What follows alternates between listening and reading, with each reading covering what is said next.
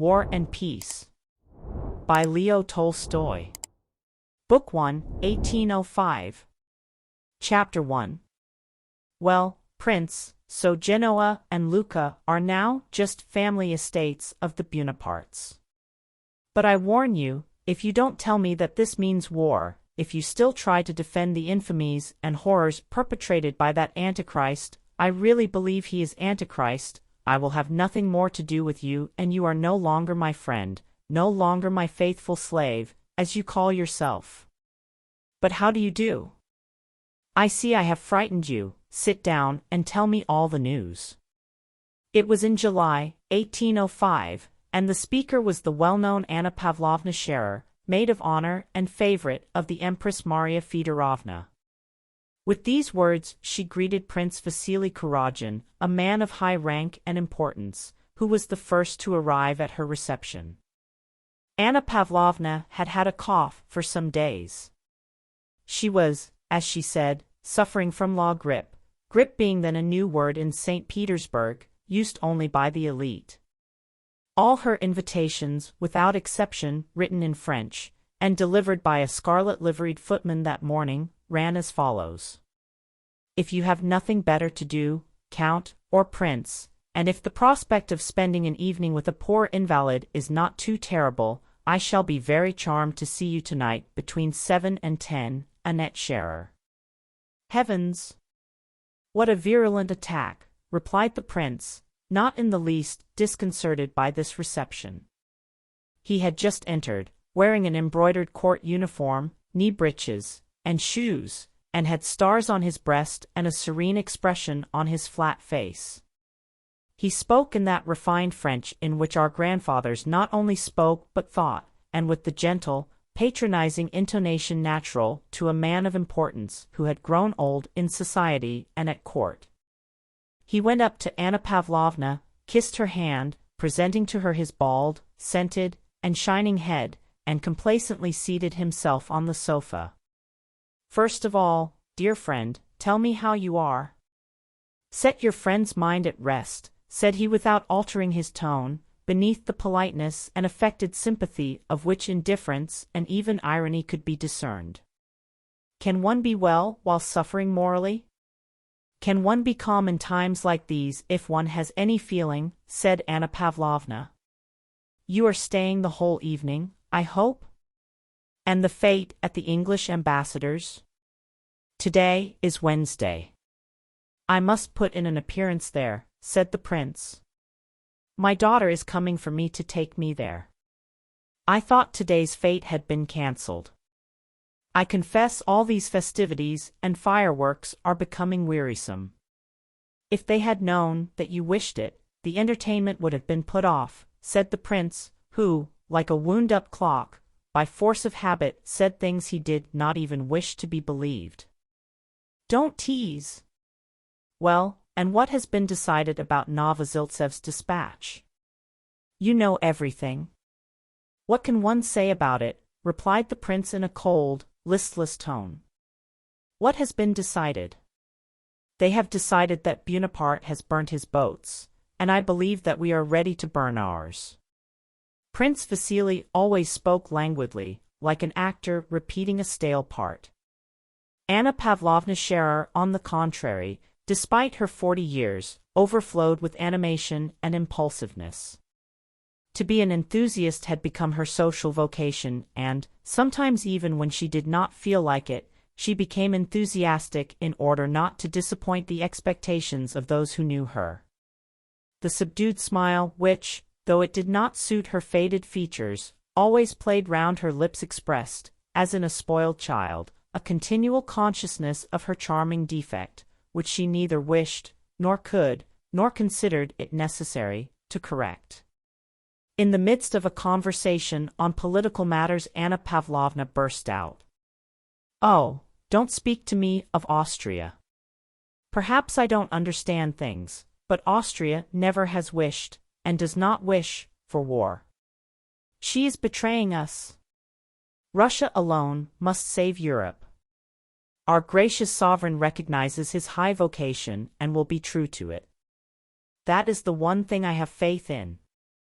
our good and wonderful sovereign has to perform the noblest role on earth, and he is so virtuous and noble that God will not forsake him.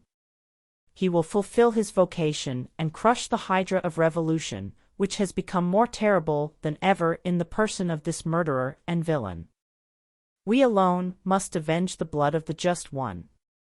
Whom, I ask you, can we rely on? England with her commercial spirit will not and cannot understand the Emperor Alexander's loftiness of soul. She has refused to evacuate Malta. She wanted to find, and still seeks, some secret motive in our actions. What answer did Novoziltsev get? None. The English have not understood and cannot understand the self-abnegation of our emperor, who wants nothing for himself, but only desires the good of mankind. And what have they promised? Nothing. And what little they have promised they will not perform. Prussia has always declared that Bonaparte is invincible, and that all Europe is powerless before him. And I don't believe a word that Hardenberg says, or Haugwitz either. This famous Prussian neutrality is just a trap. I have faith only in God and the lofty destiny of our adored monarch. He will save Europe. She suddenly paused, smiling at her own impetuosity. I think, said the prince with a smile, that if you had been sent instead of our dear Wintzingerode, you would have captured the King of Prussia's consent by assault. You are so eloquent. Will you give me a cup of tea? In a moment.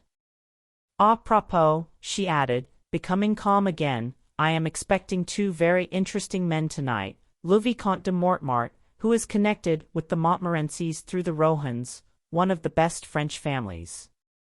He is one of the genuine émigrés, the good ones. And also the Abbé Morio. Do you know that profound thinker? He has been received by the emperor. Had you heard? I shall be delighted to meet them, said the prince. But tell me, he added with studied carelessness, as if it had only just occurred to him, though the question he was about to ask was the chief motive of his visit, is it true that the Dowager Empress wants Baron Funk to be appointed first secretary at Vienna? The Baron, by all accounts, is a poor creature. Prince Vasily wished to obtain this post for his son, but others were trying through the Dowager Empress Maria Fedorovna to secure it for the Baron. Anna Pavlovna almost closed her eyes to indicate that neither she nor anyone else had a right to criticize what the Empress desired or was pleased with. Baron Funk has been recommended to the Dowager Empress by her sister, was all she said, in a dry and mournful tone. As she named the Empress, Anna Pavlovna's face suddenly assumed an expression of profound and sincere devotion and respect mingled with sadness, and this occurred every time she mentioned her illustrious patroness.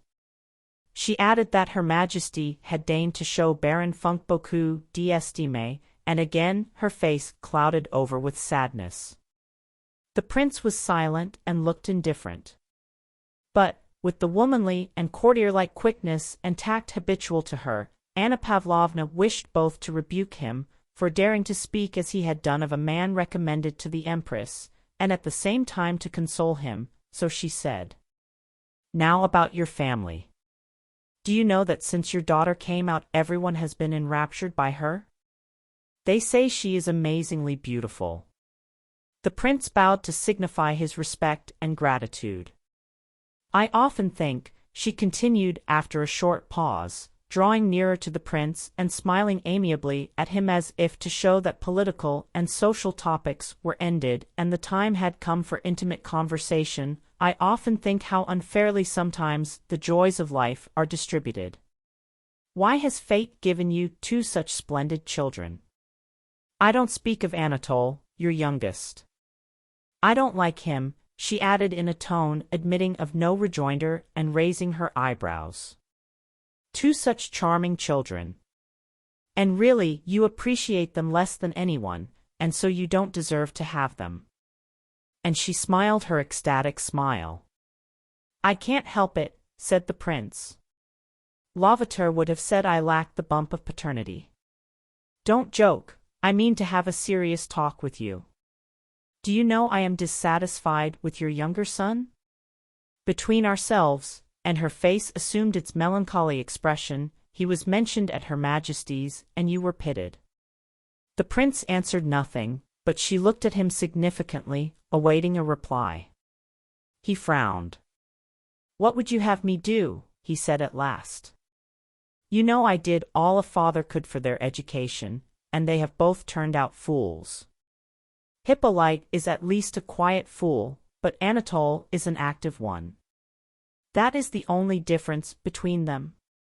He said this smiling in a way more natural and animated than usual, so that the wrinkles round his mouth very clearly revealed something unexpectedly coarse and unpleasant.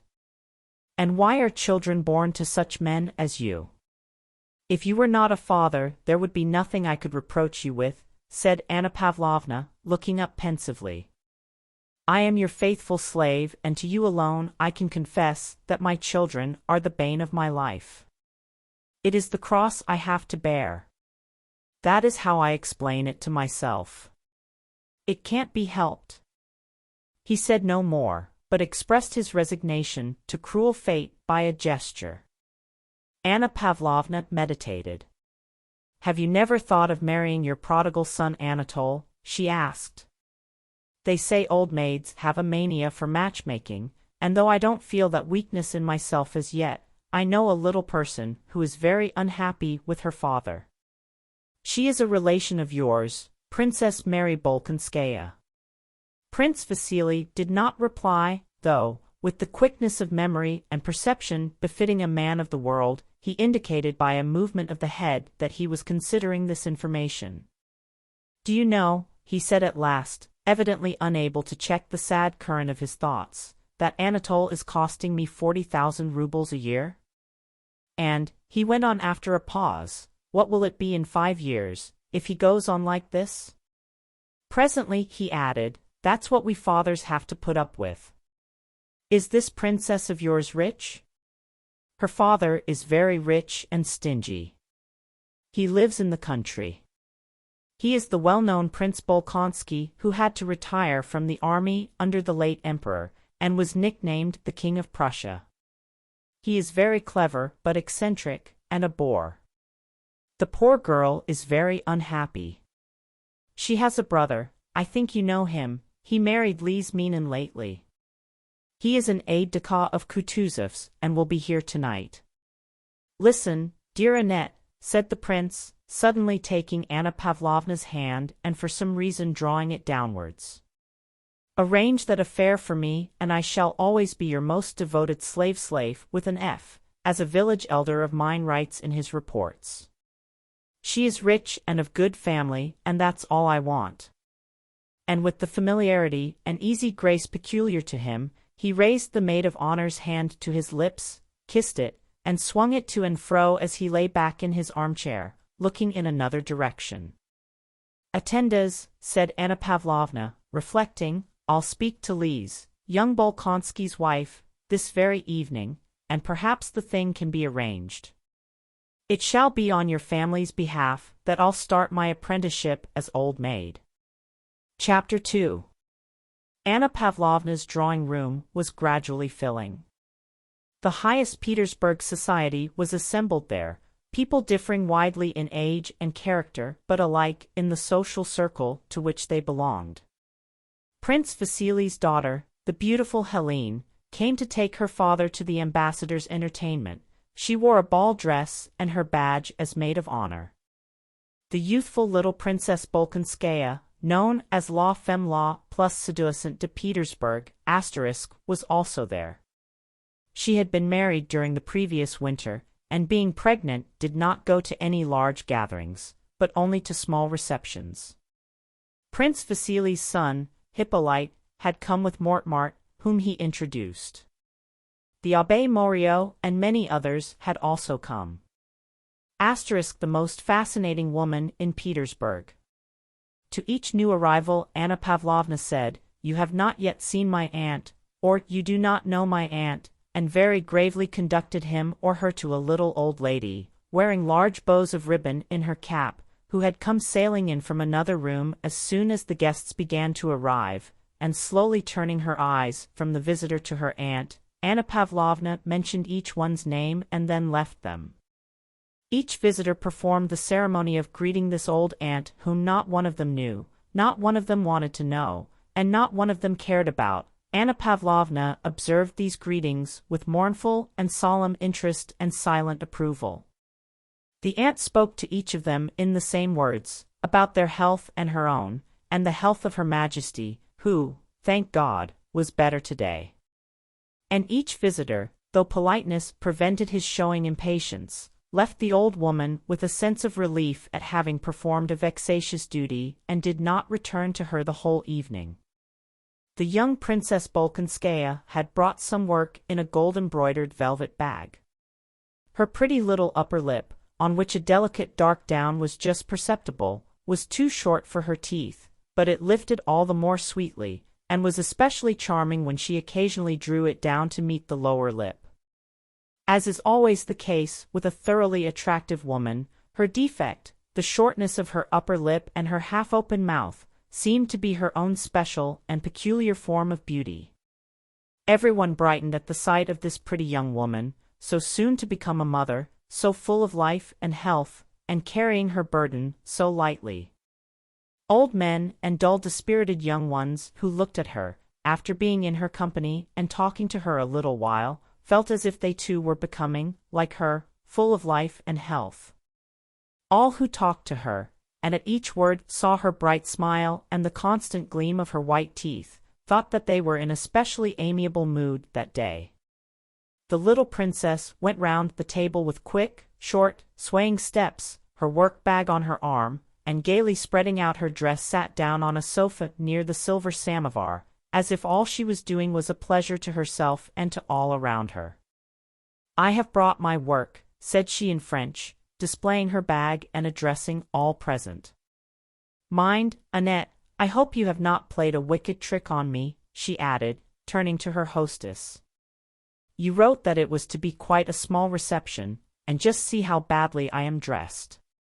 And she spread out her arms to show her short-waisted, lace-trimmed, dainty gray dress, girdled with a broad ribbon just below the breast. "Soyez tranquille, Lise, you will always be prettier than anyone else," replied Anna Pavlovna. "You know," said the princess in the same tone of voice and still in French, turning to a general, "my husband is deserting me? He is going to get himself killed. Tell me what this wretched war is for," she added, addressing Prince Vasily, and without waiting for an answer she turned to speak to his daughter, the beautiful Helene. "What a delightful woman this little princess is," said Prince Vasily to Anna Pavlovna. One of the next arrivals was a stout, heavily built young man with close-cropped hair, spectacles, the light-colored breeches fashionable at that time, a very high ruffle, and a brown dress coat. This stout young man was an illegitimate son of Count Bezukov, a well-known grandee of Catherine's time, who now lay dying in Moscow. The young man had not yet entered either the military or civil service, as he had only just returned from abroad where he had been educated, and this was his first appearance in society. Anna Pavlovna greeted him with the nod she accorded to the lowest hierarchy in her drawing-room. But in spite of this lowest-grade greeting, a look of anxiety and fear, as at the sight of something too large and unsuited to the place, came over her face when she saw Pierre enter. Though he was certainly rather bigger than the other men in the room, her anxiety could only have reference to the clever though shy, but observant and natural, expression which distinguished him from everyone else in that drawing-room. "It is very good of you, Monsieur Pierre, to come and visit a poor invalid," said Anna Pavlovna, exchanging an alarmed glance with her aunt as she conducted him to her. Pierre murmured something unintelligible, and continued to look round as if in search of something. On his way to the aunt he bowed to the little princess with a pleased smile, as to an intimate acquaintance. Anna Pavlovna's alarm was justified, for Pierre turned away from the aunt without waiting to hear her speech about Her Majesty's health. Anna Pavlovna, in dismay, detained him with the words, "Do you know the Abbé Morio? He is a most interesting man." "Yes, I have heard of his scheme for perpetual peace, and it is very interesting but hardly feasible." "You think so?" rejoined Anna Pavlovna, in order to say something and get away to attend to her duties as hostess. But Pierre now committed a reverse act of impoliteness. First, he had left a lady before she had finished speaking to him, and now he continued to speak to another who wished to get away. With his head bent, and his big feet spread apart, he began explaining his reasons for thinking the abbé's plan chimerical. "We will talk of it later," said Anna Pavlovna with a smile. And having got rid of this young man who did not know how to behave, she resumed her duties as hostess and continued to listen and watch, ready to help at any point where the conversation might happen to flag. As the foreman of a spinning mill, when he has set the hands to work, goes round and notices here a spindle that has stopped or there one that creaks or makes more noise than it should, and hastens to check the machine or set it in proper motion, so Anna Pavlovna moved about her drawing-room, approaching now a silent, now a too noisy group, and by a word or slight rearrangement kept the conversational machine in steady, proper, and regular motion. But amid these cares her anxiety about Pierre was evident. She kept an anxious watch on him when he approached the group round Mortemart to listen to what was being said there, and again when he passed to another group whose center was the abbé. Pierre had been educated abroad, and this reception at Anna Pavlovna's was the first he had attended in Russia. He knew that all the intellectual lights of Petersburg were gathered there and, like a child in a toy shop, did not know which way to look, afraid of missing any clever conversation that was to be heard. Seeing the self-confident and refined expression on the faces of those present, he was always expecting to hear something very profound. At last he came up to Morio. Here the conversation seemed interesting, and he stood waiting for an opportunity to express his own views, as young people are fond of doing. Chapter 3. Anna Pavlovna's reception was in full swing. The spindles hummed steadily and ceaselessly on all sides. With the exception of the aunt, beside whom sat only one elderly lady, who with her thin careworn face was rather out of place in this brilliant society, the whole company had settled into three groups. One, chiefly masculine, had formed round the abbé. Another, of young people, was grouped round the beautiful Princess Helene, Prince Vasili's daughter, and the little Princess Bolkonskaya, very pretty and rosy, though rather too plump for her age. The third group was gathered round Mortemart and Anna Pavlovna. The Vicomte was a nice-looking young man with soft features and polished manners, who evidently considered himself a celebrity, but out of politeness modestly placed himself at the disposal of the circle in which he found himself. Anna Pavlovna was obviously serving him up as a treat to her guests. As a clever maître d'hôtel serves up as a specially choice delicacy a piece of meat that no one who had seen it in the kitchen would have cared to eat, so Anna Pavlovna served up to her guests, first the Vicomte and then the abbé, as peculiarly choice morsels. The group about Mortemart immediately began discussing the murder of the Duc d'Enghien. The Vicomte said that the Duc d'Enghien had perished by his own magnanimity, and that there were particular reasons for Buonaparte's hatred of him. "Ah, yes. Do tell us all about it, Vicomte," said Anna Pavlovna, with a pleasant feeling that there was something à la Louis XV in the sound of that sentence. "Contes nous cela, Vicomte." The Vicomte bowed and smiled courteously in token of his willingness to comply. Anna Pavlovna arranged a group round him, inviting everyone to listen to his tale.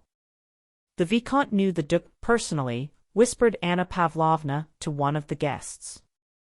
"The Vicomte is a wonderful raconteur," said she to another. "How evidently he belongs to the best society," said she to a third, and the Vicomte was served up to the company in the choicest and most advantageous style, like a well-garnished joint of roast beef on a hot dish. The Vicomte wished to begin his story and gave a subtle smile.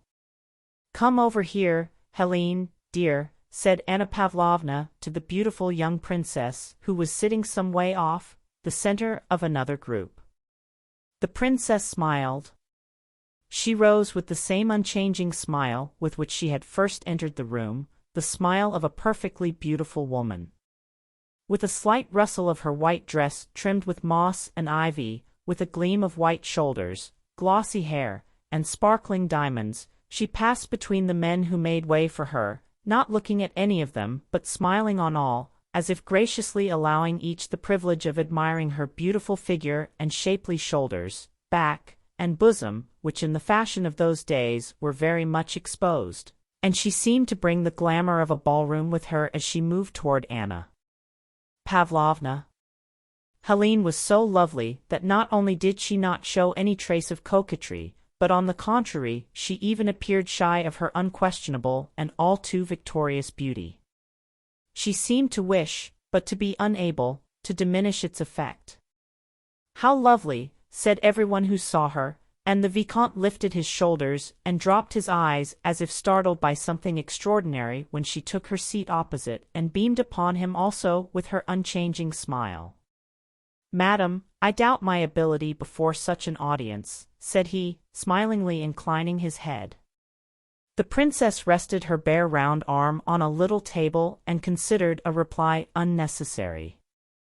She smilingly waited. All the time the story was being told she sat upright, glancing now at her beautiful round arm, altered in shape by its pressure on the table, now at her still more beautiful bosom, on which she readjusted a diamond necklace. From time to time she smoothed the folds of her dress, and whenever the story produced an effect she glanced at Anna Pavlovna, at once adopted just the expression she saw on the maid of honor's face, and again relapsed into her radiant smile. The little princess had also left the tea-table and followed Helene. "Wait a moment, I'll get my work. Now then, what are you thinking of?" she went on, turning to Prince Hippolyte. "Fetch me my work-bag." There was a general movement as the princess, smiling and talking merrily to everyone at once, sat down and gaily arranged herself in her seat. "Now I am all right," she said, and asking the Vicomte to begin, she took up her work. Prince Hippolyte, having brought the work-bag, joined the circle and moving a chair close to hers seated himself beside her. Le charmant Hippolyte was surprising by his extraordinary resemblance to his beautiful sister, but yet more by the fact that in spite of this resemblance he was exceedingly ugly. His features were like his sister's, but while in her case everything was lit up by a joyous, self-satisfied, youthful, and constant smile of animation, and by the wonderful classic beauty of her figure, his face on the contrary was dulled by imbecility and a constant expression of sullen self-confidence, while his body was thin and weak. His eyes, nose, and mouth all seemed puckered into a vacant, wearied grimace, and his arms and legs always fell into unnatural positions. "It's not going to be a ghost story," said he, sitting down beside the princess and hastily adjusting his lorgnette, as if without this instrument he could not begin to speak. "Why no, my dear fellow," said the astonished narrator, shrugging his shoulders. "Because I hate ghost stories," said Prince Hippolyte in a tone which showed that he only understood the meaning of his words after he had uttered them. He spoke with such self-confidence that his hearers could not be sure whether what he said was very witty or very stupid. He was dressed in a dark green dress coat, knee breeches of the color of cuisse de nymphe effrayée, as he called it, shoes, and silk stockings. The Vicomte told his tale very neatly. It was an anecdote, then current, to the effect that the Duc d'Enghien had gone secretly to Paris to visit Mademoiselle George, that at her house he came upon Bonaparte, who also enjoyed the famous actress' favors, and that in his presence Napoleon happened to fall into one of the fainting fits to which he was subject, and was thus at the Duke's mercy. The latter spared him, and this magnanimity Bonaparte subsequently repaid by death. The story was very pretty and interesting, especially at the point where the rivals suddenly recognized one another, and the ladies looked agitated. "Charming," said Anna Pavlovna with an inquiring glance at the little princess. "Charming," whispered the little princess, sticking the needle into her work as if to testify that the interest and fascination of the story prevented her from going on with it. The Vicomte appreciated this silent praise and smiling gratefully prepared to continue, but just then Anna Pavlovna, who had kept a watchful eye on the young man who so alarmed her, noticed that he was talking too loudly and vehemently with the abbé, so she hurried to the rescue. Pierre had managed to start a conversation with the abbé about the balance of power, and the latter, evidently interested by the young man's simple-minded eagerness, was explaining his pet theory. Both were talking and listening too eagerly and too naturally, which was why Anna Pavlovna disapproved. "The means are the balance of power in Europe and the rights of the people," the abbé was saying. "It is only necessary for one powerful nation like Russia, barbaric as she is said to be, to place herself disinterestedly at the head of an alliance having for its object the maintenance of the balance of power of Europe, and it would save the world." "But how are you to get that balance?" Pierre was beginning. At that moment Anna Pavlovna came up and, looking severely at Pierre, asked the Italian how he stood Russian climate. The Italian's face instantly changed and assumed an offensively affected, sugary expression, evidently habitual to him when conversing with women. "I am so enchanted by the brilliancy of the wit and culture of the society, more especially of the feminine society, in which I have had the honor of being received, that I have not yet had time to think of the climate," said he. Not letting the abbé and Pierre escape, Anna Pavlovna, the more conveniently to keep them under observation, brought them into the larger circle. Chapter 4.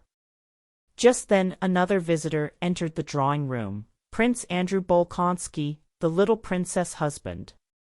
He was a very handsome young man, of medium height, with firm, clear-cut features. Everything about him, from his weary, bored expression to his quiet, measured step, offered a most striking contrast to his quiet, little wife. It was evident that he not only knew everyone in the drawing-room, but had found them to be so tiresome that it wearied him to look at or listen to them. And among all these faces that he found so tedious, none seemed to bore him so much as that of his pretty wife. He turned away from her with a grimace that distorted his handsome face, kissed Anna Pavlovna's hand, and screwing up his eyes scanned the whole company. "You are off to the war, Prince," said Anna Pavlovna. "General Kutuzov," said Bolkonsky, speaking French and stressing the last syllable of the general's name like a Frenchman, "has been pleased to take me as an aide-de-camp." "And Lise, your wife?" "She will go to the country." "Are you not ashamed to deprive us of your charming wife?" "André," said his wife, addressing her husband in the same coquettish manner in which she spoke to other men, "the Vicomte has been telling us such a tale about Mademoiselle George and Bonaparte." Prince Andrew screwed up his eyes and turned away. Pierre, who from the moment Prince Andrew entered the room had watched him with glad, affectionate eyes, now came up and took his arm. Before he looked round, Prince Andrew frowned again, expressing his annoyance with whoever was touching his arm, but when he saw Pierre's beaming face he gave him an unexpectedly kind and pleasant smile. "There now! So you, too, are in the great world," said he to Pierre. "I knew you would be here," replied Pierre. "I will come to supper with you. May I?" he added in a low voice so as not to disturb the Vicomte, who was continuing his story. "No, impossible," said Prince Andrew, laughing and pressing Pierre's hand to show that there was no need to ask the question. He wished to say something more, but at that moment Prince Vasily and his daughter got up to go, and the two young men rose to let them pass. "You must excuse me, dear Vicomte," said Prince Vasily to the Frenchman, holding him down by the sleeve in a friendly way to prevent his rising. This unfortunate fate at the ambassadors deprives me of a pleasure, and obliges me to interrupt you. I am very sorry to leave your enchanting party, said he, turning to Anna Pavlovna. His daughter, Princess Helene, passed between the chairs, lightly holding up the folds of her dress, and the smile shone still more radiantly on her beautiful face. Pierre gazed at her with rapturous, almost frightened, eyes as she passed him. Very lovely, said Prince Andrew. Very, said Pierre. In passing, Prince Vasily seized Pierre's hand and said to Anna Pavlovna, "Educate this bear for me. He has been staying with me a whole month, and this is the first time I have seen him in society. Nothing is so necessary for a young man as the society of clever women." Anna Pavlovna smiled and promised to take Pierre in hand. She knew his father to be a connection of Prince Vasily's. The elderly lady who had been sitting with the old aunt rose hurriedly and overtook Prince Vasily in the anteroom. All the affectation of interest she had assumed had left her kindly and tear-worn face, and it now expressed only anxiety and fear. "How about my son Boris, Prince?" said she, hurrying after him into the anteroom. "I can't remain any longer in Petersburg. Tell me what news I may take back to my poor boy." Although Prince Vasily listened reluctantly and not very politely to the elderly lady, even betraying some impatience, she gave him an ingratiating and appealing smile, and took his hand that he might not go away.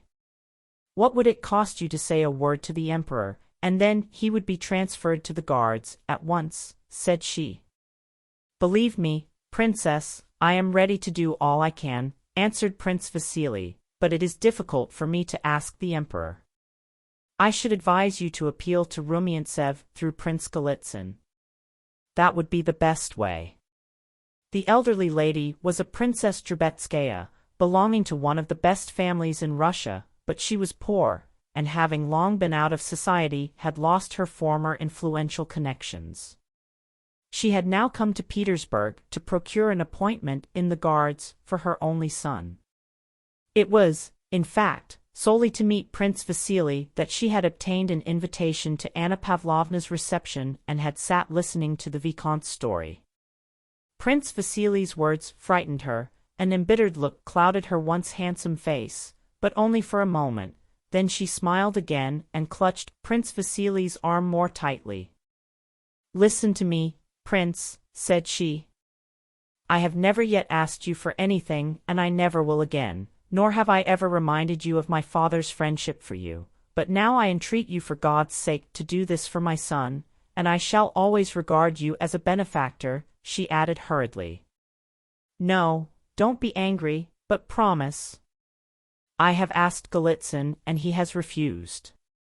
"Be the kind-hearted man you always were," she said, trying to smile though tears were in her eyes. "Papa, we shall be late," said Princess Helene, turning her beautiful head and looking over her classically molded shoulder as she stood waiting by the door. Influence in society, however, is a capital which has to be economized if it is to last. Prince Vasily knew this, and having once realized that if he asked on behalf of all who begged of him, he would soon be unable to ask for himself, he became chary of using his influence. But in Princess Drubetskaya's case he felt, after her second appeal, something like qualms of conscience. She had reminded him of what was quite true: he had been indebted to her father for the first steps in his career. Moreover, he could see by her manners that she was one of those women, mostly mothers, who, having once made up their minds, will not rest until they have gained their end, and are prepared if necessary to go on insisting day after day and hour after hour, and even to make scenes. This last consideration moved him. "My dear Anna Mikhailovna," said he with his usual familiarity and weariness of tone, "it is almost impossible for me to do what you ask, but to prove my devotion to you and how I respect your father's memory, I will do the impossible. Your son shall be transferred to the Guards. Here is my hand on it. Are you satisfied? My dear benefactor." This is what I expected from you, I knew your kindness. He turned to go. Wait, just a word. When he has been transferred to the guards, she faltered. You are on good terms with Michael Illarionovich Kutuzov, recommend Boris to him as adjutant. Then I shall be at rest, and then… Prince Vasily smiled. No, I won't promise that. You don't know how Kutuzov is pestered since his appointment as commander-in-chief. He told me himself that all the Moscow ladies have conspired to give him all their sons as adjutants. No, but do promise. I won't let you go. My dear benefactor. Papa, said his beautiful daughter in the same tone as before, we shall be late. Well, au revoir. Goodbye. You hear her? Then tomorrow you will speak to the Emperor? Certainly, but about Kutuzov, I don't promise. Do promise, Vasily, cried Anna Mikhailovna as he went, with the smile of a coquettish girl, which at one time probably came naturally to her, but was now very ill-suited to her careworn face. Apparently she had forgotten her age and by force of habit employed all the old feminine arts. But as soon as the prince had gone her face resumed its former cold, artificial expression. She returned to the group where the Vicomte was still talking, and again pretended to listen, while waiting till it would be time to leave. Her task was accomplished. Chapter 5. And what do you think of this latest comedy, The Coronation at Milan? Asked Anna Pavlovna, and of the comedy of the people of Genoa and Lucca laying their petitions before Monsieur Bonaparte, and Monsieur Bonaparte sitting on a throne and granting the petitions of the nations. Adorable. It is enough to make one's head whirl. It is as if the whole world had gone crazy. Prince Andrew looked Anna Pavlovna straight in the face with a sarcastic smile. Dieu me la donne, guère à que la touche. Asterisk, they say he was very fine when he said that, he remarked, repeating the words in Italian, Dio mi el ha dato. Guai e chi la tocchi. Asterisk, God has given it to me, let him who touches it beware. I hope this will prove the last drop that will make the glass run over, Anna Pavlovna continued. The sovereigns will not be able to endure this man who is a menace to everything. The sovereigns? I do not speak of Russia, said the Vicomte, polite but hopeless. The sovereigns, madam. What have they done for Louis XVII, for the Queen, or for Madame Elizabeth? Nothing, and he became more animated. And believe me, they are reaping the reward of their betrayal of the Bourbon cause. The sovereigns? Why, they are sending ambassadors to compliment the usurper. And sighing disdainfully, he again changed his position. Prince Hippolyte, who had been gazing at the Vicomte for some time through his lorgnette, suddenly turned completely round toward the little princess, and having asked for a needle began tracing the Condé coat of arms on the table. He explained this to her with as much gravity as if she had asked him to do it. Baton de gueules, and grille de gueules d'azur, Maison Condé, said he. The princess listened, smiling. If Bonaparte remains on the throne of France a year longer, the Vicomte continued, with the air of a man who, in a matter with which he is better acquainted than anyone else, does not listen to others but follows the current of his own thoughts, things will have gone too far. By intrigues, violence, exile, and executions, French society, I mean good French society, will have been forever destroyed, and then…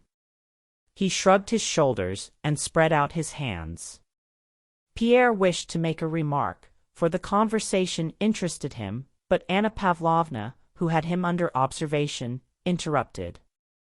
The Emperor Alexander, said she, with the melancholy which always accompanied any reference of hers to the imperial family, has declared that he will leave it to the French people themselves to choose their own form of government, and I believe that once free from the usurper, the whole nation will certainly throw itself into the arms of its rightful king, she concluded, trying to be amiable to the royalist emigrant. That is doubtful, said Prince Andrew. Monsieur le Vicomte quite rightly supposes that matters have already gone too far. I think it will be difficult to return to the old regime. From what I have heard, said Pierre, blushing and breaking into the conversation, almost all the aristocracy has already gone over to Bonaparte's side. It is the Bonapartists who say that, replied the Vicomte without looking at Pierre. At the present time it is difficult to know the real state of French public opinion. Bonaparte has said so, remarked Prince Andrew with a sarcastic smile.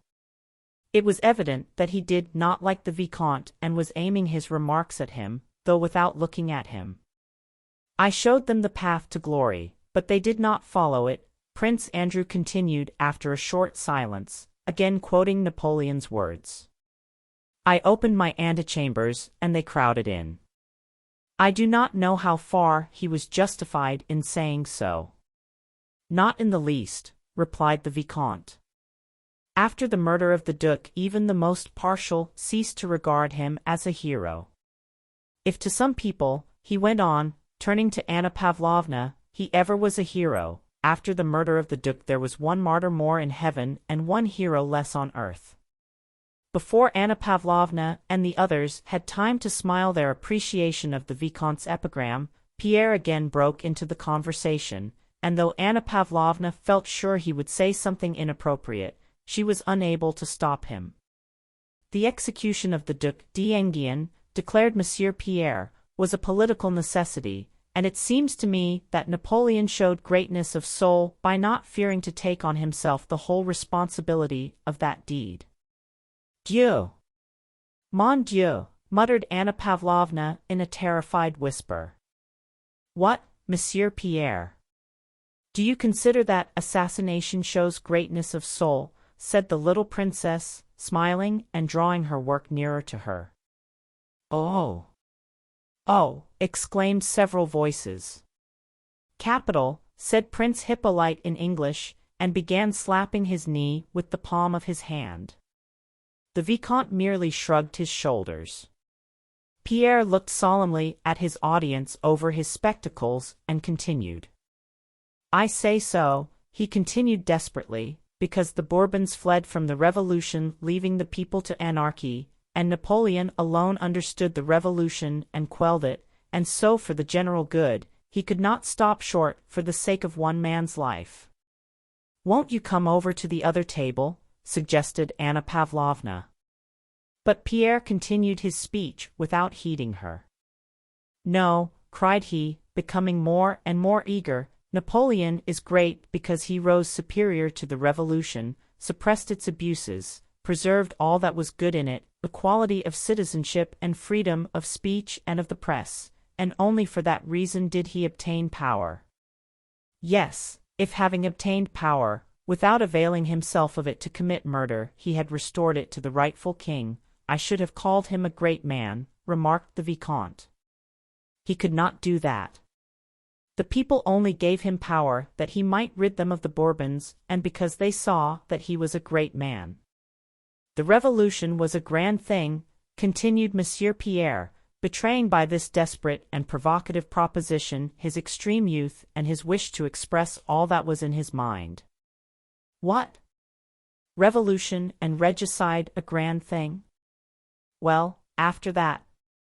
But won't you come to this other table? Repeated Anna Pavlovna. Rousseau's Contrat social, said the Vicomte with a tolerant smile.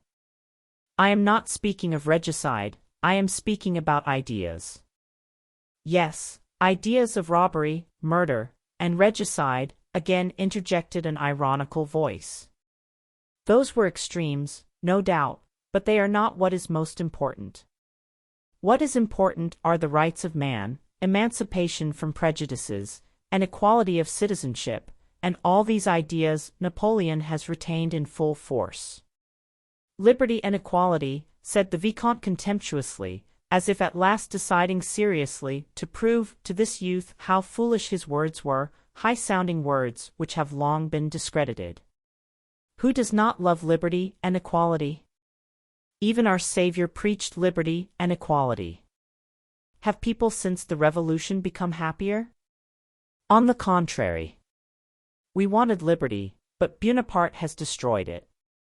Prince Andrew kept looking with an amused smile from Pierre to the Vicomte and from the Vicomte to their hostess. In the first moment of Pierre's outburst, Anna Pavlovna, despite her social experience, was horror-struck. But when she saw that Pierre's sacrilegious words had not exasperated the Vicomte, and had convinced herself that it was impossible to stop him, she rallied her forces and joined the Vicomte in a vigorous attack on the orator. "But, my dear Monsieur Pierre," said she, "how do you explain the fact of a great man executing a duke, or even an ordinary man who is innocent and untried?" "I should like," said the Vicomte, "to ask how Monsieur explains the 18th Brumaire. Was not that an imposture? It was a swindle, and not at all like the conduct of a great man. And the prisoners he killed in Africa? That was horrible," said the little princess, shrugging her shoulders. "He's a low fellow, say what you will," remarked Prince Hippolyte. Pierre, not knowing whom to answer, looked at them all and smiled. His smile was unlike the half-smile of other people. When he smiled, his grave, even rather gloomy, look was instantaneously replaced by another, a childlike, kindly, even rather silly look, which seemed to ask forgiveness. The Vicomte who was meeting him for the first time saw clearly that this young Jacobin was not so terrible as his words suggested. All were silent. "How do you expect him to answer you all at once?" said Prince Andrew. "Besides, in the actions of a statesman one has to distinguish between his acts as a private person, as a general, and as an emperor. So it seems to me." "Yes, yes, of course," Pierre chimed in, pleased at the arrival of this reinforcement. "One must admit," continued Prince Andrew, "that Napoleon as a man was great on the bridge of Arcola, and in the hospital at Jaffa where he gave his hand to the plague-stricken, but there are other acts which it is difficult to justify." Prince Andrew, who had evidently wished to tone down the awkwardness of Pierre's remarks, rose and made a sign to his wife that it was time to go. Suddenly Prince Hippolyte started up, making signs to everyone to attend, and asking them all to be seated began. "I was told a charming Moscow story today, and must treat you to it. Excuse me, Vicomte, I must tell it in Russian or the point will be lost." And Prince Hippolyte began to tell his story in such Russian as a Frenchman would speak after spending about a year in Russia. Everyone waited, so emphatically and eagerly did he demand their attention to his story. "There is in Moscow a lady, une dame, and she is very stingy. She must have 2 footmen behind her carriage, and very big ones. That was her taste. And she had a lady's maid, also big. She said—" Here Prince Hippolyte paused, evidently collecting his ideas with difficulty. "She said, 'Oh yes.' She said, 'Girl,' to the maid, 'put on a livery, get up behind the carriage, and come with me while I make some calls.'" Here Prince Hippolyte spluttered and burst out laughing long before his audience, which produced an effect unfavorable to the narrator. Several persons, among them the elderly lady and Anna Pavlovna, did however smile. She went. Suddenly there was a great wind. The girl lost her hat and her long hair came down. Here he could contain himself no longer and went on, between gasps of laughter, and the whole world knew. And so the anecdote ended. Though it was unintelligible why he had told it, or why it had to be told in Russian, still Anna Pavlovna and the others appreciated Prince Hippolyte's social tact in so agreeably ending Pierre's unpleasant and unamiable outburst. After the anecdote, the conversation broke up into insignificant small talk about the last and next balls, about theatricals, and who would meet whom, and when and where. Chapter 6. Having thanked Anna Pavlovna for her charming soirée, the guests began to take their leave. Pierre was ungainly. Stout, about the average height, broad, with huge red hands, he did not know, as the saying is, how to enter a drawing-room and still less how to leave one, that is, how to say something particularly agreeable before going away. Besides this, he was absent-minded. When he rose to go, he took up instead of his own, the general's three-cornered hat, and held it, pulling at the plume, till the general asked him to restore it. All his absent-mindedness and inability to enter a room and converse in it was, however, redeemed by his kindly, simple, and modest expression. Anna Pavlovna turned toward him and, with a Christian mildness that expressed forgiveness of his indiscretion, nodded and said, "I hope to see you again, but I also hope you will change your opinions, my dear Monsieur Pierre." When she said this, he did not reply and only bowed, but again everybody saw his smile, which said nothing, unless perhaps, opinions are opinions, but you see what a capital, good-natured fellow I am. And everyone, including Anna Pavlovna, felt this. Prince Andrew had gone out into the hall, and, turning his shoulders to the footman who was helping him on with his cloak, listened indifferently to his wife's chatter with Prince Hippolyte, who had also come into the hall. Prince Hippolyte stood close to the pretty, pregnant princess, and stared fixedly at her through his eyeglass. "Go in, Annette, or you will catch cold," said the little princess, taking leave of Anna Pavlovna. "It is settled," she added in a low voice. Anna Pavlovna had already managed to speak to Lise about the match she contemplated between Anatole and the little princess sister-in-law. "I rely on you, my dear," said Anna Pavlovna, also in a low tone. "Write to her and let me know how her father looks at the matter. Au revoir." And she left the hall. Prince Hippolyte approached the little princess and, bending his face close to her, began to whisper something. Two footmen, the princess and his own, stood holding a shawl and a cloak, waiting for the conversation to finish. They listened to the French sentences which to them were meaningless, with an air of understanding but not wishing to appear to do so. The princess as usual spoke smilingly and listened with a laugh. "I am very glad I did not go to the ambassador's," said Prince Hippolyte, so dull. "It has been a delightful evening, has it not?" "Delightful.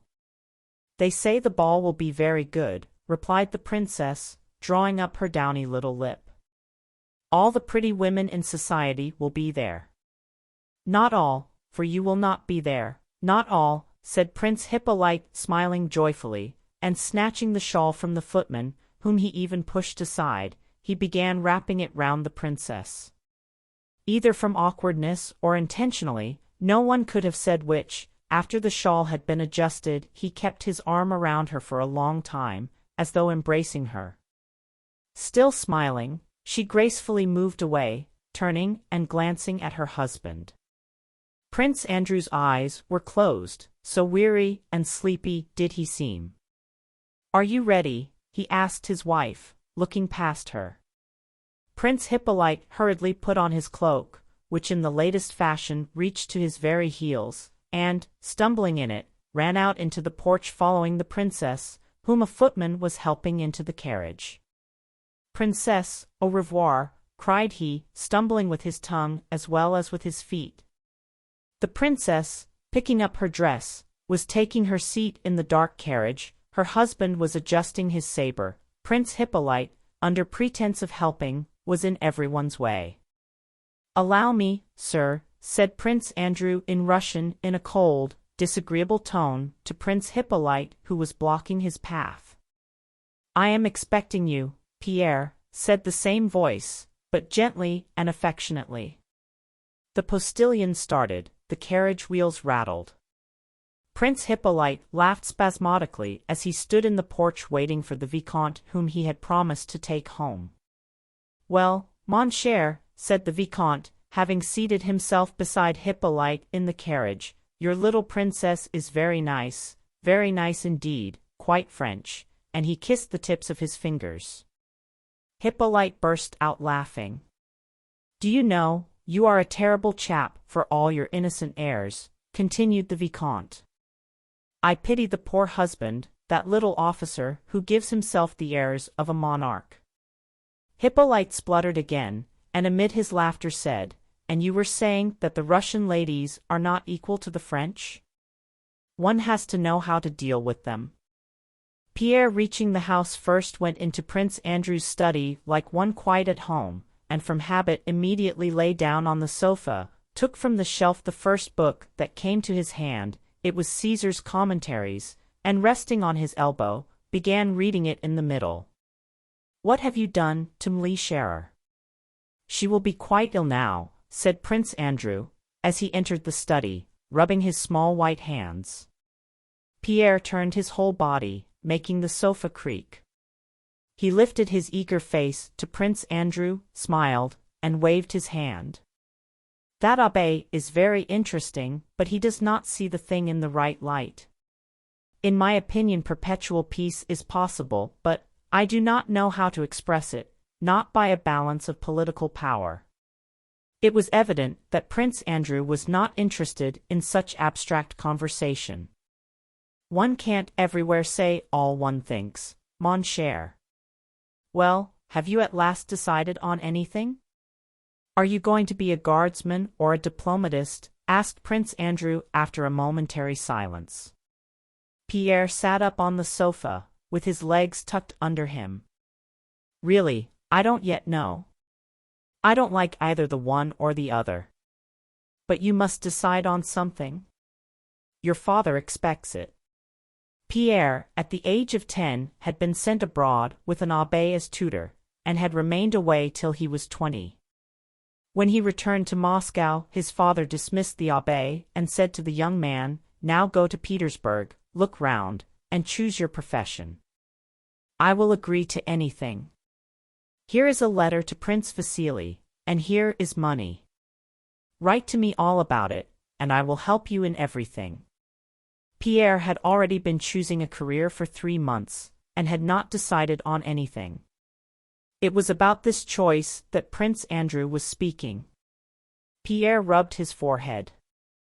But he must be a Freemason, said he, referring to the abbé whom he had met that evening. That is all nonsense. Prince Andrew again interrupted him, Let us talk business. Have you been to the Horse Guards? No, I have not, but this is what I have been thinking and wanted to tell you. There is a war now against Napoleon. If it were a war for freedom, I could understand it and should be the first to enter the army, but to help England and Austria against the greatest man in the world is not right. Prince Andrew only shrugged his shoulders at Pierre's childish words. He put on the air of one who finds it impossible to reply to such nonsense, but it would in fact have been difficult to give any other answer than the one Prince Andrew gave to this naive question.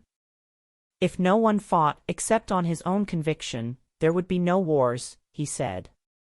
And that would be splendid, said Pierre.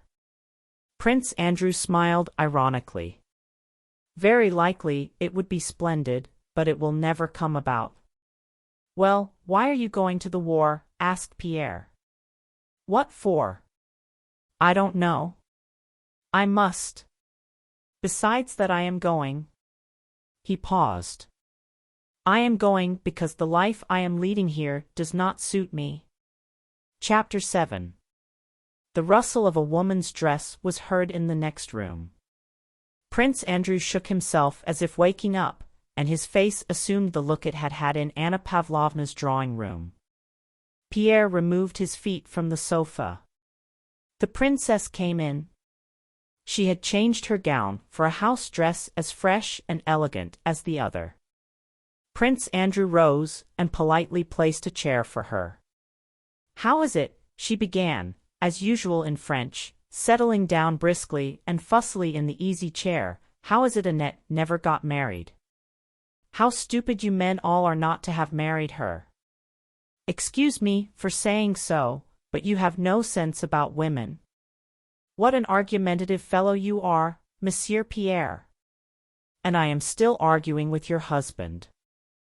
I can't understand why he wants to go to the war, replied Pierre, addressing the princess with none of the embarrassment so commonly shown by young men in their intercourse with young women. The princess started. Evidently Pierre's words touched her to the quick. "Ah, that is just what I tell him," said she. "I don't understand it. I don't in the least understand why men can't live without wars. How is it that we women don't want anything of the kind, don't need it? Now you shall judge between us. I always tell him, here he is uncle's aide-de-camp, a most brilliant position. He is so well known, so much appreciated by everyone. The other day, at the Apraxins, I heard a lady asking, 'Is that the famous Prince Andrew?' I did indeed." She laughed. "He is so well received everywhere. He might easily become aide-de-camp to the emperor. You know the emperor spoke to him most graciously. Annette and I were speaking of how to arrange it. What do you think?" Pierre looked at his friend and, noticing that he did not like the conversation, gave no reply. "When are you starting?" he asked. "Oh, don't speak of his going, don't." "I won't hear it spoken of," said the princess in the same petulantly playful tone in which she had spoken to Hippolyte in the drawing-room and which was so plainly ill-suited to the family circle of which Pierre was almost a member.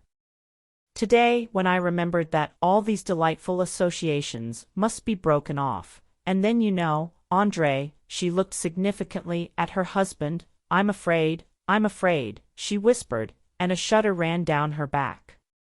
Her husband looked at her as if surprised to notice that someone besides Pierre and himself was in the room, and addressed her in a tone of frigid politeness. "What is it you are afraid of, Lise?"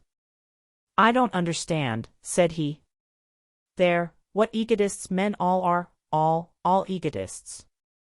Just for a whim of his own, goodness only knows why, he leaves me and locks me up alone in the country. With my father and sister, remember," said Prince Andrew gently. "Alone, all the same, without my friends. And he expects me not to be afraid." Her tone was now querulous and her lip drawn up, giving her not a joyful, but an animal, squirrel-like expression. She paused as if she felt it indecorous to speak of her pregnancy before Pierre, though the gist of the matter lay in that. "I still can't understand what you are afraid of," said Prince Andrew slowly, not taking his eyes off his wife. The princess blushed, and raised her arms with a gesture of despair. "No, Andrew, I must say you have changed."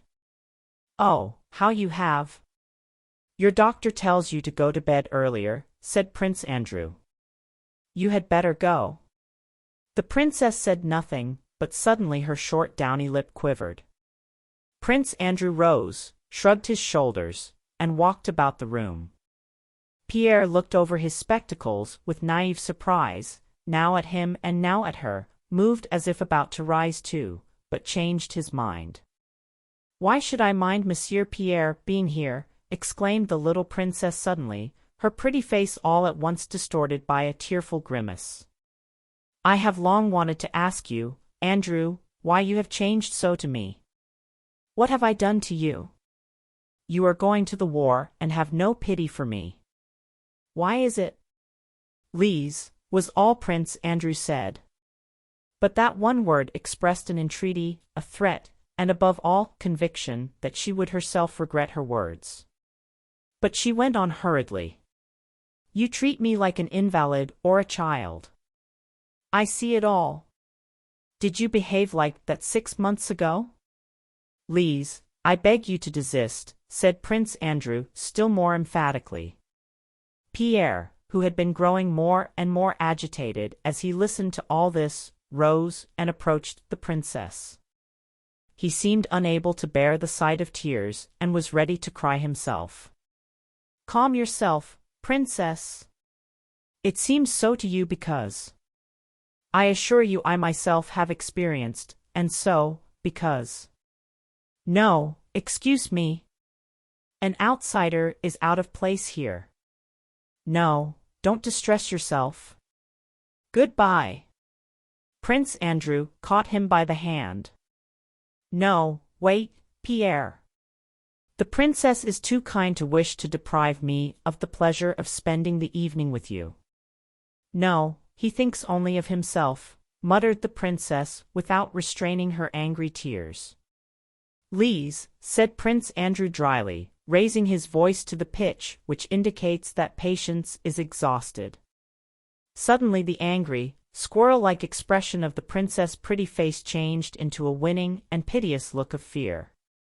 Her beautiful eyes glanced askance at her husband's face, and her own assumed the timid, deprecating expression of a dog when it rapidly but feebly wags its drooping tail.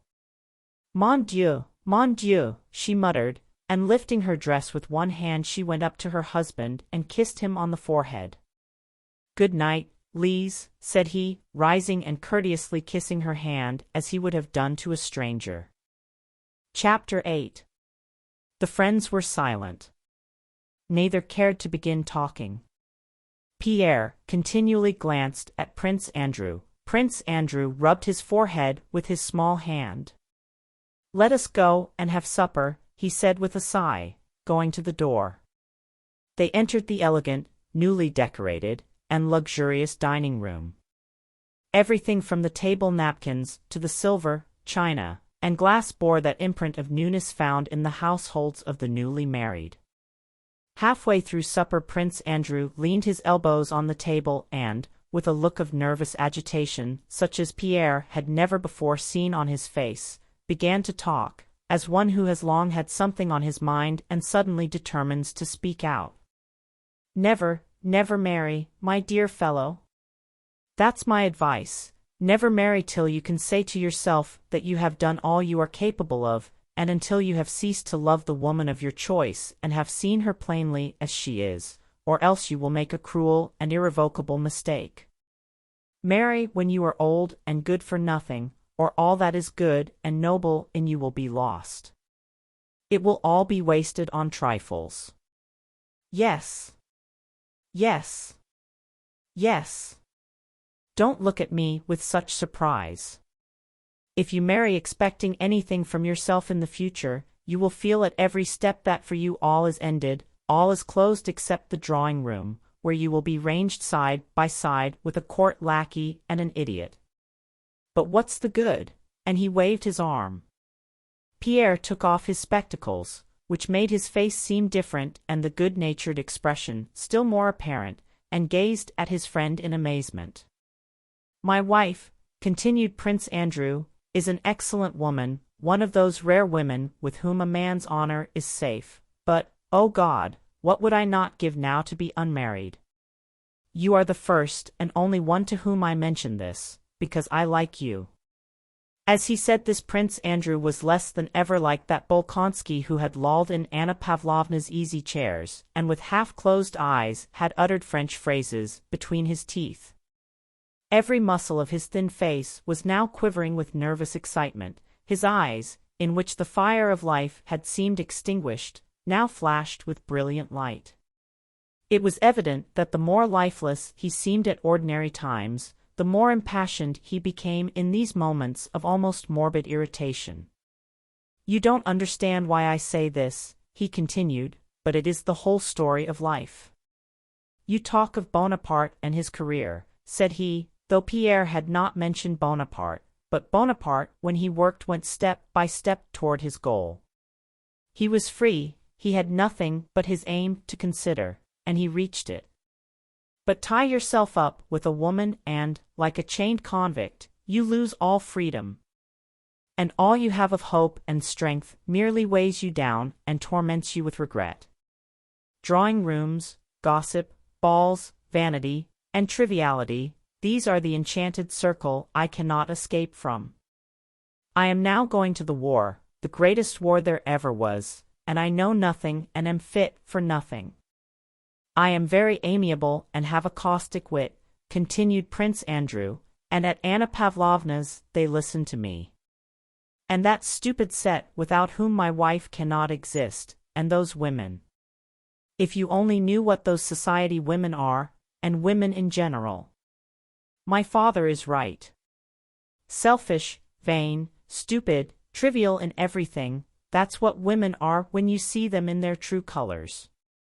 When you meet them in society, it seems as if there were something in them, but there's nothing, nothing, nothing. No, don't marry, my dear fellow, don't marry, concluded Prince Andrew. It seems funny to me, said Pierre, that you should consider yourself incapable and your life a spoiled life. You have everything before you, everything.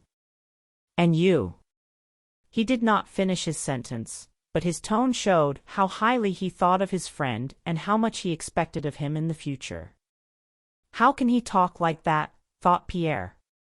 He considered his friend a model of perfection because Prince Andrew possessed in the highest degree just the very qualities Pierre lacked, and which might be best described as strength of will.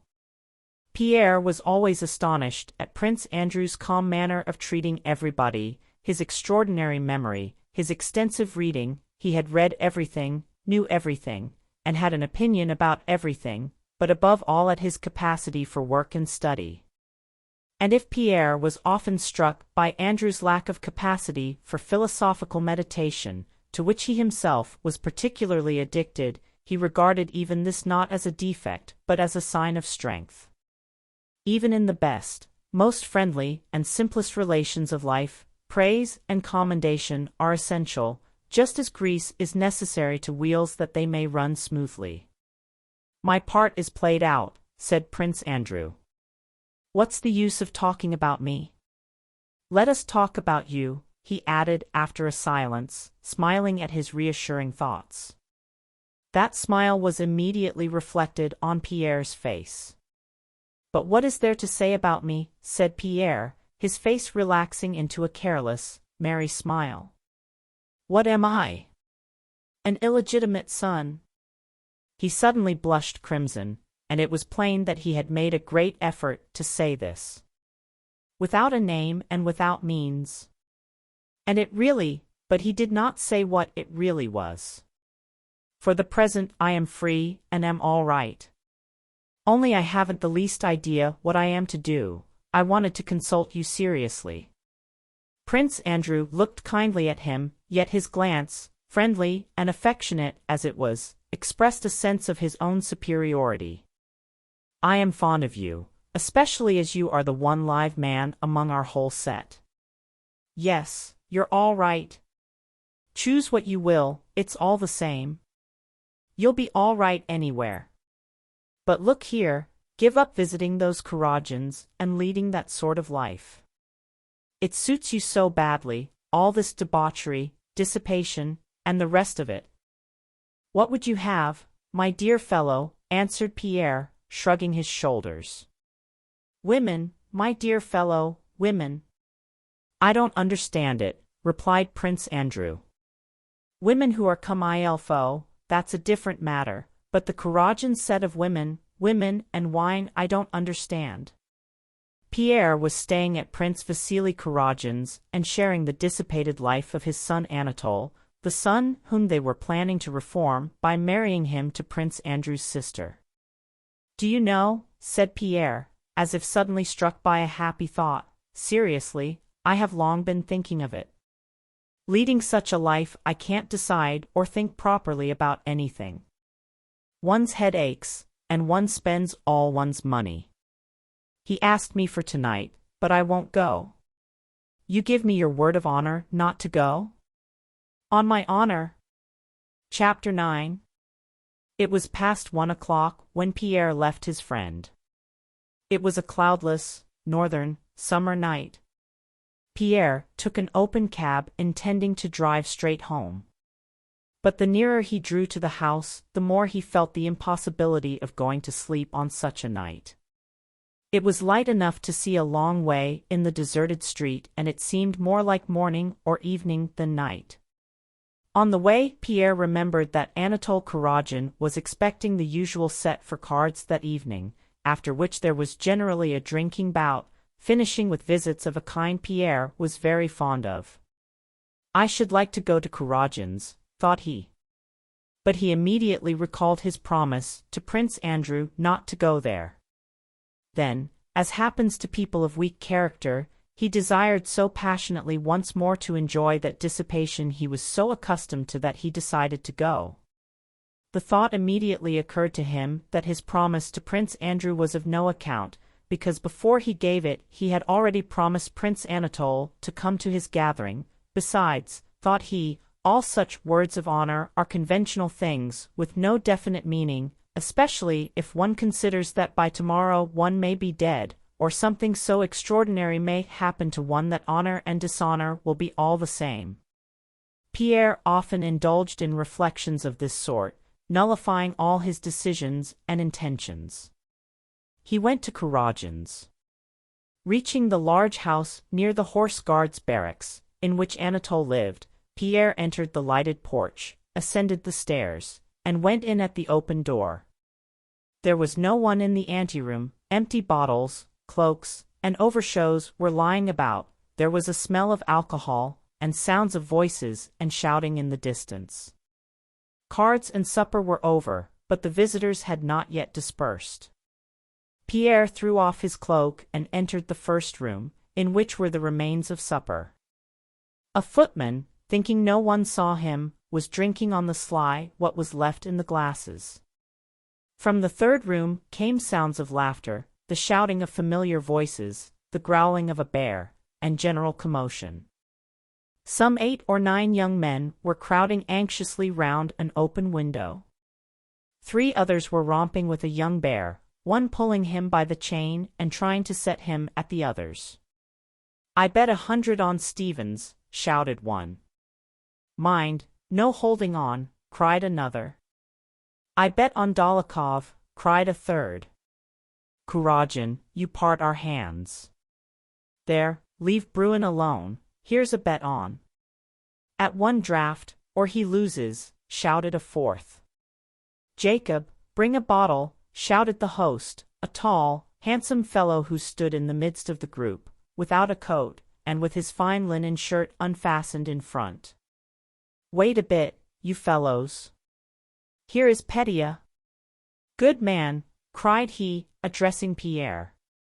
Another voice, from a man of medium height with clear blue eyes, particularly striking among all these drunken voices by its sober ring, cried from the window, "Come here, part the bets." This was Dólokhov, an officer of the Semenov regiment, a notorious gambler and duelist, who was living with Anatole. Pierre smiled, looking about him merrily. "I don't understand. What's it all about?" "Wait a bit, he is not drunk yet." "A bottle here," said Anatole, and taking a glass from the table he went up to Pierre. "First of all you must drink." Pierre drank one glass after another, looking from under his brows at the tipsy guests who were again crowding round the window, and listening to their chatter. Anatole kept on refilling Pierre's glass while explaining that Dólokhov was betting with Stevens, an English naval officer, that he would drink a bottle of rum sitting on the outer ledge of the third-floor window with his legs hanging out. "Go on, you must drink it all," said Anatole, giving Pierre the last glass, "or I won't let you go." "No, I won't," said Pierre, pushing Anatole aside, and he went up to the window. Dólokhov was holding the Englishman's hand and clearly and distinctly repeating the terms of the bet, addressing himself particularly to Anatole and Pierre. Dólokhov was of medium height, with curly hair and light blue eyes. He was about 25. Like all infantry officers, he wore no mustache, so that his mouth, the most striking feature of his face, was clearly seen. The lines of that mouth were remarkably finely curved. The middle of the upper lip formed a sharp wedge and closed firmly on the firm lower one, and something like 2 distinct smiles played continually round the 2 corners of the mouth. This, together with the resolute, insolent intelligence of his eyes, produced an effect which made it impossible not to notice his face. Dólokhov was a man of small means and no connections. Yet, though Anatole spent tens of thousands of rubles, Dólokhov lived with him and had placed himself on such a footing that all who knew them, including Anatole himself, respected him more than they did Anatole. Dólokhov could play all games and nearly always won. However much he drank, he never lost his clear-headedness. Both Kurágin and Dólokhov were at that time notorious among the rakes and scapegraces of Petersburg. The bottle of rum was brought. The window frame, which prevented anyone from sitting on the outer sill, was being forced out by two footmen, who were evidently flurried and intimidated by the directions and shouts of the gentlemen around. Anatole, with his swaggering air, strode up to the window. He wanted to smash something. Pushing away the footmen, he tugged at the frame, but could not move it. He smashed a pane. "You have a try, Hercules," said he, turning to Pierre. Pierre seized the crossbeam, tugged, and wrenched the oak frame out with a crash. "Take it right out, or they'll think I'm holding on," said Dólokhov. "Is the Englishman bragging?" "Eh? Is it all right?" said Anatole. "First rate," said Pierre, looking at Dólokhov, who with a bottle of rum in his hand was approaching the window, from which the light of the sky, the dawn merging with the afterglow of sunset, was visible. Dólokhov, the bottle of rum still in his hand, jumped onto the window-sill. "Listen," cried he, standing there and addressing those in the room. All were silent. "I bet 50 imperials." He spoke French that the Englishman might understand him, but he did not speak it very well. "I bet 50 imperials, or do you wish to make it 100, added he, addressing the Englishman. "No, 50, replied the latter. "All right. 50 imperials, that I will drink a whole bottle of rum without taking it from my mouth, sitting outside the window on this spot." He stooped and pointed to the sloping ledge outside the window, and without holding on to anything. "Is that right?" "Quite right," said the Englishman. Anatole turned to the Englishman, and taking him by one of the buttons of his coat and looking down at him, the Englishman was short, began repeating the terms of the wager to him in English. "Wait," cried Dólokhov, hammering with the bottle on the window-sill to attract attention. "Wait a bit, Kurágin. Listen. If anyone else does the same, I will pay him 100 imperials. Do you understand?" The Englishman nodded, but gave no indication whether he intended to accept this challenge or not. Anatole did not release him, and though he kept nodding to show that he understood, Anatole went on translating Dólokhov's words into English. A thin young lad, an hussar of the Life Guards, who had been losing that evening, climbed on the window-sill, leaned over, and looked down. "Oh! Oh! Oh!" he muttered, looking down from the window at the stones of the pavement. "Shut up!" cried Dólokhov, pushing him away from the window. The lad jumped awkwardly back into the room, tripping over his spurs. Placing the bottle on the window-sill where he could reach it easily, Dólokhov climbed carefully and slowly through the window and lowered his legs. Pressing against both sides of the window, he adjusted himself on his seat, lowered his hands, moved a little to the right and then to the left, and took up the bottle. Anatole brought 2 candles and placed them on the window-sill, though it was already quite light. Dólokhov's back in his white shirt, and his curly head, were lit up from both sides.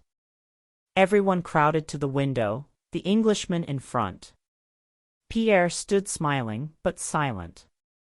One man, older than the others present, suddenly pushed forward with a scared and angry look and wanted to seize hold of Dólokhov's shirt. "I say, this is folly." "He'll be killed," said this more sensible man. Anatole stopped him. "Don't touch him. You'll startle him and then he'll be killed." "Eh? What then?" "Eh?" Dólokhov turned round and, again holding on with both hands, arranged himself on his seat. "If anyone comes meddling again," said he, emitting the words separately through his thin compressed lips, I will throw him down there. Now then."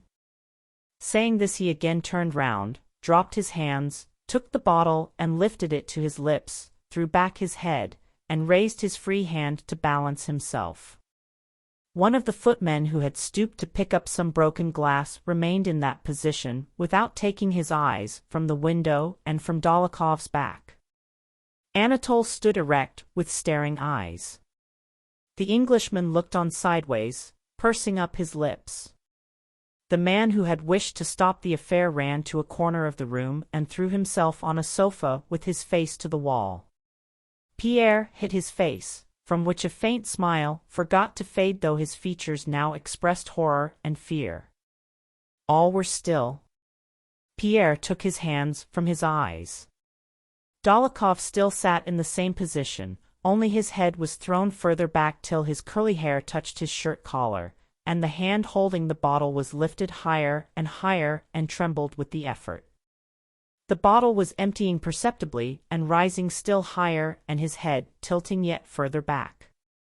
"Why is it so long?" thought Pierre. It seemed to him that more than half an hour had elapsed. Suddenly Dólokhov made a backward movement with his spine, and his arm trembled nervously. This was sufficient to cause his whole body to slip as he sat on the sloping ledge. As he began slipping down, his head and arm wavered still more with the strain. One hand moved as if to clutch the window sill, but refrained from touching it. Pierre again covered his eyes and thought he would never open them again. Suddenly he was aware of a stir all around. He looked up. Dólokhov was standing on the window sill, with a pale but radiant face. "It's empty." He threw the bottle to the Englishman, who caught it neatly. Dólokhov jumped down. He smelt strongly of rum. "Well done. Fine fellow. There's a bet for you." "Devil take you," came from different sides. The Englishman took out his purse and began counting out the money. Dólokhov stood frowning and did not speak. Pierre jumped upon the window sill. "Gentlemen, who wishes to bet with me?" "I'll do the same thing," he suddenly cried. "Even without a bet, there. Tell them to bring me a bottle." "I'll do it." "Bring a bottle." "Let him do it, let him do it," said Dólokhov, smiling. "What next? Have you gone mad? No one would let you." "Why, you go giddy even on a staircase," exclaimed several voices. "I'll drink it." "Let's have a bottle of rum," shouted Pierre, banging the table with a determined and drunken gesture and preparing to climb out of the window. They seized him by his arms, but he was so strong that everyone who touched him was sent flying.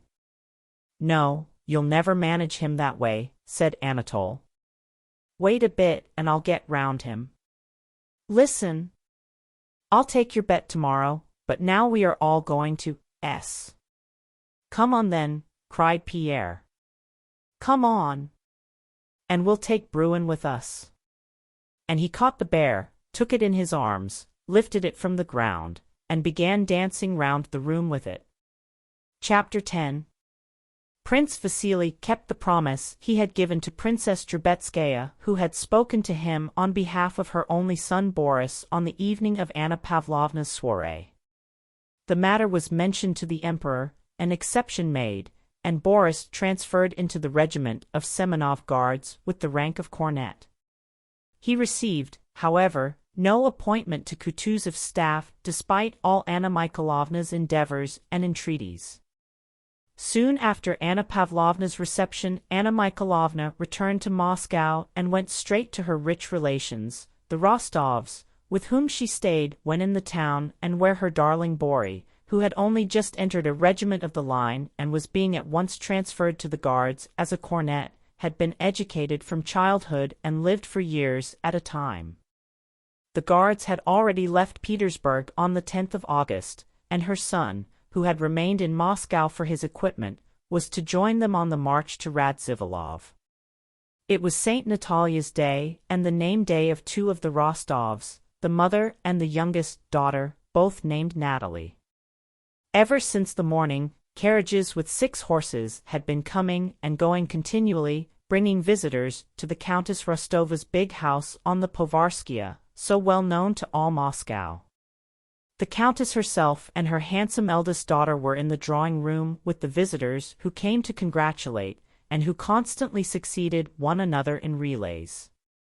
The Countess was a woman of about 45, with a thin oriental type of face, evidently worn out with childbearing. She had had 12. A languor of motion and speech, resulting from weakness, gave her a distinguished air which inspired respect. Princess Anna Mikhailovna Drubetskaya, who as a member of the household was also seated in the drawing-room, helped to receive and entertain the visitors.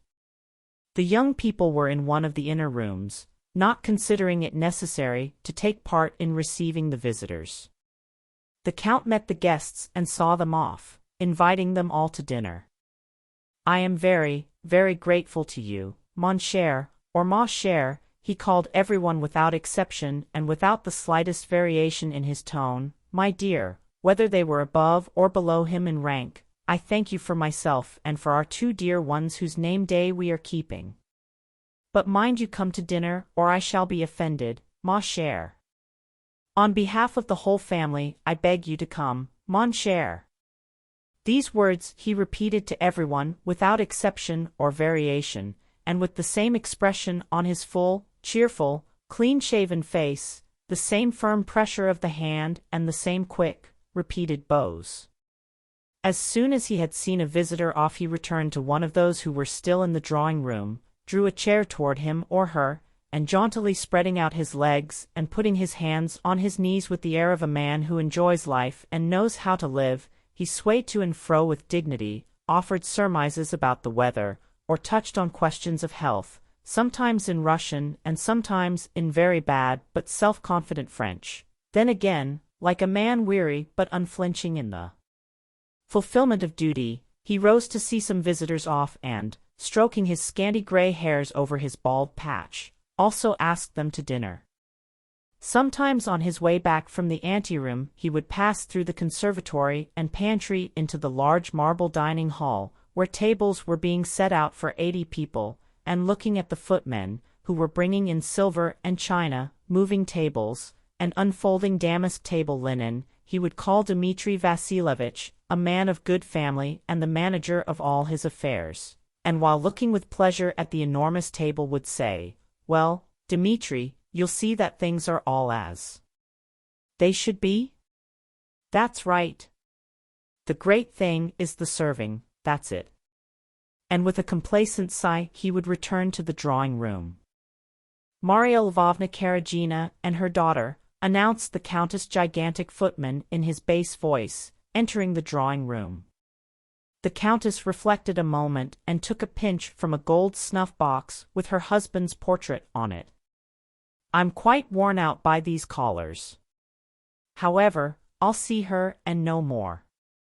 She is so affected.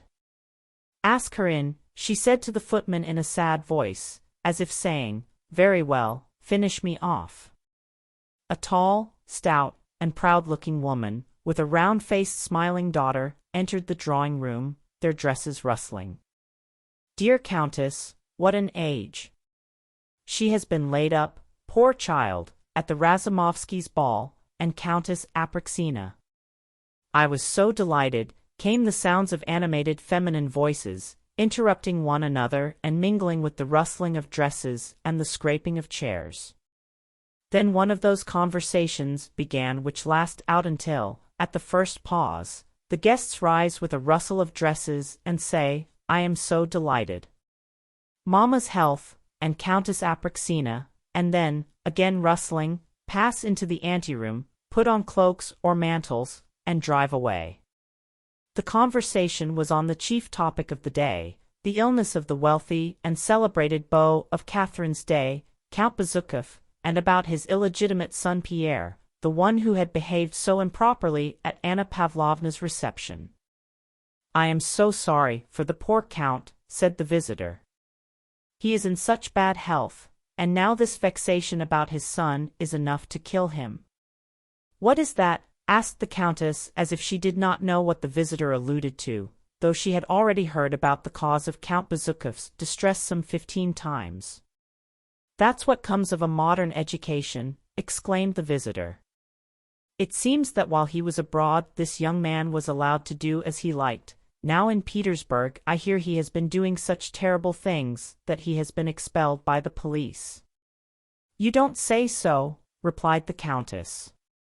"He chose his friends badly," interposed Anna Mikhailovna. "Prince Vasili's son, he, and a certain Dolokhov have, it is said, been up to heaven only knows what. And they have had to suffer for it.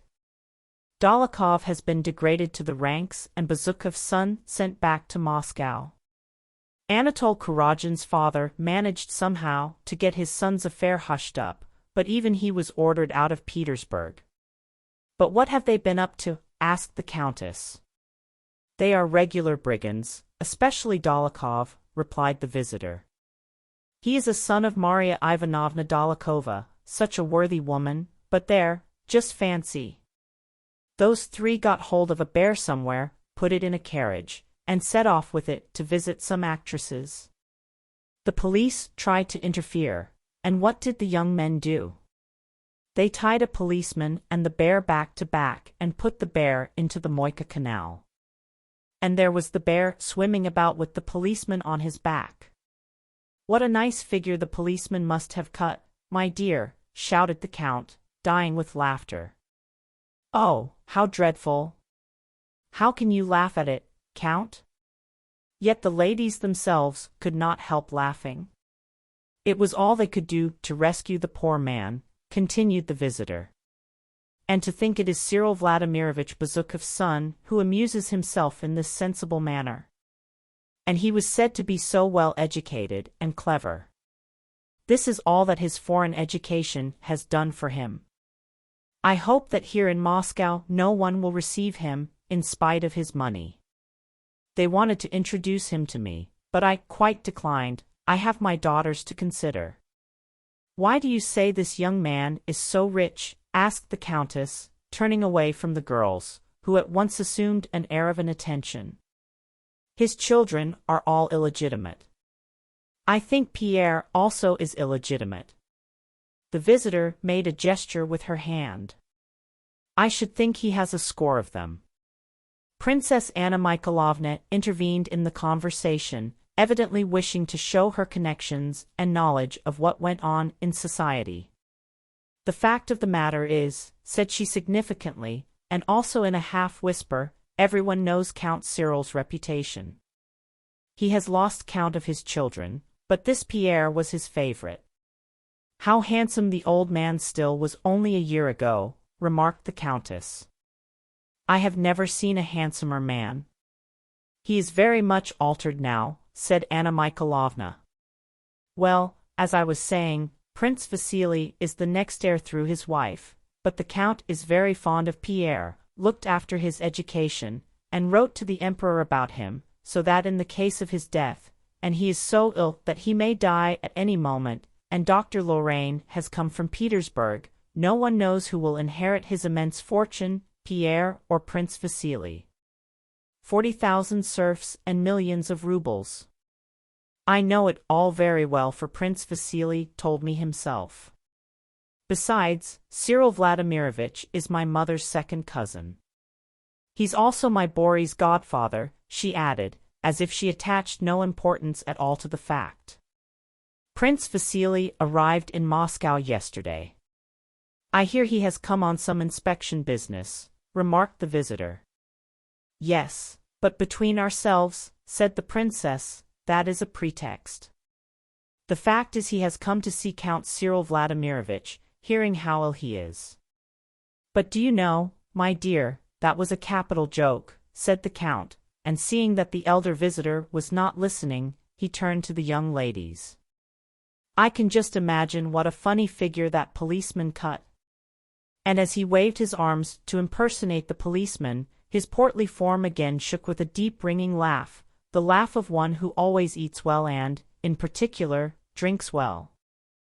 So do come and dine with us, he said.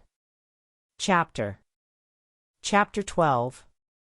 The only young people remaining in the drawing-room, not counting the young lady visitor and the Countess' eldest daughter, who was 4 years older than her sister and behaved already like a grown-up person, were Nicholas and Sonia, the niece. Sonia was a slender little brunette with a tender look in her eyes, which were veiled by long lashes, thick black plaits coiling twice round her head, and a tawny tint in her complexion and especially in the color of her slender but graceful and muscular arms and neck. By the grace of her movements, by the softness and flexibility of her small limbs, and by a certain coyness and reserve of manner, she reminded one of a pretty, half-grown kitten which promises to become a beautiful little cat. She evidently considered it proper to show an interest in the general conversation by smiling, but in spite of herself her eyes under their thick long lashes watched her cousin who was going to join the army, with such passionate girlish adoration that her smile could not for a single instant impose upon anyone, and it was clear that the kitten had settled down only to spring up with more energy and again play with her cousin as soon as they two could, like Natasha and Boris, escape from the drawing-room. "Ah yes, my dear," said the Count, addressing the visitor and pointing to Nicholas, "his friend Boris has become an officer, and so for friendship's sake he is leaving the university and me, his old father, and entering the military service, my dear. And there was a place and everything waiting for him in the archives department." "Isn't that friendship?" remarked the Count in an inquiring tone. "But they say that war has been declared," replied the visitor. "They've been saying so a long while," said the Count, "and they'll say so again and again, and that will be the end of it." "My dear, there's friendship for you," he repeated. "He's joining the Hussars." The visitor, not knowing what to say, shook her head. "It's not at all from friendship," declared Nicholas, flaring up and turning away as if from a shameful aspersion. "It is not from friendship at all. I simply feel that the army is my vocation." He glanced at his cousin and the young lady visitor, and they were both regarding him with a smile of approbation. "Schubert, the colonel of the Pavlograd Hussars, is dining with us today. He has been here on leave and is taking Nicholas back with him." "It can't be helped," said the Count, shrugging his shoulders and speaking playfully of a matter that evidently distressed him. "I have already told you, Papa," said his son, "that if you don't wish to let me go, I'll stay. But I know I am no use anywhere except in the army. I am not a diplomat or a government clerk. I don't know how to hide what I feel." As he spoke, he kept glancing with the flirtatiousness of a handsome youth at Sonia and the young lady visitor. The little kitten, feasting her eyes on him, seemed ready at any moment to start her gambols again and display her kittenish nature. All right," said the old Count. "He always flares up. This Bonaparte has turned all their heads. They all think of how he rose from an ensign and became emperor. Well, God grant it," he added, not noticing his visitor's sarcastic smile. The elders began talking about Bonaparte. Julie Karagina turned to young Rostov. "What a pity you weren't at the Arkarovs on Thursday. It was so dull without you," said she, giving him a tender smile. The young man, flattered, sat down nearer to her with a coquettish smile, and engaged the smiling Julie in a confidential conversation without at all noticing that his involuntary smile had stabbed the heart of Sonia, who blushed and smiled unnaturally. In the midst of his talk he glanced round at her. She gave him a passionately angry glance, and hardly able to restrain her tears and maintain the artificial smile on her lips, she got up and left the room. All Nicholas' animation vanished. He waited for the first pause in the conversation, and then with a distressed face left the room to find Sonia. "How plainly all these young people wear their hearts on their sleeves," said Anna Mikhailovna, pointing to Nicholas as he went out. "Cousinage, Danjiriak's voisinage, asterisk she added. Asterisk cousinhood is a dangerous neighborhood. Yes, said the Countess, when the brightness these young people had brought into the room had vanished, and as if answering a question no one had put but which was always in her mind, and how much suffering, how much anxiety one has had to go through that we might rejoice in them now. And yet really the anxiety is greater now than the joy. One is always anxious. Especially just at this age, so dangerous both for girls and boys. It all depends on the bringing up, remarked the visitor. Yes, you're quite right, continued the Countess. Till now I have always, thank God, been my children's friend and had their full confidence, said she, repeating the mistake of so many parents who imagine that their children have no secrets from them.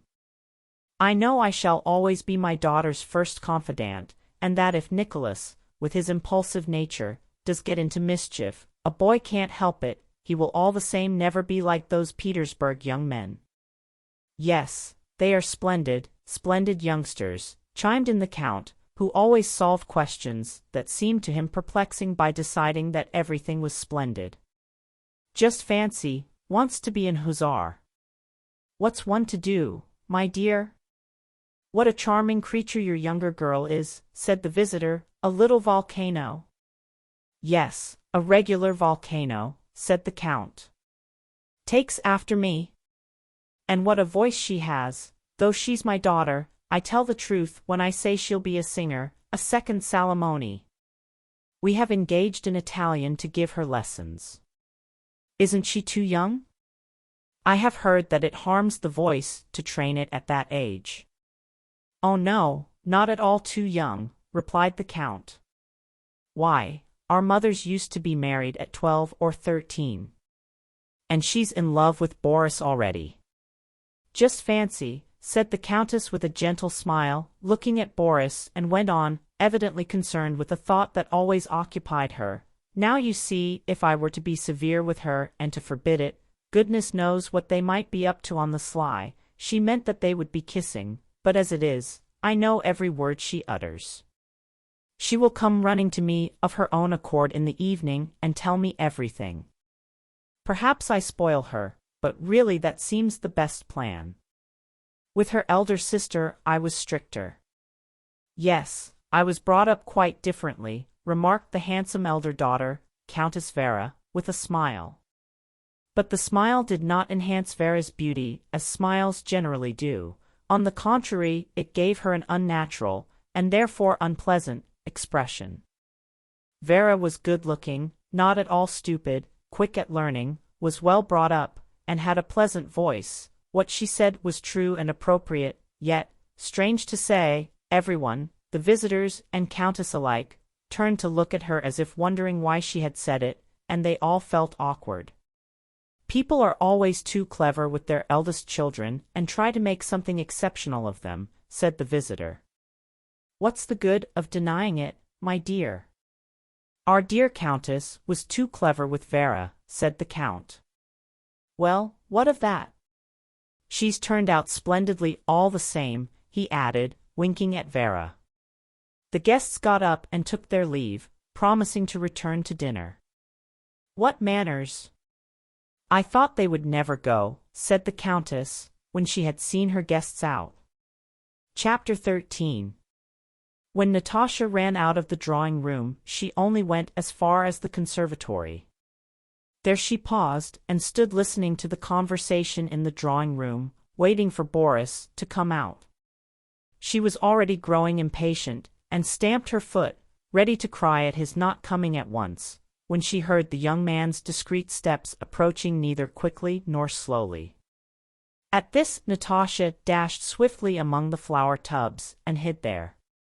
Boris paused in the middle of the room, looked round, brushed a little dust from the sleeve of his uniform, and going up to a mirror examined his handsome face.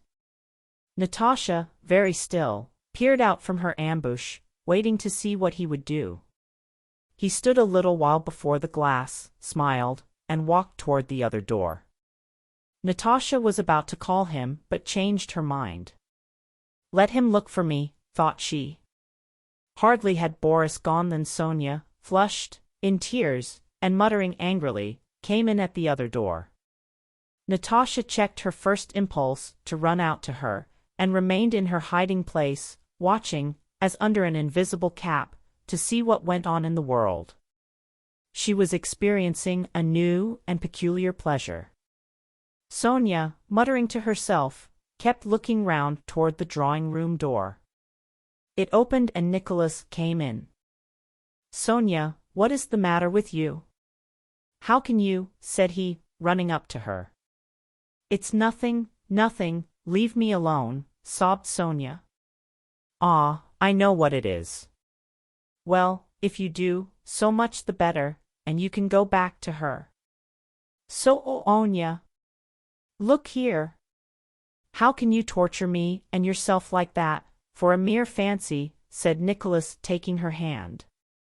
Sonia did not pull it away, and left off crying. Natasha, not stirring and scarcely breathing, watched from her ambush with sparkling eyes. "What will happen now?" thought she. "Sonia, what is anyone in the world to me? You alone are everything," said Nicholas. "And I will prove it to you." "I don't like you to talk like that." "Well, then, I won't, only forgive me, Sonia." He drew her to him and kissed her. "Oh, how nice," thought Natasha, and when Sonia and Nicholas had gone out of the conservatory she followed and called Boris to her. "Boris, come here," said she with a sly and significant look. "I have something to tell you." "Here, here," and she led him into the conservatory to the place among the tubs where she had been hiding. Boris followed her, smiling. "What is the something?" asked he. She grew confused, glanced round, and, seeing the doll she had thrown down on one of the tubs, picked it up. "Kiss the doll," said she. Boris looked attentively and kindly at her eager face, but did not reply. "Don't you want to?" "Well, then, come here," said she, and went further in among the plants and threw down the doll. "Closer, closer," she whispered. She caught the young officer by his cuffs, and a look of solemnity and fear appeared on her flushed face. "And me? Would you like to kiss me?" she whispered almost inaudibly, glancing up at him from under her brows, smiling, and almost crying from excitement. Boris blushed.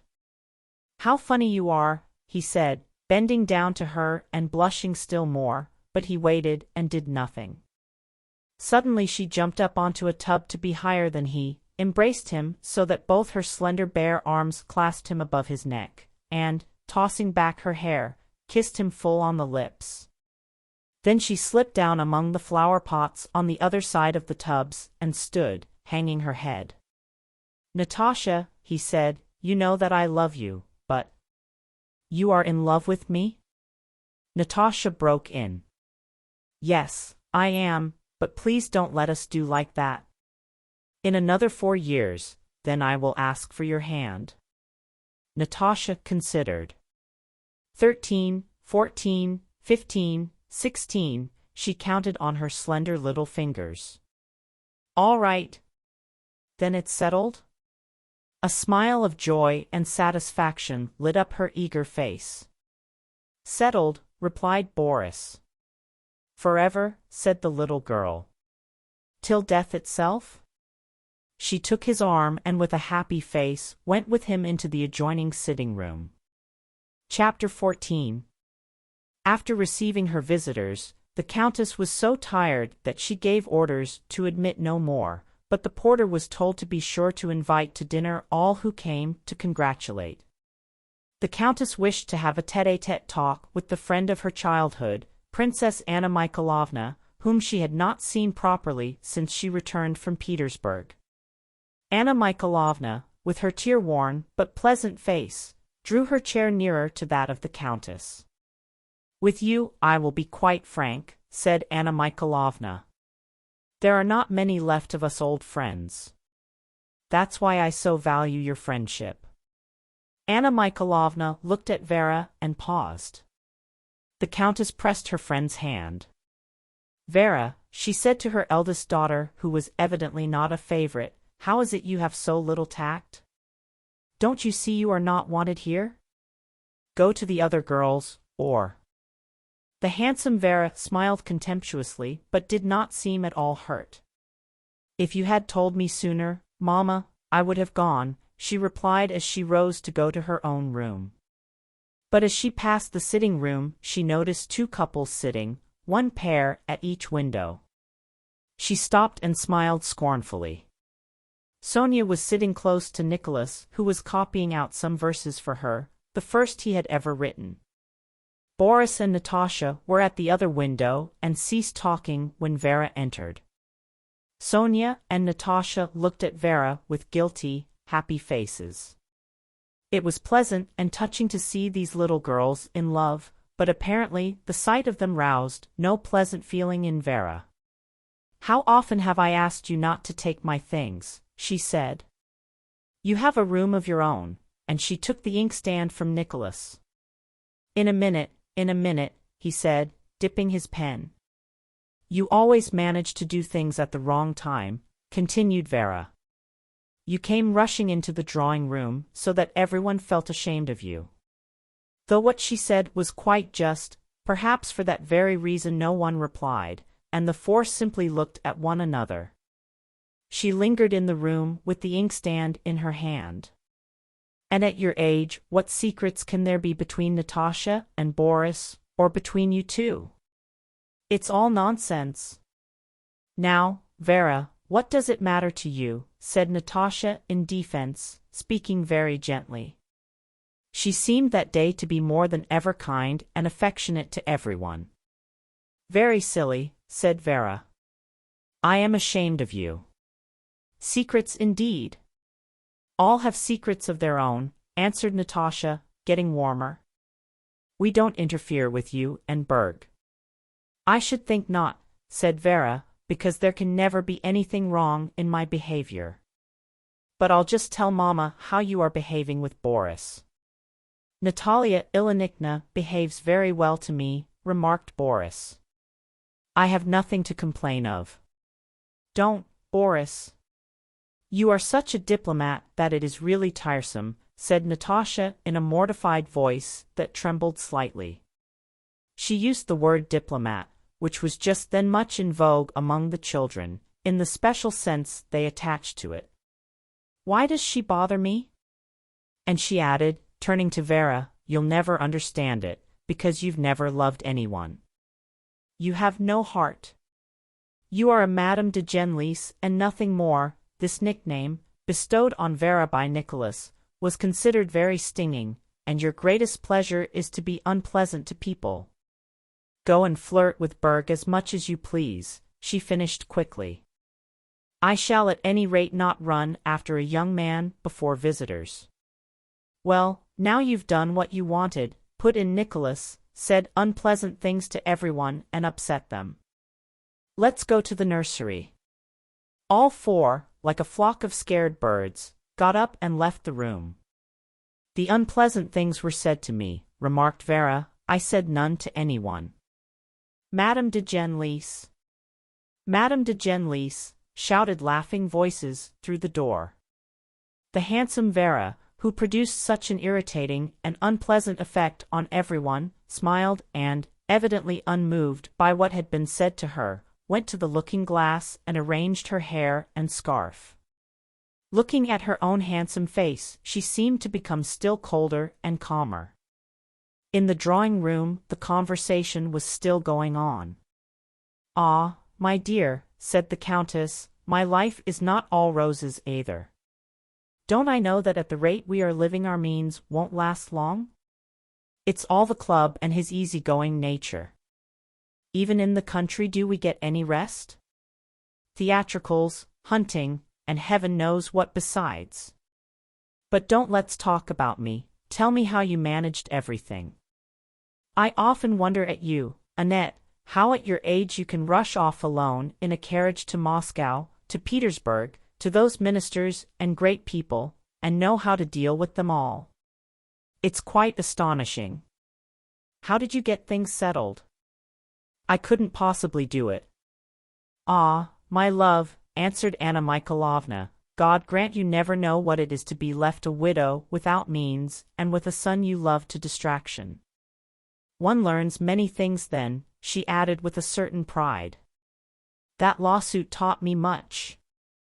When I want to see one of those big people I write a note, Princess so-and-so desires an interview with so-and-so, and then I take a cab and go myself 2, 3, or 4 times, till I get what I want. I don't mind what they think of me. Well, and to whom did you apply about Bori? Asked the Countess. You see, yours is already an officer in the Guards, while my Nicholas is going as a cadet. There's no one to interest himself for him. To whom did you apply? To Prince Vasily. He was so kind. He at once agreed to everything, and put the matter before the Emperor, said Princess Anna Mikhailovna enthusiastically, quite forgetting all the humiliation she had endured to gain her end. Has Prince Vasily aged much? Asked the Countess. I have not seen him since we acted together at the Rumiantsovs' theatricals. I expect he has forgotten me. He paid me attentions in those days, said the Countess, with a smile. He is just the same as ever, replied Anna Mikhailovna, overflowing with amiability. His position has not turned his head at all. He said to me, I am sorry I can do so little for you, dear Princess. I am at your command. Yes, he is a fine fellow and a very kind relation. But, Natalie, you know my love for my son, I would do anything for his happiness. And my affairs are in such a bad way that my position is now a terrible one, continued Anna Mikhailovna, sadly, dropping her voice. My wretched lawsuit takes all I have and makes no progress. Would you believe it, I have literally not a penny and don't know how to equip Boris. She took out her handkerchief and began to cry. I need 500 rubles, and have only one 25-ruble note. I am in such a state. My only hope now is in Count Cyril Vladimirovich Bezukov. If he will not assist his godson, you know he is Bori's godfather, and allow him something for his maintenance, all my trouble will have been thrown away. I shall not be able to equip him. The Countess' eyes filled with tears, and she pondered in silence. I often think, though, perhaps it's a sin, said the Princess, that here lives Count Cyril Vladimirovich Bezukov, so rich, all alone, that tremendous fortune, and what is his life worth? It's a burden to him, and Bori's life is only just beginning. Surely he will leave something to Boris, said the Countess. Heaven only knows, my dear. These rich grandees are so selfish. Still, I will take Boris and go to see him at once, and I shall speak to him straight out. Let people think what they will of me, it's really all the same to me when my son's fate is at stake. The Princess rose. It's now 2 o'clock and you dine at 4. There will just be time. And like a practical Petersburg lady who knows how to make the most of time, Anna Mikhailovna sent someone to call her son, and went into the anteroom with him. Goodbye, my dear, said she to the Countess, who saw her to the door, and added in a whisper so that her son should not hear, wish me good luck.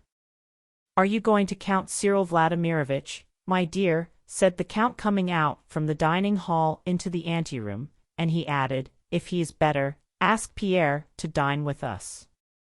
He has been to the house, you know, and danced with the children. Be sure to invite him, my dear. We will see how Taras distinguishes himself today. He says Count Orloff never gave such a dinner as ours will be. Chapter 15.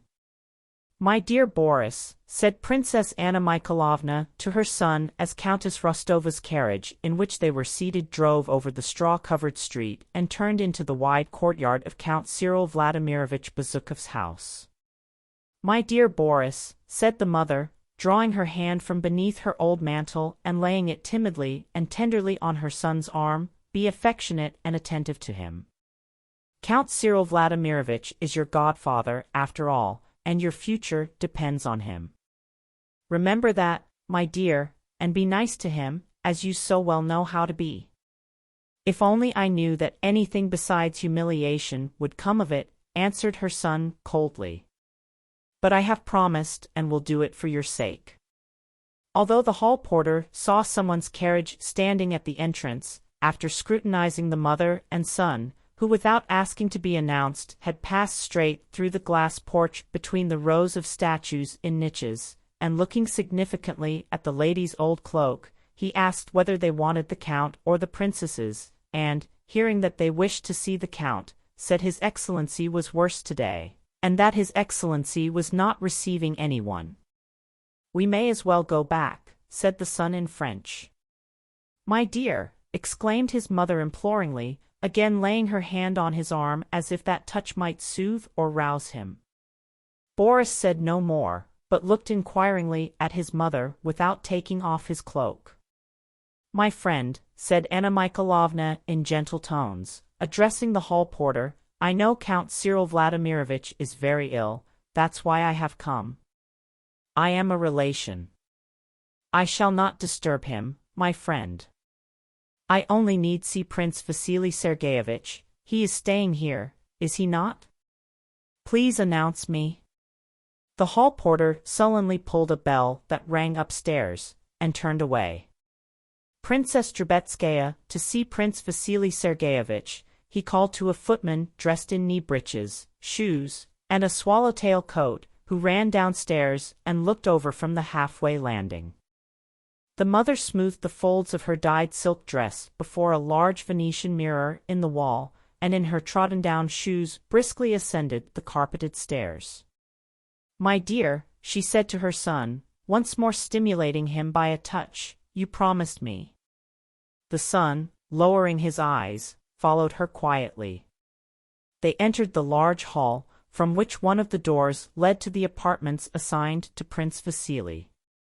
Just as the mother and son, having reached the middle of the hall, were about to ask their way of an elderly footman who had sprung up as they entered, the bronze handle of one of the doors turned and Prince Vasily came out, wearing a velvet coat with a single star on his breast, as was his custom when at home, taking leave of a good-looking, dark-haired man. This was the celebrated Petersburg doctor, Lorraine. "Then it is certain," said the prince.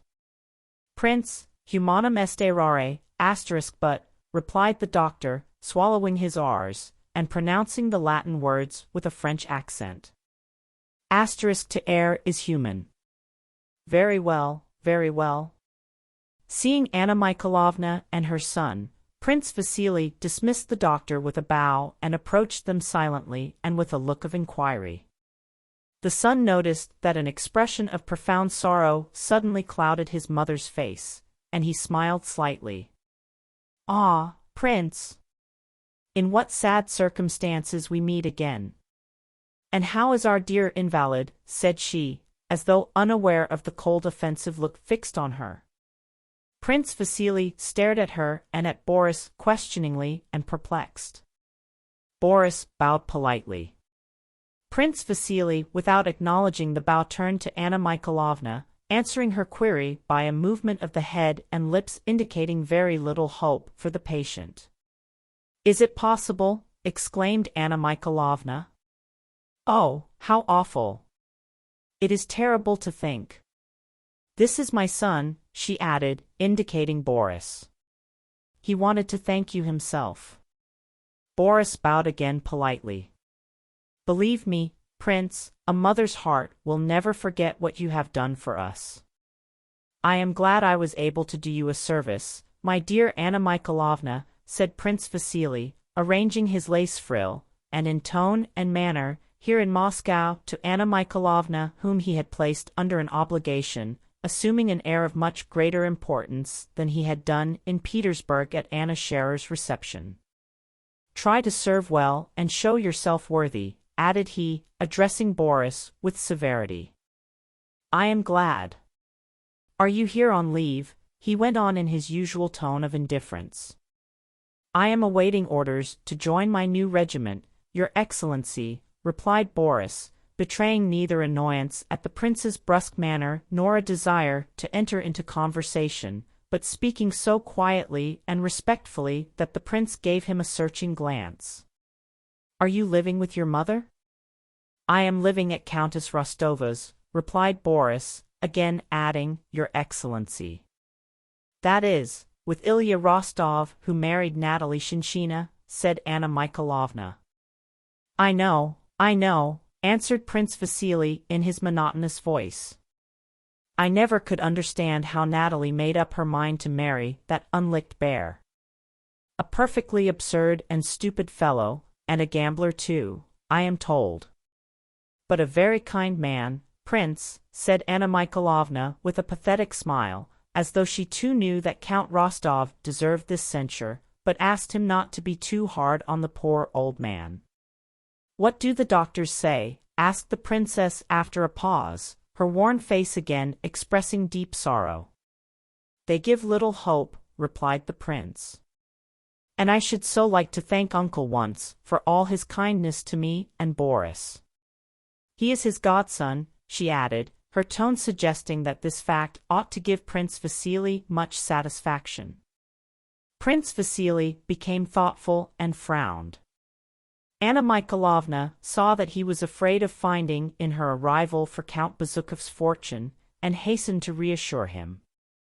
"If it were not for my sincere affection and devotion to Uncle," said she, uttering the word with peculiar assurance and unconcern, "I know his character, noble, upright, but you see he has no one with him except the young princesses. They are still young." She bent her head and continued in a whisper, "Has he performed his final duty, Prince? How priceless are those last moments! It can make things no worse, and it is absolutely necessary to prepare him if he is so ill. We women, Prince," and she smiled tenderly, "always know how to say these things. I absolutely must see him, however painful it may be for me. I am used to suffering." Evidently, the prince understood her, and also understood, as he had done at Anna Pavlovna's, that it would be difficult to get rid of Anna Mikhailovna. "Would not such a meeting be too trying for him, dear Anna Mikhailovna?" said he. "Let us wait until evening. The doctors are expecting a crisis. But one cannot delay, Prince, at such a moment. Consider that the welfare of his soul is at stake. Ah, it is awful, the duties of a Christian." A door of one of the inner rooms opened and one of the princesses, the count's niece, entered with a cold, stern face. The length of her body was strikingly out of proportion to her short legs. Prince Vasily turned to her. "Well, how is he?" "Still the same, but what can you expect? This noise," said the princess, looking at Anna Mikhailovna as at a stranger. "Ah, my dear, I hardly knew you," said Anna Mikhailovna with a happy smile, ambling lightly up to the count's niece. "I have come, and am at your service to help you nurse my uncle. I imagine what you have gone through," and she sympathetically turned up her eyes. The princess gave no reply and did not even smile, but left the room as Anna Mikhailovna took off her gloves and, occupying the position she had conquered, settled down in an armchair, inviting Prince Vasily to take a seat beside her.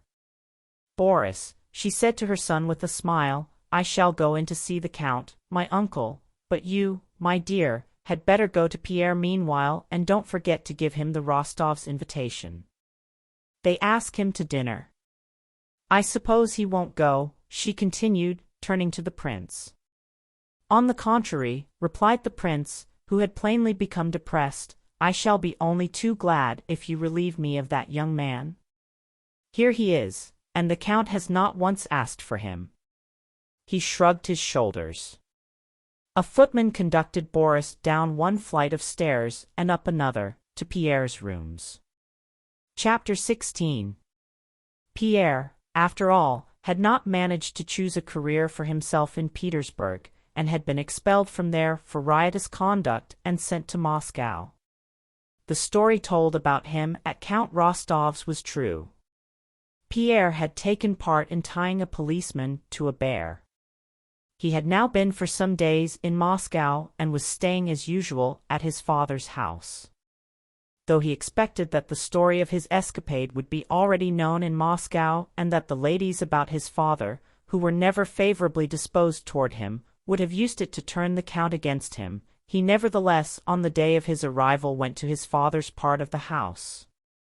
Entering the drawing-room, where the princesses spent most of their time, he greeted the ladies, two of whom were sitting at embroidery frames, while a third read aloud. It was the eldest who was reading, the one who had met Anna Mikhailovna. The two younger ones were embroidering, both were rosy and pretty, and they differed only in that one had a little mole on her lip which made her much prettier. Pierre was received as if he were a corpse or a leper. The eldest princess paused in her reading and silently stared at him with frightened eyes. The second assumed precisely the same expression, while the youngest, the one with the mole, who was of a cheerful and lively disposition, bent over her frame to hide a smile probably evoked by the amusing scene she foresaw. She drew her wool down through the canvas and, scarcely able to refrain from laughing, stooped as if trying to make out the pattern.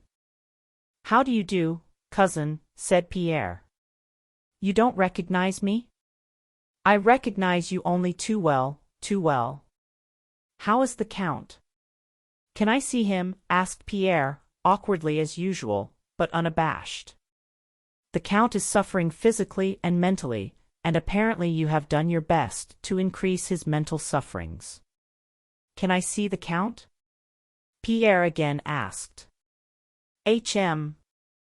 If you wish to kill him outright, you can see him. Olga, go and see whether uncle's beef tea is ready. It is almost time," she added, giving Pierre to understand that they were busy making his father comfortable, while evidently he, Pierre, was only busy causing him annoyance. Olga went out. Pierre stood looking at the sisters, then he bowed and said, "Then I will go to my rooms. You will let me know when I can see him." And he left the room, followed by the low but ringing laughter of the sister with the mole. Next day, Prince Vasily had arrived and settled in the Count's house. He sent for Pierre and said to him, "My dear fellow, if you are going to behave here as you did in Petersburg, you will end very badly. That is all I have to say to you. The Count is very, very ill, and you must not see him at all." Since then Pierre had not been disturbed and had spent the whole time in his rooms upstairs. When Boris appeared at his door, Pierre was pacing up and down his room, stopping occasionally at a corner to make menacing gestures at the wall, as if running a sword through an invisible foe, and glaring savagely over his spectacles, and then again resuming his walk, muttering indistinct words, shrugging his shoulders, and gesticulating. "England is done for," said he, scowling and pointing his finger at someone unseen. "Mr. Pitt, as a traitor to the nation and to the rights of man, is sentenced to," but before Pierre, who at that moment imagined himself to be Napoleon in person and to have just effected the dangerous crossing of the Straits of Dover and captured London, could pronounce Pitt's sentence, he saw a well-built and handsome young officer entering his room. Pierre paused.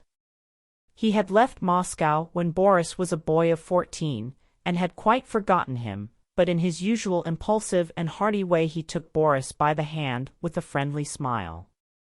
"Do you remember me?" asked Boris quietly with a pleasant smile. "I have come with my mother to see the Count, but it seems he is not well." "Yes, it seems he is ill.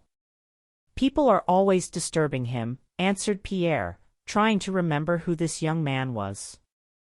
Boris felt that Pierre did not recognize him but did not consider it necessary to introduce himself, and without experiencing the least embarrassment looked Pierre straight in the face. "Count Rostov asks you to come to dinner today," said he, after a considerable pause, which made Pierre feel uncomfortable. "Ah, Count Rostov!" exclaimed Pierre joyfully. "Then you are his son, Ilya? Only fancy, I didn't know you at first." Do you remember how we went to the Sparrow Hills with Madame Jacot? It's such an age. You are mistaken, said Boris deliberately, with a bold and slightly sarcastic smile. I am Boris, son of Princess Anna Mikhailovna Drubetskaya. Rostov, the father, is Ilya, and his son is Nicholas. I never knew any Madame Jacot. Pierre shook his head and arms as if attacked by mosquitoes or bees. Oh dear, what am I thinking about? I've mixed everything up. One has so many relatives in Moscow. So you are Boris? Of course. Well, now we know where we are. And what do you think of the Boulogne expedition? The English will come off badly, you know, if Napoleon gets across the Channel. I think the expedition is quite feasible. If only Villeneuve doesn't make a mess of things. Boris knew nothing about the Boulogne expedition, he did not read the papers, and it was the first time he had heard Villeneuve's name. We here in Moscow are more occupied with dinner parties and scandal than with politics, said he in his quiet, ironical tone. I know nothing about it and have not thought about it. Moscow is chiefly busy with gossip, he continued. Just now they are talking about you and your father. Pierre smiled in his good-natured way, as if afraid for his companion's sake that the latter might say something he would afterwards regret. But Boris spoke distinctly, clearly, and dryly, looking straight into Pierre's eyes. Moscow has nothing else to do but gossip, Boris went on. Everybody is wondering to whom the Count will leave his fortune, though he may perhaps outlive us all, as I sincerely hope he will. Yes, it is all very horrid, interrupted Pierre, very horrid. Pierre was still afraid that this officer might inadvertently say something disconcerting to himself. And it must seem to you, said Boris, flushing slightly, but not changing his tone or attitude, it must seem to you that everyone is trying to get something out of the rich man? So it does, thought Pierre. But I just wished to say, to avoid misunderstandings, that you are quite mistaken if you reckon me or my mother among such people. We are very poor, but for my own part, at any rate, for the very reason that your father is rich, I don't regard myself as a relation of his, and neither I nor my mother would ever ask or take anything from him. For a long time Pierre could not understand, but when he did, he jumped up from the sofa, seized Boris under the elbow in his quick, clumsy way, and, blushing far more than Boris, began to speak with a feeling of mingled shame and vexation. Well, this is strange. Do you suppose I, who could think? I know very well. But Boris again interrupted him. I am glad I have spoken out fully. Perhaps you did not like it? You must excuse me, said he, putting Pierre at ease instead of being put at ease by him, but I hope I have not offended you. I always make it a rule to speak out. Well, what answer am I to take? Will you come to dinner at the Rostovs? And Boris, having apparently relieved himself of an onerous duty and extricated himself from an awkward situation and placed another in it, became quite pleasant again. No, but I say, said Pierre, calming down, you are a wonderful fellow. What you have just said is good, very good. Of course you don't know me. We have not met for such a long time, not since we were children. You might think that I understand, quite understand. I could not have done it myself, I should not have had the courage, but it's splendid. I am very glad to have made your acquaintance. It's queer, he added after a pause, that you should have suspected me. He began to laugh. Well, what of it? I hope we'll get better acquainted, and he pressed Boris' hand. Do you know, I have not once been in to see the Count. He has not sent for me. I am sorry for him as a man, but what can one do? And so you think Napoleon will manage to get an army across? Asked Boris with a smile. Pierre saw that Boris wished to change the subject, and being of the same mind he began explaining the advantages and disadvantages of the Boulogne expedition. A footman came in to summon Boris. The princess was going. Pierre, in order to make Boris better acquaintance, promised to come to dinner, and warmly pressing his hand looked affectionately over his spectacles into Boris' eyes. After he had gone, Pierre continued pacing up and down the room for a long time, no longer piercing an imaginary foe with his imaginary sword, but smiling at the remembrance of that pleasant, intelligent, and resolute young man. As often happens in early youth, especially to one who leads a lonely life, he felt an unaccountable tenderness for this young man and made up his mind that they would be friends. Prince Vasily saw the princess off. She held a handkerchief to her eyes, and her face was tearful. "It is dreadful, dreadful," she was saying, "but cost me what it may, I shall do my duty. I will come and spend the night. He must not be left like this. Every moment is precious. I can't think why his nieces put it off. Perhaps God will help me to find a way to prepare him. Adieu, Prince. May God support you." "Adieu, ma bonne," answered Prince Vasily, turning away from her. "Oh, he is in a dreadful state," said the mother to her son when they were in the carriage. "He hardly recognizes anybody. I don't understand, Mamma, what is his attitude to Pierre?" asked the son. "The will show that, my dear, our fate also depends on it. But why do you expect that he will leave us anything?" "Ah, my dear. He is so rich, and we are so poor." "Well, that is hardly a sufficient reason, Mamma." "Oh, heaven! How ill he is!" exclaimed the mother. Chapter 17. After Anna Mikhailovna had driven off with her son to visit Count Cyril Vladimirovich Bezukov, Countess Rostova sat for a long time all alone, applying her handkerchief to her eyes. At last she rang. "What is the matter with you, my dear?" she said crossly to the maid, who kept her waiting some minutes. "Don't you wish to serve me? Then I'll find you another place." The Countess was upset by her friend's sorrow and humiliating poverty, and was therefore out of sorts, a state of mind which with her always found expression in calling her maid my dear and speaking to her with exaggerated politeness. "I am very sorry, ma'am," answered the maid. "Ask the Count to come to me." The Count came waddling in to see his wife with a rather guilty look as usual. "Well, little Countess?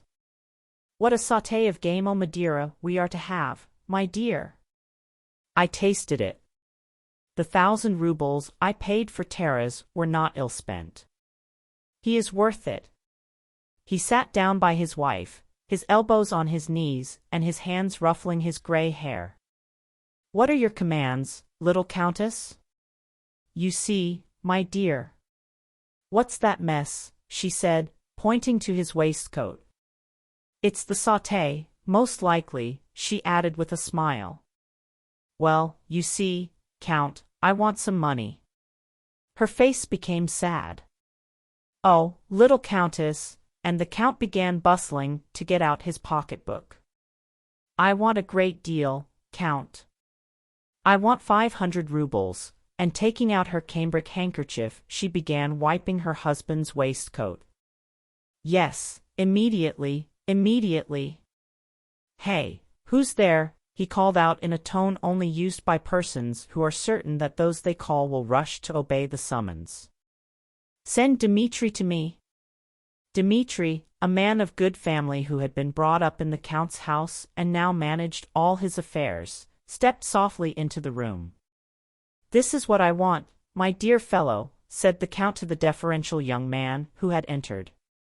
"Bring me," he reflected a moment, "yes, bring me 700 rubles, yes. But mind, don't bring me such tattered and dirty notes as last time, but nice clean ones for the Countess."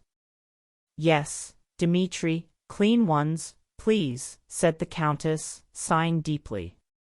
"When would you like them, Your Excellency?" asked Dmitri. "Allow me to inform you. But, don't be uneasy," he added, noticing that the Count was beginning to breathe heavily and quickly, which was always a sign of approaching anger. "I was forgetting. Do you wish it brought at once?" "Yes, yes, just so." "Bring it. Give it to the Countess." "What a treasure that Dmitri is," added the Count with a smile when the young man had departed. "There is never any impossible with him. That's a thing I hate. Everything is possible." "Ah, money, Count, money. How much sorrow it causes in the world," said the Countess. "But I am in great need of this sum." "You, my little Countess, are a notorious spendthrift," said the Count, and having kissed his wife's hand he went back to his study. When Anna Mikhailovna returned from Count Bezukov's, the money, all in clean notes, was lying ready under a handkerchief on the Countess' little table, and Anna Mikhailovna noticed that something was agitating her. "Well, my dear?" asked the Countess. "Oh, what a terrible state he is in. One would not know him, he is so ill. I was only there a few moments and hardly said a word." "Annette, for heaven's sake don't refuse me," the Countess began, with a blush that looked very strange on her thin, dignified, elderly face, and she took the money from under the handkerchief. Anna Mikhailovna instantly guessed her intention and stooped to be ready to embrace the Countess at the appropriate moment. "This is for Boris from me, for his outfit." Anna Mikhailovna was already embracing her and weeping. The Countess wept too. They wept because they were friends, and because they were kind-hearted, and because they, friends from childhood, had to think about such a base thing as money, and because their youth was over. But those tears were pleasant to them both. Chapter 18. Countess Rostova, with her daughters and a large number of guests, was already seated in the drawing-room. The Count took the gentlemen into his study and showed them his choice collection of Turkish pipes. From time to time he went out to ask, "Hasn't she come yet?" They were expecting Maria Dmitrievna Akrosimova, known in society as Le Terrible Dragon, a lady distinguished not for wealth or rank, but for common sense and frank plainness of speech. Maria Dmitrievna was known to the imperial family as well as to all Moscow and Petersburg, and both cities wondered at her, laughed privately at her rudenesses, and told good stories about her, while none the less all without exception respected and feared her. In the Count's room, which was full of tobacco smoke, they talked of the war that had been announced in a manifesto, and about the recruiting. None of them had yet seen the manifesto, but they all knew it had appeared. The Count sat on the sofa between two guests who were smoking and talking. He neither smoked nor talked, but bending his head first to one side and then to the other watched the smokers with evident pleasure and listened to the conversation of his two neighbors, whom he egged on against each other. One of them was a sallow, clean-shaven civilian with a thin and wrinkled face, already growing old, though he was dressed like a most fashionable young man. He sat with his legs up on the sofa as if quite at home and, having stuck an amber mouthpiece far into his mouth, was inhaling the smoke spasmodically and screwing up his eyes. This was an old bachelor, Shinshin, a cousin of the Countess, a man with a sharp tongue, as they said in Moscow society. He seemed to be condescending to his companion. The latter, a fresh, rosy officer of the Guards, irreproachably washed, brushed, and buttoned, held his pipe in the middle of his mouth and with red lips gently inhaled the smoke, letting it escape from his handsome mouth in rings. This was Lieutenant Berg, an officer in the Semenov regiment with whom Boris was to travel to join the army, and about whom Natasha had teased her elder sister Vera, speaking of Berg as her intended. The Count sat between them and listened attentively. His favorite occupation when not playing Boston, a card game he was very fond of, was that of listener, especially when he succeeded in setting two loquacious talkers at one another. "Well, Then, old chap, mon trace Honorable Alphonse Karlovich, said Shinshin, laughing ironically and mixing the most ordinary Russian expressions with the choicest French phrases, which was a peculiarity of his speech. Vous comptez vous faire de rente sur l'état? Asterisk, you want to make something out of your company? Asterisk, you expect to make an income out of the government. No, Peter Nikolaevich, I only want to show that in the cavalry the advantages are far less than in the infantry. Just consider my own position now, Peter Nikolaevich. Berg always spoke quietly, politely, and with great precision. His conversation always related entirely to himself. He would remain calm and silent when the talk related to any topic that had no direct bearing on himself. He could remain silent for hours without being at all put out of countenance himself or making others uncomfortable, but as soon as the conversation concerned himself he would begin to talk circumstantially and with evident satisfaction. Consider my position, Peter Nikolaevich. Were I in the cavalry I should get not more than 200 rubles every 4 months, even with the rank of lieutenant, but as it is I receive 230, said he, looking at Shinshin and the Count with a joyful, pleasant smile, as if it were obvious to him that his success must always be the chief desire of everyone else. Besides that, Peter Nikolaevich, by exchanging into the Guards I shall be in a more prominent position, continued Berg, and vacancies occur much more frequently in the Foot Guards. Then just think what can be done with 230 rubles. I even managed to put a little aside and to send something to my father, he went on, emitting a smoke ring. La balance yest, asterisk, a German knows how to skin a flint, as the proverb says, remarked Shinshin, moving his pipe to the other side of his mouth and winking at the Count. Asterisk, so that squares matters. The Count burst out laughing. The other guests, seeing that Shinshin was talking, came up to listen. Berg, oblivious of irony or indifference, continued to explain how by exchanging into the Guards he had already gained a step on his old comrades of the Cadet Corps, how in wartime the company commander might get killed and he, as senior in the company, might easily succeed to the post, how popular he was with everyone in the regiment, and how satisfied his father was with him. Berg evidently enjoyed narrating all this, and did not seem to suspect that others, too, might have their own interests. But all he said was so prettily sedate, and the naivete of his youthful egotism was so obvious, that he disarmed his hearers.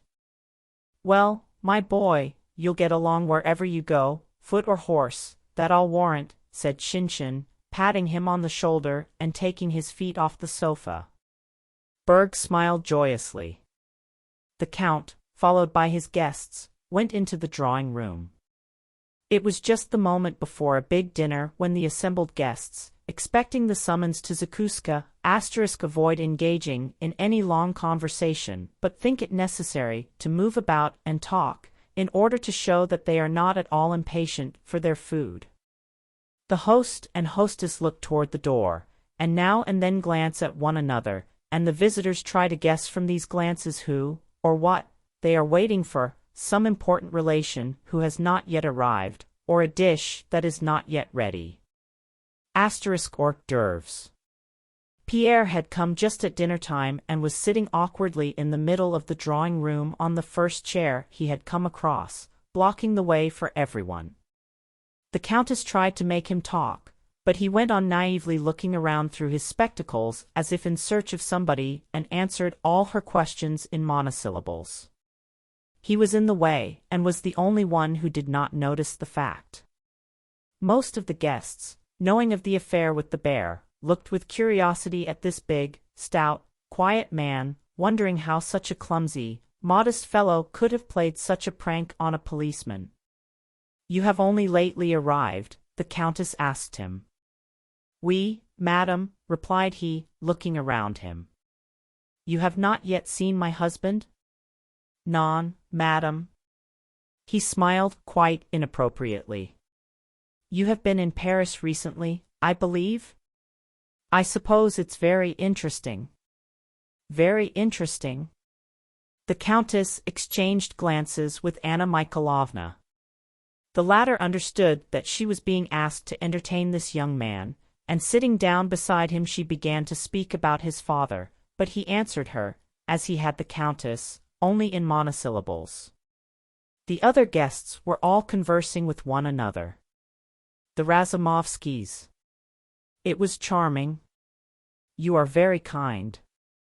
Countess Apraxina was heard on all sides. The countess rose and went into the ballroom. Maria Dmitrievna, came her voice from there. Herself, came the answer in a rough voice, and Maria Dmitrievna entered the room. All the unmarried ladies, and even the married ones except the very oldest, rose. Maria Dmitrievna paused at the door. Tall and stout, holding high her 50-year-old head with its gray curls, she stood surveying the guests, and leisurely arranged her wide sleeves as if rolling them up. Maria Dmitrievna always spoke in Russian. Health and happiness to her whose name day we are keeping, and to her children, she said, in her loud, full-toned voice, which drowned all others. Well, you old sinner, she went on, turning to the count who was kissing her hand, you're feeling dull in Moscow, I dare say? Nowhere to hunt with your dogs? But what is to be done, old man? Just see how these nestlings are growing up, and she pointed to the girls. You must look for husbands for them whether you like it or not. Well, said she, how's my Cossack? Maria Dmitrievna always called Natasha a Cossack, and she stroked the child's arm as she came up fearless and gay to kiss her hand. I know she's a scamp of a girl, but I like her. She took a pair of pear-shaped ruby earrings from her huge reticule and, having given them to the rosy Natasha, who beamed with the pleasure of her Saint's Day fete, turned away at once and addressed herself to Pierre. Friend. Come here a bit, said she, assuming a soft high tone of voice. Come here, my friend, and she ominously tucked up her sleeves still higher. Pierre approached, looking at her in a childlike way through his spectacles. Come nearer, friend. I used to be the only one to tell your father the truth when he was in favor, and in your case it's my evident duty. She paused. All were silent, expectant of what was to follow, for this was clearly only a prelude. A fine lad. My word. A fine lad. His father lies on his deathbed and he amuses himself setting a policeman astride a bear. For shame, sir, for shame. It would be better if you went to the war. She turned away and gave her hand to the count, who could hardly keep from laughing. Well, I suppose it is time we were at table, said Maria Dmitrievna. The count went in first with Maria Dmitrievna. The countess followed on the arm of a colonel of hussars, a man of importance to them because Nicholas was to go with him to the regiment. Then came Anna Mikhailovna with Shinshin. Berg gave his arm to Vera. The smiling Julie Karagina went in with Nicholas. After them other couples followed, filling the whole dining hall, and last of all the children, tutors, and governesses followed singly. The footmen began moving about. Chairs scraped, the band struck up in the gallery, and the guests settled down in their places. Then the strains of the count's household band were replaced by the clatter of knives and forks, the voices of visitors, and the soft steps of the footmen. At one end of the table sat the countess with Maria Dmitrievna on her right and Anna Mikhailovna on her left. The other lady visitors were farther down. At the other end sat the count, with the hussar colonel on his left and Shinshin and the other male visitors on his right. Midway down the long table on one side sat the grown-up young people, Vera beside Berg, and Pierre beside Boris, and on the other side, the children, tutors, and governesses. From behind the crystal decanters and fruit vases, the count kept glancing at his wife and her tall cap with its light blue ribbons, and busily filled his neighbors' glasses, not neglecting his own. The countess in turn, without omitting her duties as hostess, threw significant glances from behind the pineapples at her husband, whose face and bald head seemed by their redness to contrast more than usual with his gray hair. At the ladies' end an even chatter of voices was heard all the time. At the men's end the voices sounded louder and louder, especially that of the colonel of hussars who, growing more and more flushed, ate and drank so much that the count held him up as a pattern to the other guests. Berg, with tender smiles, was saying to Vera that love is not an earthly but a heavenly feeling.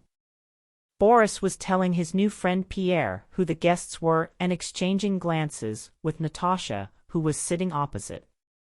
Pierre spoke little but examined the new faces, and ate a great deal.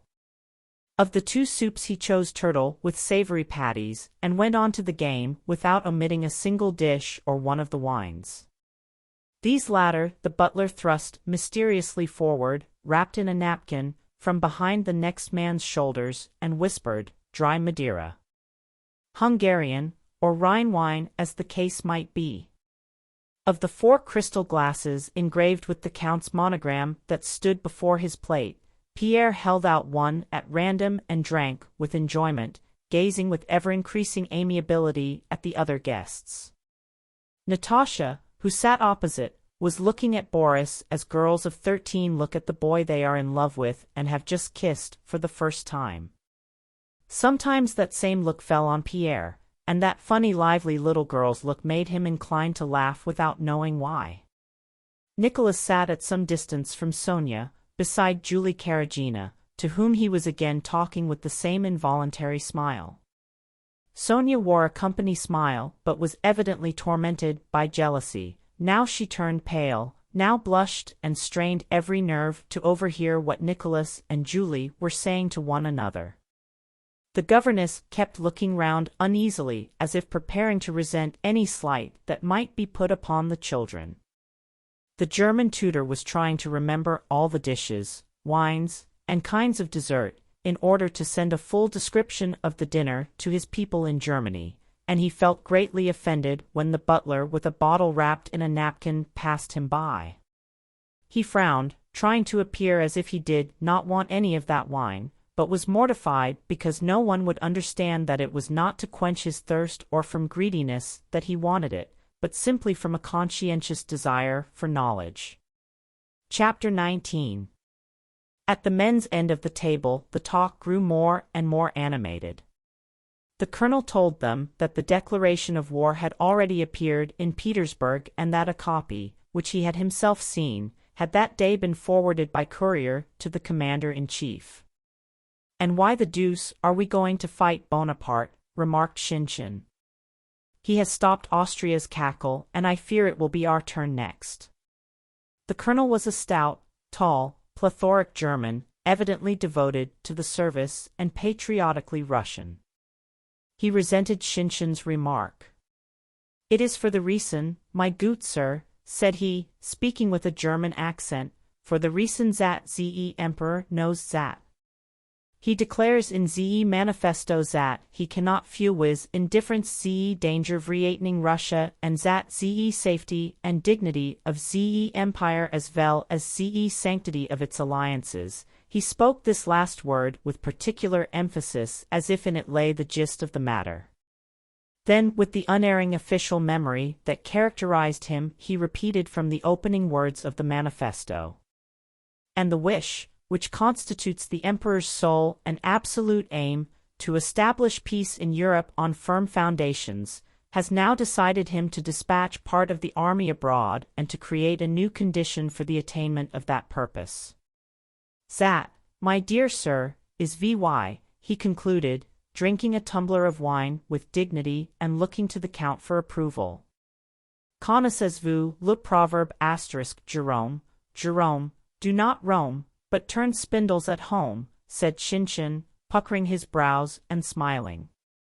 "C'est la nous convient en merveille * too, Suvorov now, he knew what he was about, yet they beat him à plate couture * 3, and where are we to find Suvorovs now?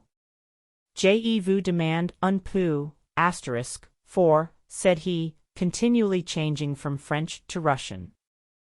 Asterisk, do you know the proverb? Asterisk, 2, that suits us down to the ground. Asterisk, 3, hollow. Asterisk, 4, I just ask you that. We must fight to the last trrop of our blood, said the colonel, thumping the table, and we must tie for our emperor, and then all will be well.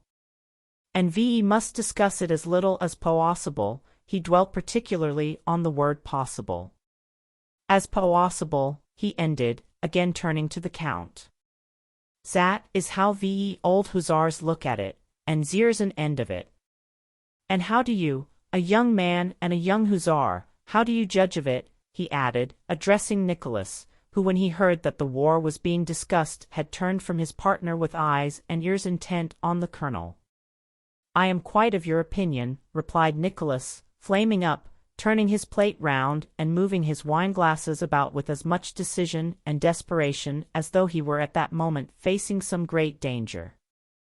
I am convinced that we Russians must die or conquer, he concluded, conscious, as were others, after the words were uttered, that his remarks were too enthusiastic and emphatic for the occasion and were therefore awkward. What you said just now was splendid, said his partner Julie. Sonia trembled all over and blushed to her ears and behind them and down to her neck and shoulders while Nicholas was speaking. Pierre listened to the colonel's speech and nodded approvingly. That's fine, said he. The young man's a real hussar, shouted the colonel, again thumping the table. What are you making such a noise about over there? Marya Dmitrievna's deep voice suddenly inquired from the other end of the table. What are you thumping the table for? She demanded of the hussar, and why are you exciting yourself? Do you think the French are here? I am speaking the truth, replied the hussar with a smile. It's all about the war, the Count shouted down the table. You know my son's going, Marya Dmitrievna? My son is going. I have 4 sons in the army, but still I don't fret. It is all in God's hands. You may die in your bed or God may spare you in a battle, replied Marya Dmitrievna's deep voice, which easily carried the whole length of the table. That's true. Once more the conversations concentrated, the ladies at the one end and the men's at the other. You won't ask, Natasha's little brother was saying. I know you won't ask. I will, replied Natasha. Her face suddenly flushed with reckless and joyous resolution. She half rose, by a glance inviting Pierre, who sat opposite, to listen to what was coming, and turning to her mother. Mamma, rang out the clear contralto notes of her childish voice, audible the whole length of the table. What is it? Asked the Countess, startled, but seeing by her daughter's face that it was only mischief, she shook a finger at her sternly with a threatening and forbidding movement of her head. The conversation was hushed. Mamma, what sweets are we going to have? And Natasha's voice sounded still more firm and resolute. The Countess tried to frown, but could not. Marya Dmitrievna shook her fat finger. Cossack, she said threateningly. Most of the guests, uncertain how to regard this sally, looked at the elders. You had better take care, said the Countess. Mamma, what sweets are we going to have? Natasha again cried boldly, with saucy gaiety, confident that her prank would be taken in good part. Sonia and fat little Petya doubled up with laughter.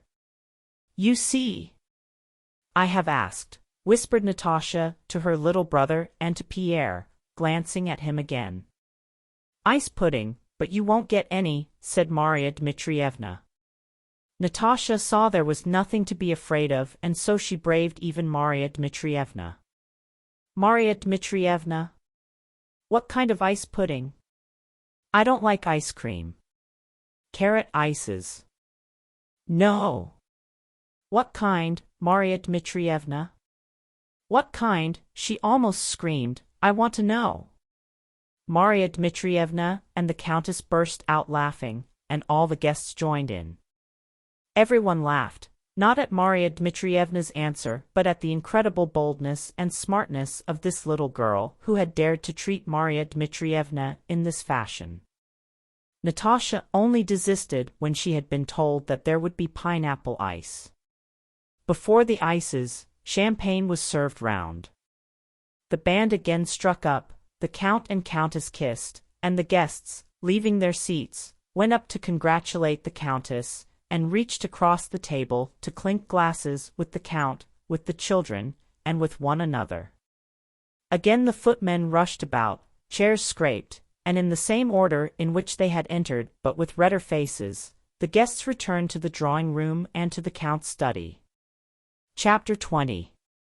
The card tables were drawn out, sets made up for Boston, and the Count's visitors settled themselves, some in the 2 drawing-rooms, some in the sitting-room, some in the library. The Count, holding his cards fanwise, kept himself with difficulty from dropping into his usual after-dinner nap, and laughed at everything. The young people, at the Countess' instigation, gathered round the clavichord and harp. Julie, by general request, played first. After she had played a little air with variations on the harp, she joined the other young ladies in begging Natasha and Nicholas, who were noted for their musical talent, to sing something. Natasha, who was treated as though she were grown up, was evidently very proud of this, but at the same time felt shy. "What shall we sing?" she said. "The Brook," suggested Nicholas. "Well, then, let's be quick." "Boris, come here," said Natasha. "But where is Sonia?" She looked round and seeing that her friend was not in the room ran to look for her. Running into Sonia's room and not finding her there, Natasha ran to the nursery, but Sonia was not there either. Natasha concluded that she must be on the chest in the passage.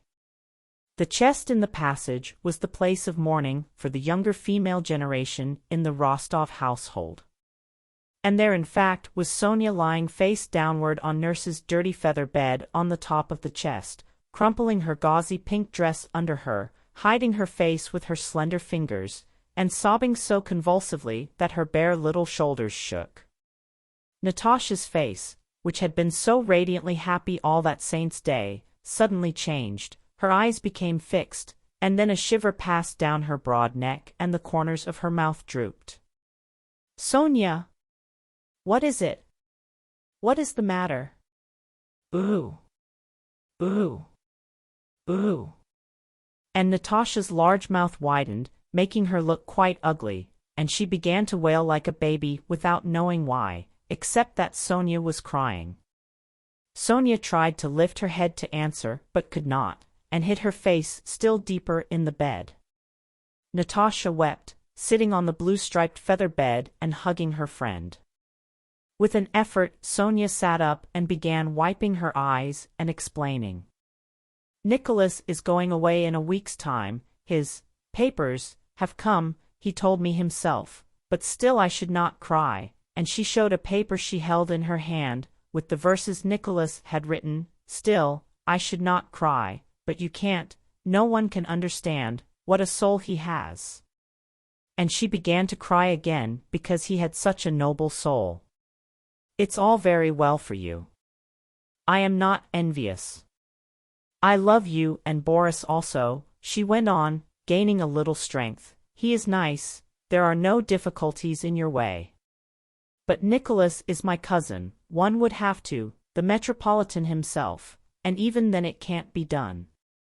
And besides, if she tells Mamma," Sonia looked upon the Countess as her mother and called her so, "that I am spoiling Nicholas' career and am heartless and ungrateful, while truly, God is my witness," and she made the sign of the cross, "I love her so much, and all of you, only Vera. And what for?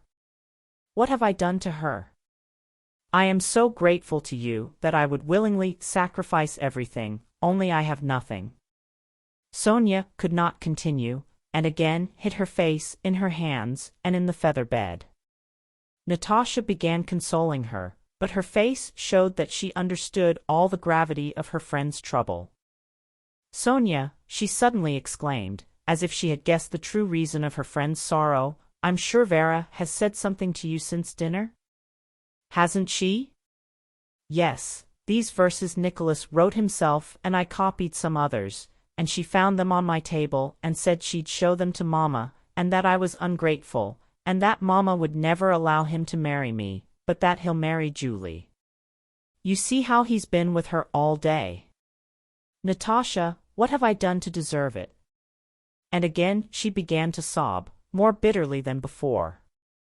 Natasha lifted her up, hugged her, and, smiling through her tears, began comforting her. Sonia, don't believe her, darling. Don't believe her. Do you remember how we and Nicholas, all three of us, talked in the sitting room after supper? Why, we settled how everything was to be. I don't quite remember how, but don't you remember that it could all be arranged and how nice it all was? There's Uncle Shinshin's brother has married his first cousin. And we are only second cousins, you know. And Boris says it is quite possible. You know I have told him all about it. And he is so clever and so good, said Natasha. Don't you cry, Sonia, dear love, darling Sonia, and she kissed her and laughed. Vera's spiteful, never mind her. And all will come right and she won't say anything to Mama. Nicholas will tell her himself, and he doesn't care at all for Julie. Natasha kissed her on the hair. Sonia sat up. The little kitten brightened, its eyes shone, and it seemed ready to lift its tail, jump down on its soft paws, and begin playing with the ball of worsted as a kitten should. Do you think so? Really? Truly, she said, quickly smoothing her frock and hair. Really, truly, answered Natasha, pushing in a crisp lock that had strayed from under her friend's plaits. Both laughed. Well, let's go and sing The Brook. Come along. Do you know, that fat Pierre who sat opposite me is so funny, said Natasha, stopping suddenly. I feel so happy. And she set off at a run along the passage. Sonia, shaking off some down which clung to her and tucking away the verses in the bosom of her dress close to her bony little chest, ran after Natasha down the passage into the sitting room with flushed face and light, joyous steps. At the visitors' request the young people sang the quartet, The Brook, with which everyone was delighted. Then Nicholas sang a song he had just learned. At night-time in the moon's fair glow. How sweet, as fancies wander free, to feel that in this world there's one who still is thinking but of thee, that while her fingers touch the harp, wafting sweet music o'er the lea, it is for thee thus swells her heart, sighing its message out to thee. A day or two, then bliss unspoiled. But oh, till then I cannot live. He had not finished the last verse before the young people began to get ready to dance in the large hall, and the sound of the feet and the coughing of the musicians were heard from the gallery. Pierre was sitting in the drawing-room where Shinshin had engaged him, as a man recently returned from abroad, in a political conversation in which several others joined but which bored Pierre. When the music began, Natasha came in and walking straight up to Pierre said, laughing and blushing, Mama told me to ask you to join the dancers. I am afraid of mixing the figures, Pierre replied, but if you will be my teacher, and lowering his big arm he offered it to the slender little girl. While the couples were arranging themselves and the musicians tuning up, Pierre sat down with his little partner. Natasha was perfectly happy. She was dancing with a grown-up man who had been abroad. She was sitting in a conspicuous place and talking to him like a grown-up lady. She had a fan in her hand that one of the ladies had given her to hold. Assuming quite the pose of a society woman, heaven knows when and where she had learned it, she talked with her partner, fanning herself and smiling over the fan. Dear, dear. Just look at her, exclaimed the Countess as she crossed the ballroom, pointing to Natasha. Natasha blushed and laughed. Well, really, Mama. Why should you? What is there to be surprised at? In the midst of the third écossaise, there was a clatter of chairs being pushed back in the sitting room where the Count and Maria Dmitrievna had been playing cards with the majority of the more distinguished and older visitors. They now, stretching themselves after sitting so long, and replacing their purses and pocketbooks, entered the ballroom. First came Maria Dmitrievna and the Count, both with merry countenances. The Count, with playful ceremony somewhat in ballet style, offered his bent arm to Maria Dmitrievna. He drew himself up, a smile of debonair gallantry lit up his face, and as soon as the last figure of the écossaise was ended, he clapped his hands to the musicians and shouted up to their gallery, addressing the first violin. Seaman, do you know the Daniel Cooper? This was the Count's favorite dance, which he had danced in his youth. Strictly speaking, Daniel Cooper was one figure of the Anglaise. Look at Papa, shouted Natasha to the whole company, and quite forgetting that she was dancing with a grown-up partner, she bent her curly head to her knees and made the whole room ring with her laughter. And indeed everybody in the room looked with a smile of pleasure at the jovial old gentleman, who standing beside his tall and stout partner, Maria Dmitrievna, curved his arms, beat time, straightened his shoulders, turned out his toes, tapped gently with his foot, and, by a smile that broadened his round face more and more, prepared the onlookers for what was to follow. As soon as the provocatively gay strains of Daniel Cooper, somewhat resembling those of a merry peasant dance, began to sound, all the doorways of the ballroom were suddenly filled by the domestic serfs, the men on one side and the women on the other, who with beaming faces had come to see their master making merry. Just look at the master. A regular eagle he is, loudly remarked the nurse, as she stood in one of the doorways. The Count danced well and knew it. But his partner could not and did not want to dance well. Her enormous figure stood erect, her powerful arms hanging down. She had handed her reticule to the Countess, and only her stern but handsome face really joined in the dance. What was expressed by the whole of the Count's plump figure, in Maria Dmitrievna found expression only in her more and more beaming face and quivering nose. But if the Count, getting more and more into the swing of it, charmed the spectators by the unexpectedness of his adroit maneuvers and the agility with which he capered about on his light feet, Maria Dmitrievna produced no less impression by slight exertions, the least effort to move her shoulders or bend her arms when turning, or stamp her foot, which everyone appreciated in view of her size and habitual severity. The dance grew livelier and livelier. The other couples could not attract a moment's attention to their own evolutions and did not even try to do so. All were watching the Count and Maria Dmitrievna. Natasha kept pulling everyone by sleeve or dress, urging them to look at Papa, though, as it was, they never took their eyes off the couple. In the intervals of the dance the Count, breathing deeply, waved and shouted to the musicians to play faster.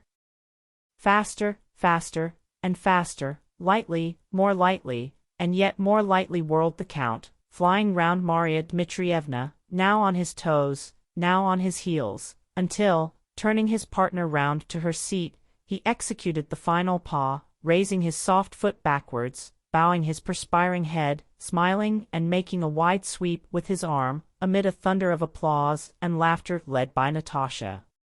Both partners stood still, breathing heavily and wiping their faces with their cambric handkerchiefs. "That's how we used to dance in our time, ma chère," said the Count. "That was a Daniel Cooper," exclaimed Maria Dmitrievna, tucking up her sleeves and puffing heavily. Chapter 21. While in the Rostovs' ballroom the sixth Anglaise was being danced, to a tune in which the weary musicians blundered, and while tired footmen and cooks were getting the supper, Count Bezukov had a sixth stroke. The doctors pronounced recovery impossible. After a mute confession, Communion was administered to the dying man, preparations made for the sacrament of unction, and in his house there was the bustle and thrill of suspense usual at such moments. Outside the house, beyond the gates, a group of undertakers, who hid whenever a carriage drove up, waited in expectation of an important order for an expensive funeral. The military governor of Moscow, who had been assiduous in sending aides de camp to inquire after the count's health, came himself that evening to bid a last farewell to the celebrated grandee of Catherine's court, Count Bezukhov. The magnificent reception-room was crowded. Everyone stood up respectfully when the military governor, having stayed about half an hour alone with the dying man, passed out, slightly acknowledging their bows and trying to escape as quickly as possible from the glances fixed on him by the doctors, clergy, and relatives of the family. Prince Vasily, who had grown thinner and paler during the last few days, escorted him to the door, repeating something to him several times in low tones. When the military governor had gone, Prince Vasily sat down all alone on a chair in the ballroom, crossing one leg high over the other, leaning his elbow on his knee and covering his face with his hand. After sitting so for a while he rose, and, looking about him with frightened eyes, went with unusually hurried steps down the long corridor leading to the back of the house, to the room of the eldest princess. Those who were in the dimly lit reception-room spoke in nervous whispers, and, whenever anyone went into or came from the dying man's room, grew silent and gazed with eyes full of curiosity or expectancy at his door, which creaked slightly when opened. "The limits of human life are fixed and may not be overpassed," said an old priest to a lady who had taken a seat beside him and was listening naively to his words. "I wonder, is it not too late to administer unction?" asked the lady, adding the priest's clerical title, as if she had no opinion of her own on the subject. "Ah, madam, it is a great sacrament," replied the priest, passing his hand over the thin grizzled strands of hair combed back across his bald head. Who was that? The military governor himself was being asked at the other side of the room. "How young-looking he is!" "Yes, and he is over 60. I hear the count no longer recognizes anyone. They wish to administer the sacrament of unction. I knew someone who received that sacrament 7 times. The second princess had just come from the sickroom with her eyes red from weeping and sat down beside Dr. Lorraine, who was sitting in a graceful pose under a portrait of Catherine, leaning his elbow on a table. "Beautiful," said the doctor in answer to a remark about the weather. "The weather is beautiful, princess, and besides, in Moscow one feels as if one were in the country." "Yes, indeed," replied the princess with a sigh. "So he may have something to drink?" Lorraine considered. "Has he taken his medicine?" "Yes." The doctor glanced at his watch. "Take a glass of boiled water and put a pinch of cream of tartar," and he indicated with his delicate fingers what he meant by a pinch. "Dear has never been a gaze," a German doctor was saying to an aide-de-camp, "dat one lifts after de third stroke." "And what a well-preserved man he was," remarked the aide-de-camp. "And who will inherit his wealth?" he added in a whisper. "It won't go begging," replied the German with a smile. Everyone again looked toward the door, which creaked as the second princess went in with the drink she had prepared according to Lorraine's instructions. The German doctor went up to Lorraine. "Do you think he can last till morning?" asked the German, addressing Lorraine in French, which he pronounced badly. Lorraine, pursing up his lips, waved a severely negative finger before his nose. "Tonight, not later," said he in a low voice, and he moved away with a decorous smile of self-satisfaction at being able clearly to understand and state the patient's condition. Meanwhile, Prince Vasily had opened the door into the princess room. In this room it was almost dark. Only 2 tiny lamps were burning before the icons, and there was a pleasant scent of flowers and burnt pastilles. The room was crowded with small pieces of furniture, whatnots, cupboards, and little tables. The quilt of a high, white feather bed was just visible behind a screen. A small dog began to bark. "Ah, is it you, cousin?" She rose and smoothed her hair, which was as usual so extremely smooth that it seemed to be made of one piece with her head and covered with varnish. "Has anything happened?" she asked. "I am so terrified." "No, there is no change. I only came to have a talk about business," muttered the prince, seating himself wearily on the chair she had just vacated. "You have made the place warm, I must say," he remarked. "Well, sit down, let's have a talk." Catherine. "I thought perhaps something had happened," she said with her unchanging stonily severe expression, and, sitting down opposite the prince, she prepared to listen. "I wish to get a nap, mon cousin, but I can't." "Well, my dear," said Prince Vasily, taking her hand and bending it downwards as was his habit. It was plain that this "well" referred to much that they both understood without naming. The princess, who had a straight, rigid body, abnormally long for her legs, looked directly at Prince Vasily with no sign of emotion in her prominent gray eyes. Then she shook her head and glanced up at the icons with a sigh. This might have been taken as an expression of sorrow and devotion, or of weariness and hope of resting before long. Prince Vasily understood it as an expression of weariness. "And he said, do you think it is easier for me? I am as worn out as a post-horse, but still I must have a talk with you, a very serious talk." Prince Vasily said no more and his cheeks began to twitch nervously, now on one side, now on the other, giving his face an unpleasant expression which was never to be seen on it in a drawing-room. His eyes too seemed strange. At one moment they looked impudently sly and at the next glanced round in alarm. The princess, holding her little dog on her lap with her thin bony hands, looked attentively into Prince Vasily's eyes, evidently resolved not to be the first to break silence, if she had to wait till morning.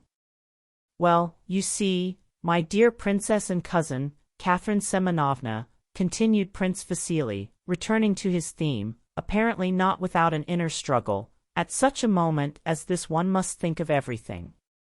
One must think of the future, of all of you. I love you all, like children of my own, as you know." The princess continued to look at him without moving, and with the same dull expression. "And then of course my family has also to be considered," Prince Vasily went on, testily pushing away a little table without looking at her.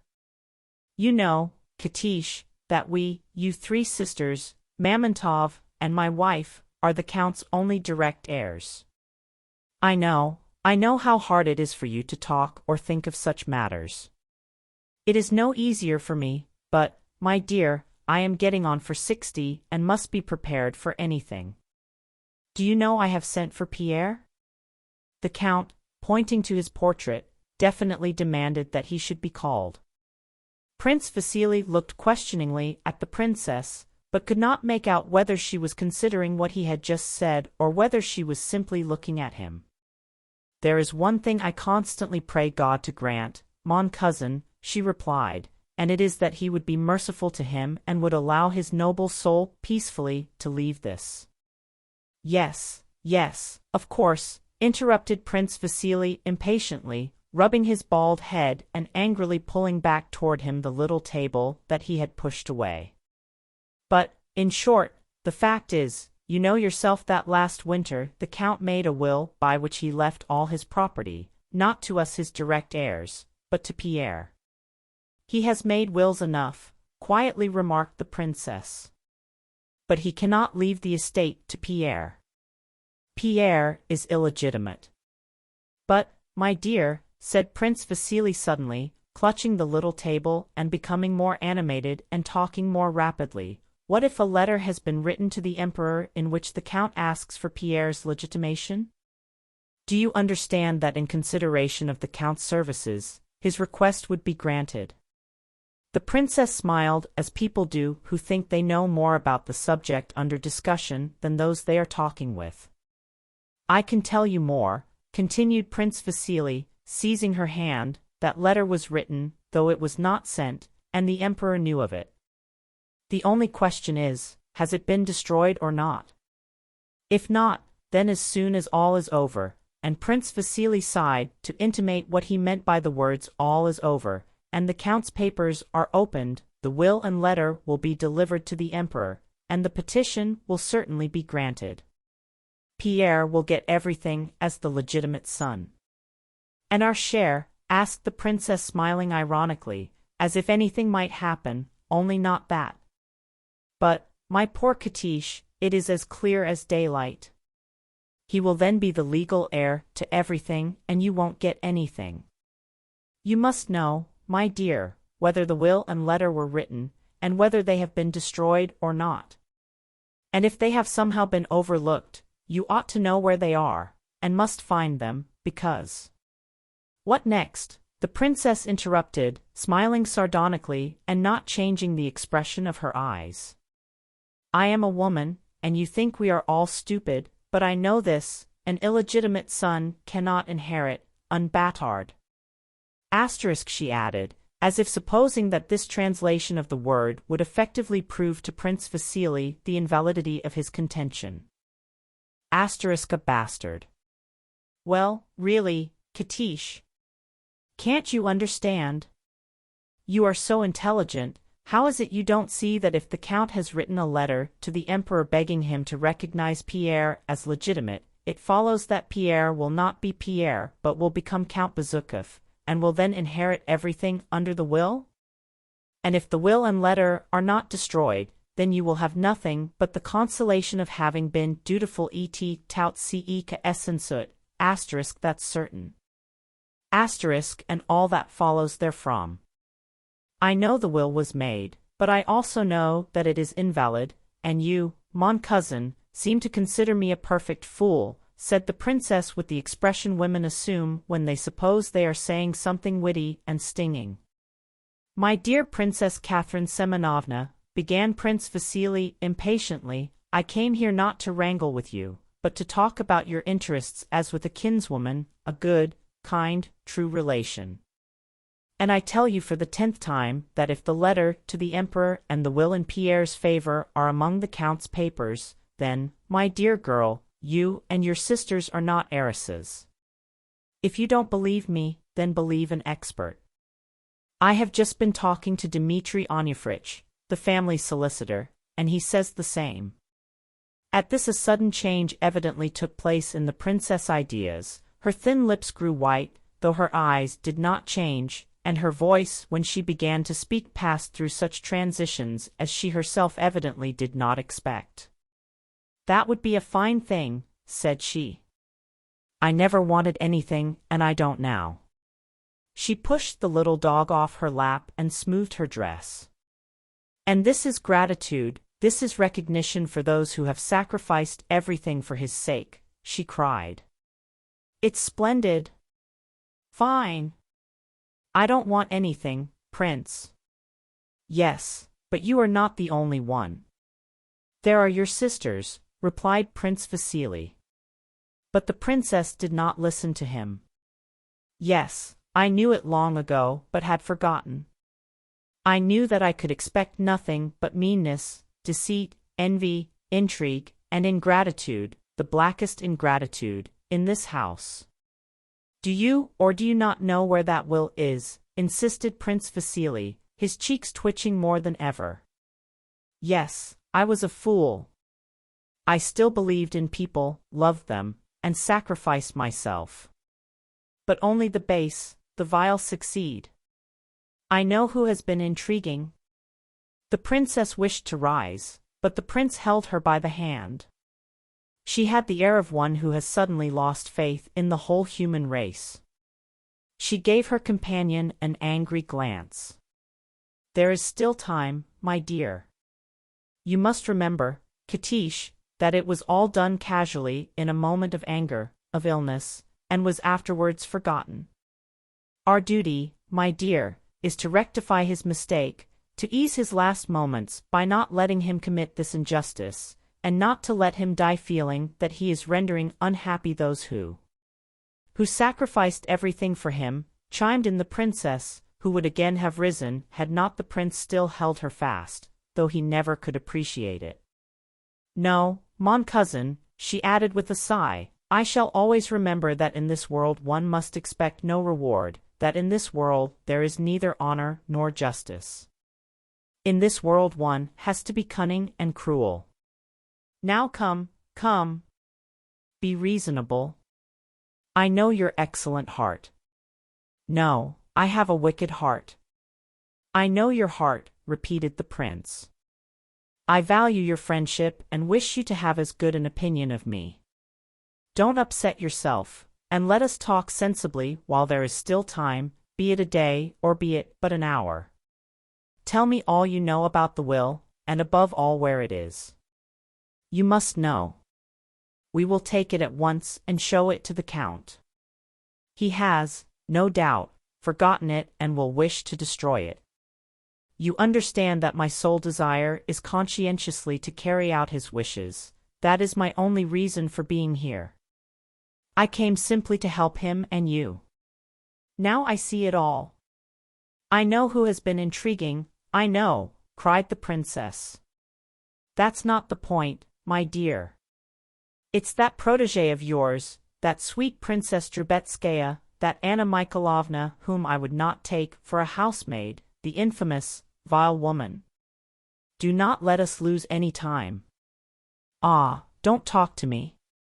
Last winter she wheedled herself in here and told the count such vile, disgraceful things about us, especially about Sophie, I can't repeat them, that it made the count quite ill and he would not see us for a whole fortnight. I know it was then he wrote this vile, infamous paper, but I thought the thing was invalid. We've got to it at last. Why did you not tell me about it sooner?" "It's in the inlaid portfolio that he keeps under his pillow," said the princess, ignoring his question. "Now I know. Yes, if I have a sin, a great sin, it is hatred of that vile woman," almost shrieked the princess, now quite changed. "And what does she come worming herself in here for?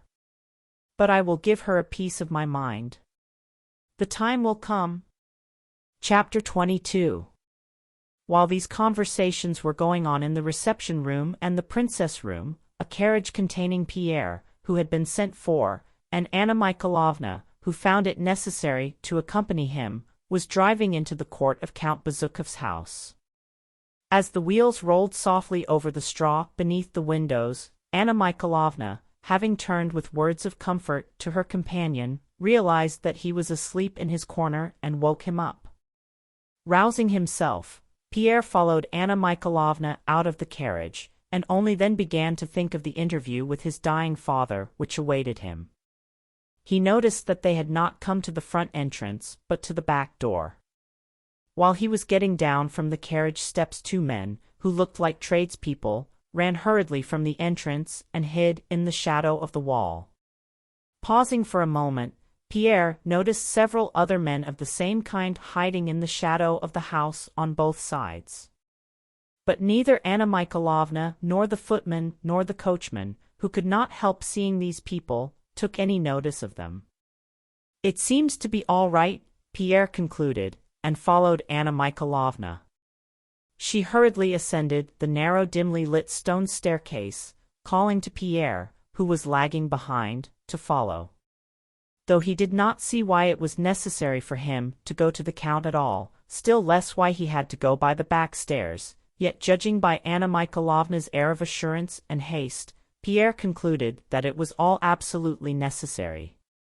Halfway up the stairs, they were almost knocked over by some men who, carrying pails, came running downstairs, their boots clattering. These men pressed close to the wall to let Pierre and Anna Mikhailovna pass and did not evince the least surprise at seeing them there. "Is this the way to the princess's apartments?" asked Anna Mikhailovna of one of them. "Yes," replied a footman in a bold, loud voice, as if anything were now permissible, "the door to the left, ma'am." "Perhaps the Count did not ask for me," said Pierre when he reached the landing. "I'd better go to my own room." Anna Mikhailovna paused and waited for him to come up. "Ah, my friend," she said, touching his arm as she had done her son's when speaking to him that afternoon, "believe me, I suffer no less than you do, but be a man." "But really, hadn't I better go away?" he asked, looking kindly at her over his spectacles. "Ah, my dear friend. Forget the wrongs that may have been done you. Think that he is your father, perhaps in the agony of death."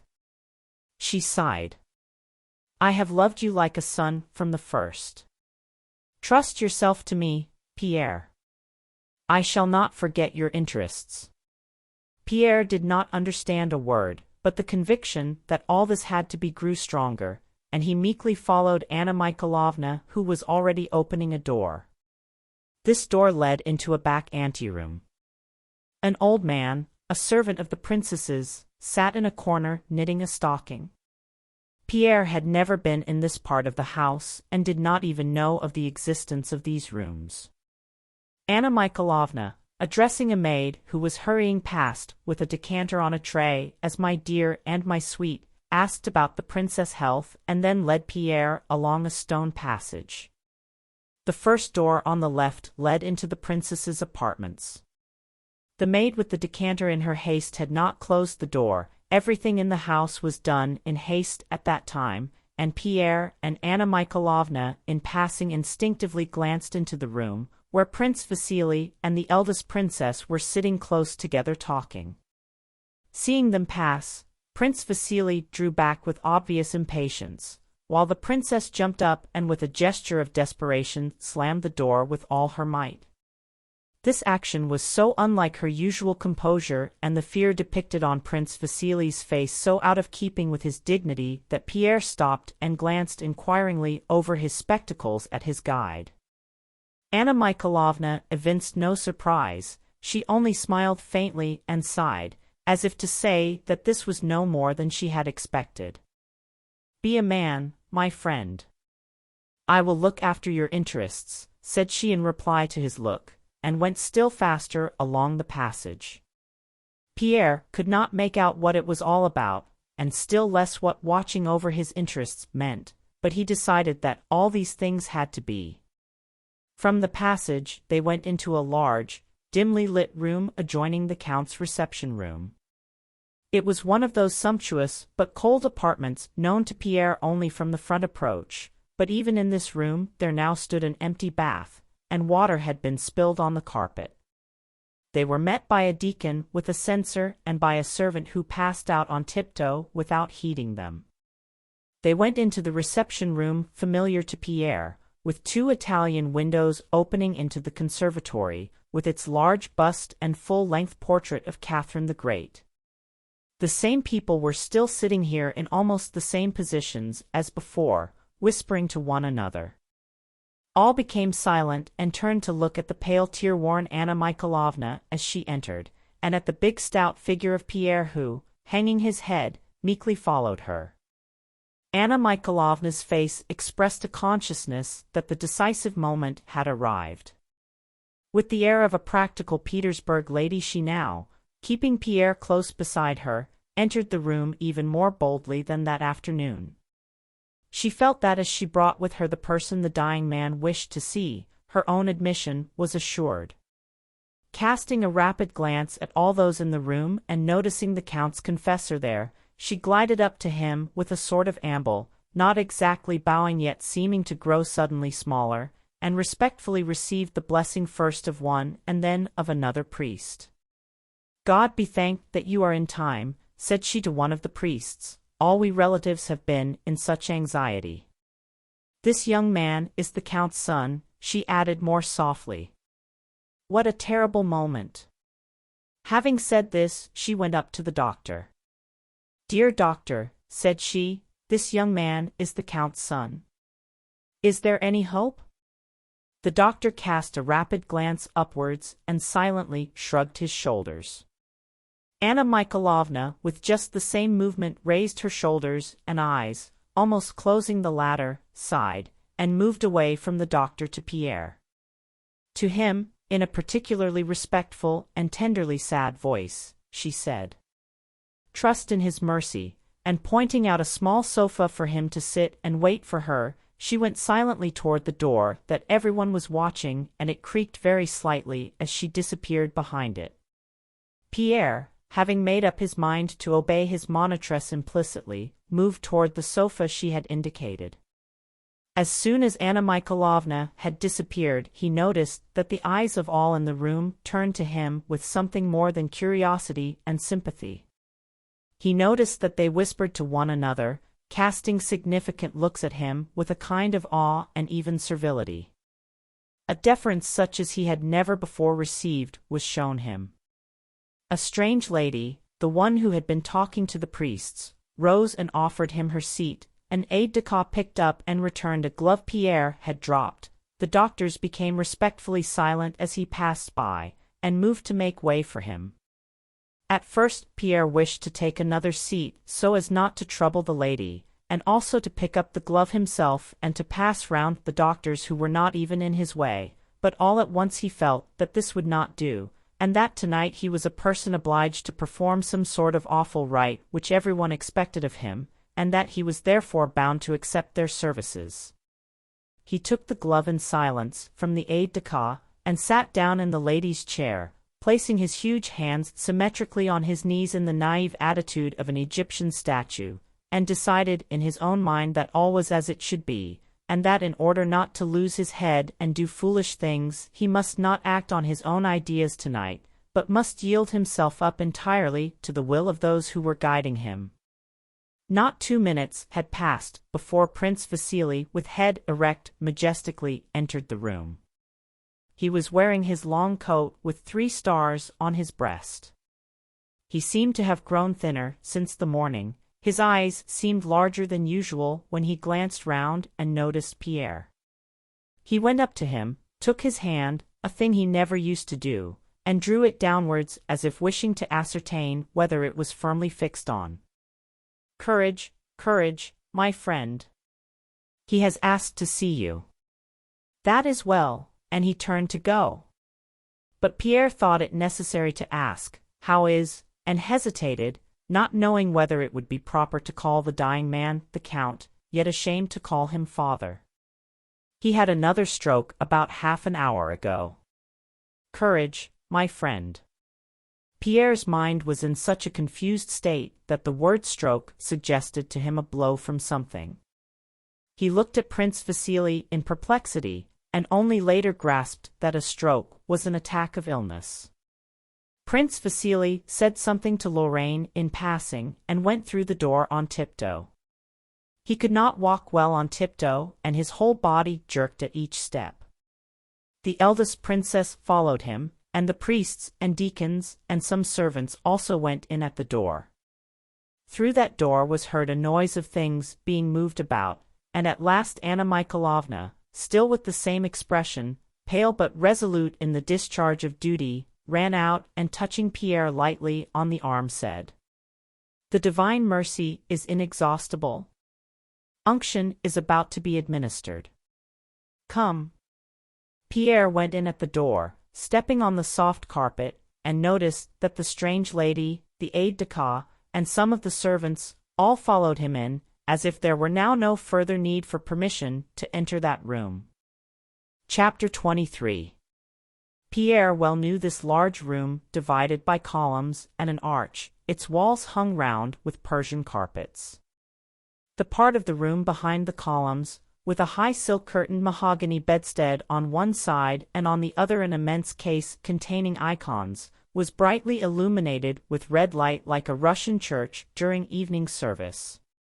Under the gleaming icons stood a long invalid chair, and in that chair on snowy white smooth pillows, evidently freshly changed, Pierre saw, covered to the waist by a bright green quilt, the familiar, majestic figure of his father, Count Bezukov, with that grey mane of hair above his broad forehead which reminded one of a lion, and the deep characteristically noble wrinkles of his handsome, ruddy face.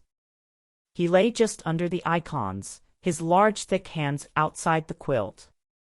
Into the right hand, which was lying palm downwards, a wax taper had been thrust between forefinger and thumb, and an old servant, bending over from behind the chair, held it in position. By the chair stood the priests, their long hair falling over their magnificent glittering vestments, with lighted tapers in their hands, slowly and solemnly conducting the service. A little behind them stood the two younger princesses holding handkerchiefs to their eyes, and just in front of them their eldest sister, Katish, with a vicious and determined look steadily fixed on the icons, as though declaring to all that she could not answer for herself should she glance round. Anna Mikhailovna, with a meek, sorrowful, and all-forgiving expression on her face, stood by the door near the strange lady. Prince Vasily in front of the door, near the invalid chair, a wax taper in his left hand, was leaning his left arm on the carved back of a velvet chair he had turned round for the purpose, and was crossing himself with his right hand, turning his eyes upward each time he touched his forehead. His face wore a calm look of piety and resignation to the will of God. If you do not understand these sentiments, he seemed to be saying, so much the worse for you. Behind him stood the aide-de-camp, the doctors, and the men-servants. The men and women had separated as in church. All were silently crossing themselves, and the reading of the church service, the subdued chanting of deep bass voices, and in the intervals sighs and the shuffling of feet were the only sounds that could be heard. Anna Mikhailovna, with an air of importance that showed that she felt she quite knew what she was about, went across the room to where Pierre was standing and gave him a taper. He lit it and, distracted by observing those around him, began crossing himself with the hand that held the taper. Sophie, the rosy, laughter-loving, youngest princess with the mole, watched him. She smiled, hid her face in her handkerchief, and remained with it hidden for a while, then looking up and seeing Pierre she again began to laugh. She evidently felt unable to look at him without laughing, but could not resist looking at him, so to be out of temptation she slipped quietly behind one of the columns. In the midst of the service the voices of the priests suddenly ceased, they whispered to one another, and the old servant who was holding the count's hand got up and said something to the ladies. Anna Mikhailovna stepped forward and, stooping over the dying man, beckoned to Lorraine from behind her back. The French doctor held no taper. He was leaning against one of the columns in a respectful attitude implying that he, a foreigner, in spite of all differences of faith, understood the full importance of the rite now being performed and even approved of it.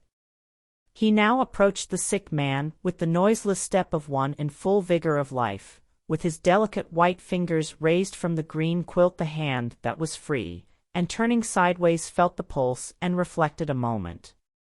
The sick man was given something to drink, there was a stir around him, then the people resumed their places and the service continued.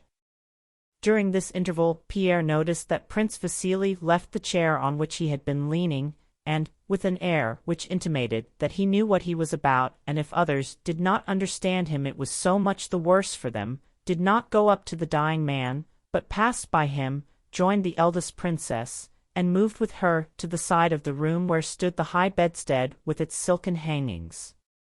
On leaving the bed, both Prince Vasily and the princess passed out by a back door, but returned to their places one after the other before the service was concluded.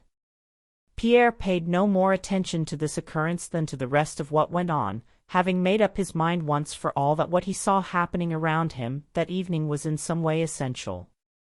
The chanting of the service ceased, and the voice of the priest was heard respectfully congratulating the dying man on having received the sacrament.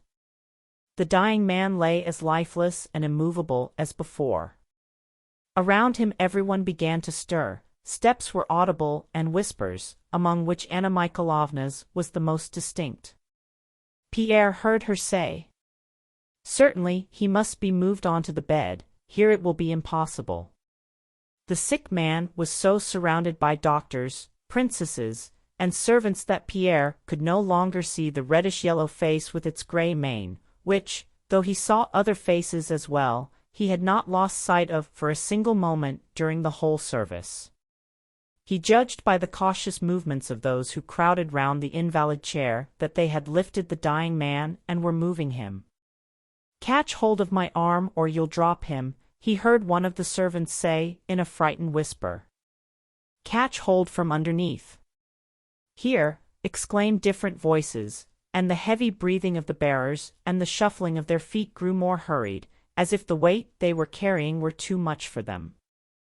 As the bearers, among whom was Anna Mikhailovna, passed the young man, he caught a momentary glimpse between their heads and backs of the dying man's high, stout, uncovered chest and powerful shoulders, raised by those who were holding him under the armpits, and of his gray, curly, leonine head. This head, with its remarkably broad brow and cheekbones, its handsome, sensual mouth, and its cold, majestic expression, was not disfigured by the approach of death. It was the same as Pierre remembered it 3 months before, when the Count had sent him to Petersburg. But now this head was swaying helplessly with the uneven movements of the bearers, and the cold listless gaze fixed itself upon nothing. After a few minutes' bustle beside the high bedstead, those who had carried the sick man dispersed. Anna Mikhailovna touched Pierre's hand and said, "Come." Pierre went with her to the bed on which the sick man had been laid in a stately pose in keeping with the ceremony just completed. He lay with his head propped high on the pillows. His hands were symmetrically placed on the green silk quilt, the palms downward. When Pierre came up, the Count was gazing straight at him, but with a look the significance of which could not be understood by mortal man. Either this look meant nothing but that as long as one has eyes they must look somewhere, or it meant too much. Pierre hesitated, not knowing what to do, and glanced inquiringly at his guide. Anna Mikhailovna made a hurried sign with her eyes, glancing at the sick man's hand and moving her lips as if to send it a kiss. Pierre, carefully stretching his neck so as not to touch the quilt, followed her suggestion and pressed his lips to the large boned, fleshy hand. Neither the hand nor a single muscle of the Count's face stirred. Once more Pierre looked questioningly at Anna Mikhailovna to see what he was to do next. Anna Mikhailovna, with her eyes, indicated a chair that stood beside the bed. Pierre obediently sat down, his eyes asking if he were doing right. Anna Mikhailovna nodded approvingly. Again Pierre fell into the naively symmetrical pose of an Egyptian statue, evidently distressed that his stout and clumsy body took up so much room and doing his utmost to look as small as possible. He looked at the Count, who still gazed at the spot where Pierre's face had been before he sat down. Anna Mikhailovna indicated by her attitude her consciousness of the pathetic importance of these last moments of meeting between the father and son. This lasted about 2 minutes, which to Pierre seemed an hour. Suddenly the broad muscles and lines of the Count's face began to twitch. The twitching increased, the handsome mouth was drawn to one side, only now did Pierre realize how near death his father was, and from that distorted mouth issued an indistinct, hoarse sound. Anna Mikhailovna looked attentively at the sick man's eyes, trying to guess what he wanted. She pointed first to Pierre, then to some drink, then named Prince Vasily in an inquiring whisper, then pointed to the quilt. The eyes and face of the sick man showed impatience. He made an effort to look at the servant who stood constantly at the head of the bed. "Wants to turn on the other side," whispered the servant, and got up to turn the Count's heavy body toward the wall. Pierre rose to help him. While the Count was being turned over, one of his arms fell back helplessly and he made a fruitless effort to pull it forward. Whether he noticed the look of terror with which Pierre regarded that lifeless arm, or whether some other thought flitted across his dying brain, at any rate he glanced at the refractory arm, at Pierre's terror-stricken face, and again at the arm, and on his face a feeble, piteous smile appeared, quite out of keeping with his features, that seemed to deride his own helplessness. At sight of this smile, Pierre felt an unexpected quivering in his breast and a tickling in his nose, and tears dimmed his eyes. The sick man was turned on to his side with his face to the wall. He sighed. "He is dozing," said Anna Mikhailovna, observing that one of the princesses was coming to take her turn at watching. "Let us go." Pierre went out. Chapter 24. There was now no one in the reception room except Prince Vasily and the eldest princess, who were sitting under the portrait of Catherine the Great and talking eagerly. As soon as they saw Pierre and his companion, they became silent, and Pierre thought he saw the princess hide something as she whispered, "I can't bear the sight of that woman." "Katish has had tea served in the small drawing-room," said Prince Vasily to Anna Mikhailovna. "Go and take something, my poor Anna Mikhailovna, or you will not hold out." To Pierre he said nothing, merely giving his arm a sympathetic squeeze below the shoulder. Pierre went with Anna Mikhailovna into the small drawing-room. There is nothing so refreshing after a sleepless night as a cup of this delicious Russian tea, Lorraine was saying with an air of restrained animation as he stood sipping tea from a delicate Chinese handleless cup before a table on which tea and a cold supper were laid in the small circular room. Around the table all who were at Count Bezukhof's house that night had gathered to fortify themselves. Pierre well remembered this small circular drawing-room with its mirrors and little tables. During balls given at the house, Pierre, who did not know how to dance, had liked sitting in this room to watch the ladies who, as they passed through in their ball dresses with diamonds and pearls on their bare shoulders, looked at themselves in the brilliantly lighted mirrors which repeated their reflections several times.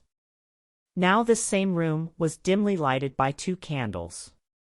On one small table tea things and supper dishes stood in disorder, and in the middle of the night a motley throng of people sat there, not merrymaking, but somberly whispering, and betraying by every word and movement that they none of them forgot what was happening and what was about to happen in the bedroom. Pierre did not eat anything, though he would very much have liked to. He looked inquiringly at his monitress and saw that she was again going on tiptoe to the reception room where they had left Prince Vasily and the eldest princess. Pierre concluded that this also was essential, and after a short interval followed her. Anna Mikhailovna was standing beside the princess, and they were both speaking in excited whispers. "Permit me, princess, to know what is necessary and what is not necessary," said the younger of the 2 speakers, evidently in the same state of excitement as when she had slammed the door of her room. "But, my dear princess," answered Anna Mikhailovna blandly but impressively, blocking the way to the bedroom and preventing the other from passing, "won't this be too much for poor uncle at a moment when he needs repose? Worldly conversation at a moment when his soul is already prepared." Prince Vasily was seated in an easy chair in his familiar attitude, with one leg crossed high above the other. His cheeks, which were so flabby that they looked heavier below, were twitching violently, but he wore the air of a man little concerned in what the 2 ladies were saying. "Come, my dear Anna Mikhailovna, let Katish do as she pleases. You know how fond the Count is of her." "I don't even know what is in this paper," said the younger of the 2 ladies, addressing Prince Vasily and pointing to an inlaid portfolio she held in her hand. "All I know is that his real will is in his writing table, and this is a paper he has forgotten." She tried to pass Anna Mikhailovna, but the latter sprang so as to bar her path. "I know, my dear, kind princess," said Anna Mikhailovna, seizing the portfolio so firmly that it was plain she would not let go easily. "Dear princess, I beg and implore you, have some pity on him. Je vous en conjure." The princess did not reply. Their efforts in the struggle for the portfolio were the only sounds audible, but it was evident that if the princess did speak, her words would not be flattering to Anna Mikhailovna. Though the latter held on tenaciously, her voice lost none of its honeyed firmness and softness. "Pierre, my dear, come here." I think he will not be out of place in a family consultation, is it not so, Prince? Why don't you speak, cousin? Suddenly shrieked the princess so loud that those in the drawing-room heard her and were startled. Why do you remain silent, when heaven knows who permits herself to interfere, making a scene on the very threshold of a dying man's room? Intriguer, she hissed viciously, and tugged with all her might at the portfolio. But Anna Mikhailovna went forward a step or two to keep her hold on the portfolio, and changed her grip. Prince Vasily rose. "Oh," said he with reproach and surprise, "this is absurd. Come, let go, I tell you." The princess let go. "And you too." But Anna Mikhailovna did not obey him. "Let go, I tell you. I will take the responsibility. I myself will go and ask him, Does that satisfy you?" "But, Prince," said Anna Mikhailovna, "after such a solemn sacrament, allow him a moment's peace." "Here, Pierre, tell them your opinion," said she, turning to the young man who, having come quite close, was gazing with astonishment at the angry face of the princess, which had lost all dignity, and at the twitching cheeks of Prince Vasily. "Remember that you will answer for the consequences," said Prince Vasily severely. "You don't know what you are doing."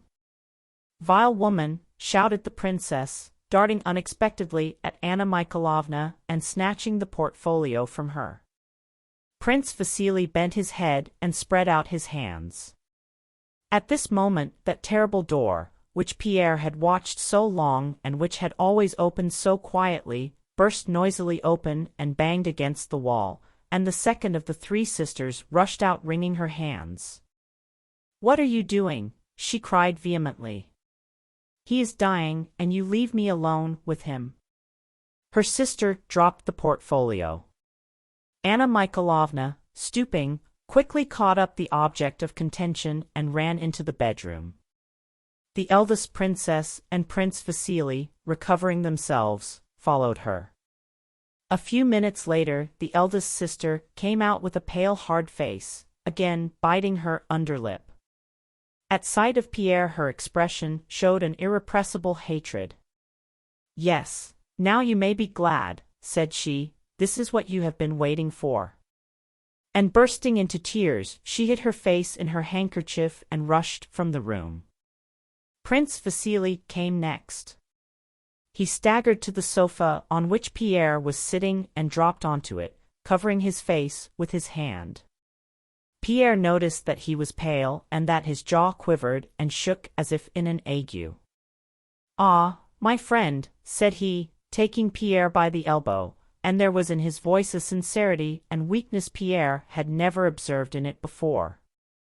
"How often we sin, how much we deceive, and all for what? I am near 60, dear friend. I too. All will end in death, all. Death is awful," and he burst into tears. Anna Mikhailovna came out last. She approached Pierre with slow, quiet steps. "Pierre," she said. Pierre gave her an inquiring look. She kissed the young man on his forehead, wetting him with her tears. Then after a pause she said, "He is no more." Pierre looked at her over his spectacles. "Come, I will go with you. Try to weep, nothing gives such relief as tears." She led him into the dark drawing-room and Pierre was glad no one could see his face. Anna Mikhailovna left him, and when she returned he was fast asleep with his head on his arm.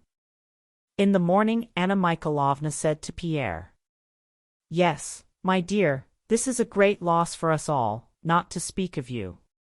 But God will support you, you are young, and are now, I hope, in command of an immense fortune. The will has not yet been opened.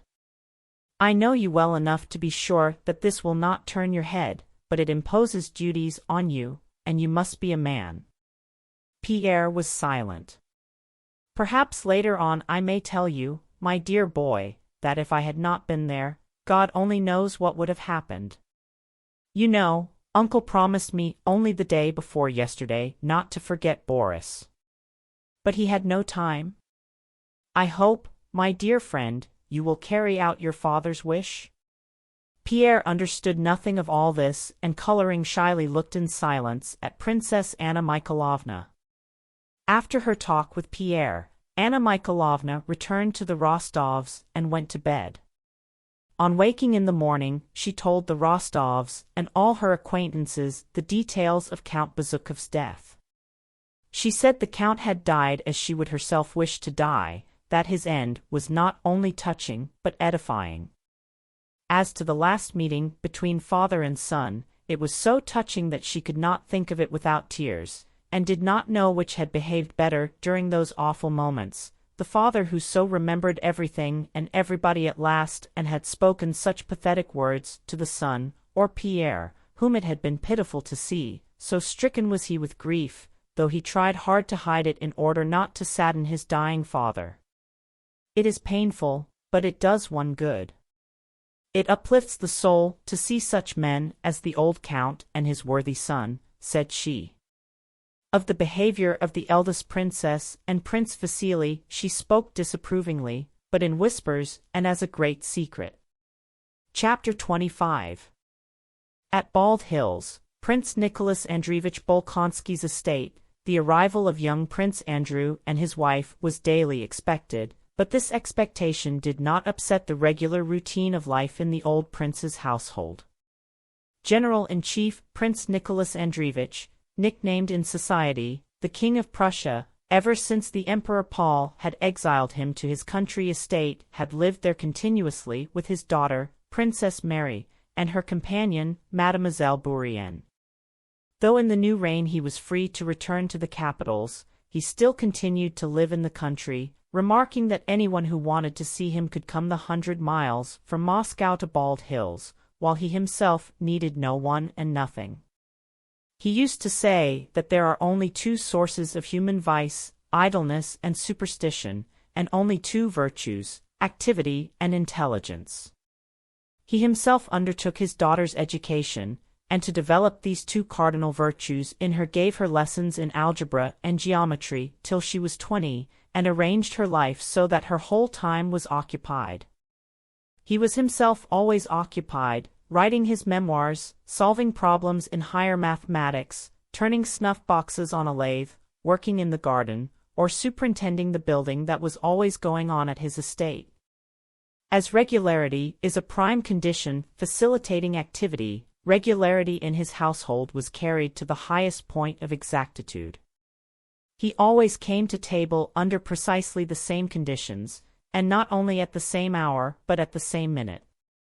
With those about him, from his daughter to his serfs, the prince was sharp and invariably exacting, so that without being a hard-hearted man he inspired such fear and respect as few hard-hearted men would have aroused.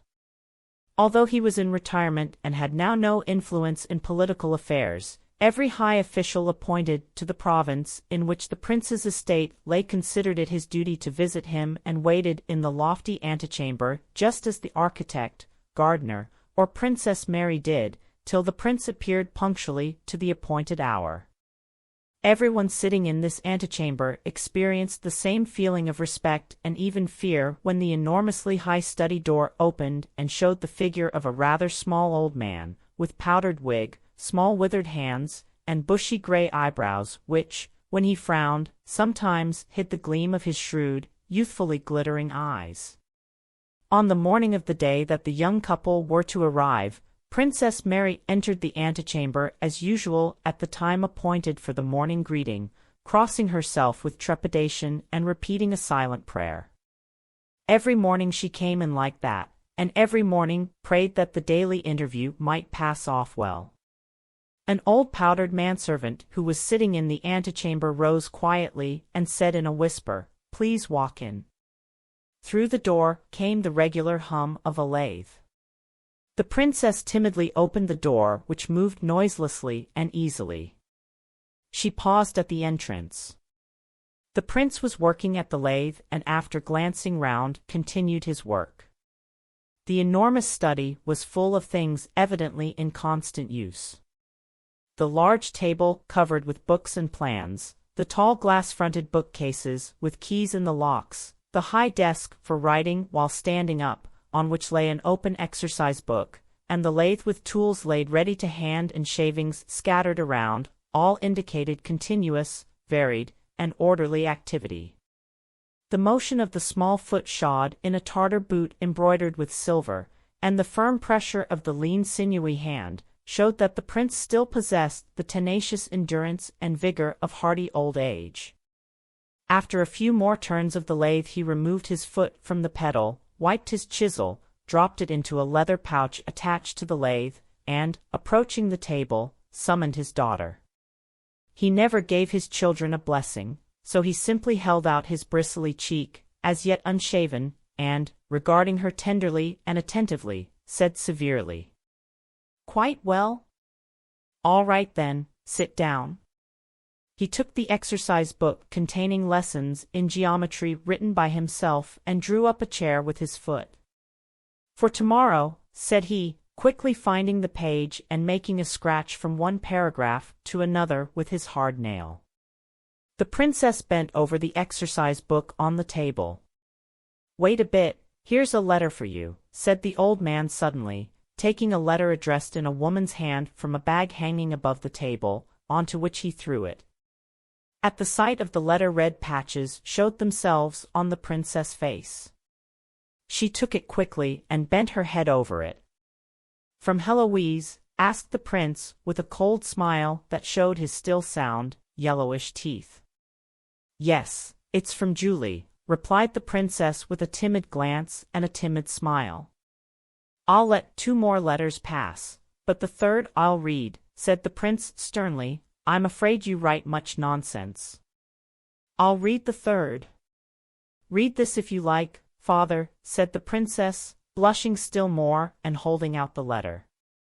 "The third, I said the third," cried the prince abruptly, pushing the letter away, and leaning his elbows on the table he drew toward him the exercise book containing geometrical figures. "Well, madam," he began, stooping over the book close to his daughter and placing an arm on the back of the chair on which she sat, so that she felt herself surrounded on all sides by the acrid scent of old age and tobacco, which she had known so long. "Now, madam, these triangles are equal. Please note that the angle ABC." The princess looked in a scared way at her father's eyes glittering close to her, the red patches on her face came and went, and it was plain that she understood nothing and was so frightened that her fear would prevent her understanding any of her father's further explanations, however clear they might be. Whether it was the teacher's fault or the pupil's, this same thing happened every day. The princess' eyes grew dim, she could not see and could not hear anything, but was only conscious of her stern father's withered face close to her, of his breath and the smell of him, and could think only of how to get away quickly to her own room to make out the problem in peace. The old man was beside himself, moved the chair on which he was sitting noisily backward and forward, made efforts to control himself and not become vehement, but almost always did become vehement, scolded, and sometimes flung the exercise book away. The princess gave a wrong answer. "Well now, isn't she a fool?" shouted the prince, pushing the book aside and turning sharply away, but rising immediately, he paced up and down, lightly touched his daughter's hair and sat down again. He drew up his chair, and continued to explain. "This won't do, princess, it won't do," said he, when Princess Mary, having taken and closed the exercise book with the next day's lesson, was about to leave. "Mathematics are most important, madam. I don't want to have you like our silly ladies. Get used to it and you'll like it," and he patted her cheek. "It will drive all the nonsense out of your head." She turned to go, but he stopped her with a gesture and took an uncut book from the high desk. "Here is some sort of key to the mysteries that your Heloise has sent you. Religious. I don't interfere with anyone's belief. I have looked at it. Take it. Well, now go. Go." He patted her on the shoulder and himself closed the door after her. Princess Mary went back to her room with the sad, scared expression that rarely left her and which made her plain, sickly face yet plainer. She sat down at her writing table, on which stood miniature portraits and which was littered with books and papers. The princess was as untidy as her father was tidy. She put down the geometry book and eagerly broke the seal of her letter. It was from her most intimate friend from childhood, that same Julie Karagina who had been at the Rostovs' name-day party. Julie wrote in French. Dear and precious friend, how terrible and frightful a thing is separation.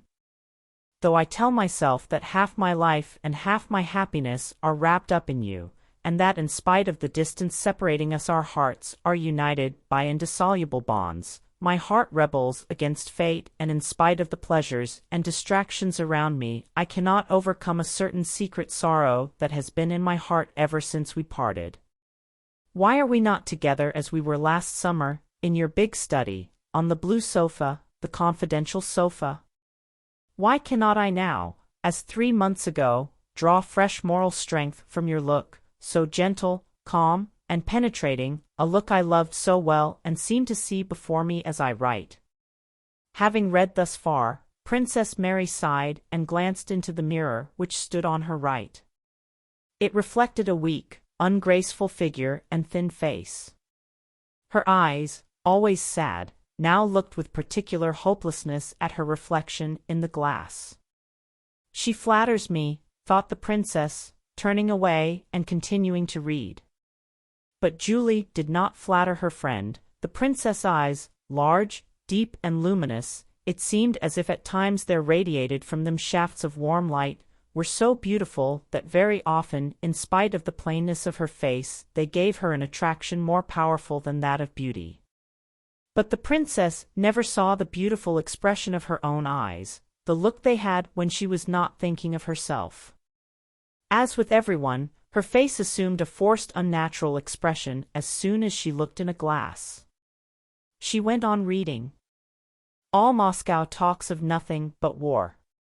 One of my 2 brothers is already abroad, the other is with the Guards, who are starting on their march to the frontier. Our dear Emperor has left Petersburg, and it is thought intends to expose his precious person to the chances of war. God grant that the Corsican monster who is destroying the peace of Europe may be overthrown by the angel whom it has pleased the Almighty, in his goodness, to give us as sovereign. To say nothing of my brothers, this war has deprived me of one of the associations nearest my heart. I mean young Nicholas Rostov, who with his enthusiasm could not bear to remain inactive and has left the university to join the army. I will confess to you, dear Mary, that in spite of his extreme youth, his departure for the army was a great grief to me. This young man, of whom I spoke to you last summer, is so noble-minded and full of that real youthfulness which one seldom finds nowadays among our old men of 20, and, particularly, he is so frank and has so much heart. He is so pure and poetic that my relations with him, transient as they were, have been one of the sweetest comforts to my poor heart, which has already suffered so much. Some day I will tell you about our parting and all that was said then. That is still too fresh. Ah, dear friend, you are happy not to know these poignant joys and sorrows. You are fortunate, for the latter are generally the stronger. I know very well that Count Nicholas is too young ever to be more to me than a friend, but this sweet friendship, this poetic and pure intimacy, were what my heart needed. But enough of this.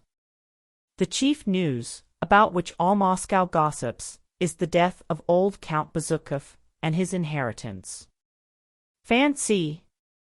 The 3 princesses have received very little, Prince Vasily nothing, and it is Monsieur Pierre who has inherited all the property and has besides been recognized as legitimate, so that he is now Count Bezukhov and possessor of the finest fortune in Russia. It is rumored that Prince Vasily played a very despicable part in this affair and that he returned to Petersburg quite crestfallen. I confess I understand very little about all these matters of wills and inheritance, but I do know that since this young man, whom we all used to know as plain Monsieur Pierre, has become Count Bezukov and the owner of one of the largest fortunes in Russia, I am much amused to watch the change in the tone and manners of the mammas burdened by marriageable daughters, and of the young ladies themselves, toward him, though, between you and me, he always seemed to me a poor sort of fellow. As for the past 2 years, people have amused themselves by finding husbands for me, most of whom I don't even know. The matchmaking chronicles of Moscow now speak of me as the future Countess Bezukova. But you will understand that I have no desire for the post.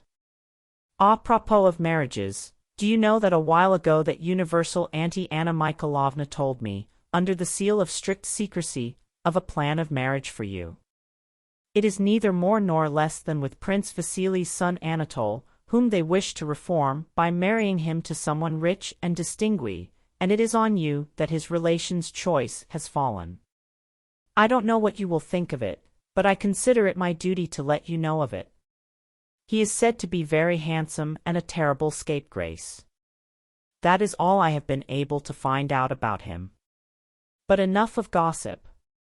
I am at the end of my second sheet of paper, and Mamma has sent for me to go and dine at the Apraxins. Read the mystical book I am sending you. It has an enormous success here.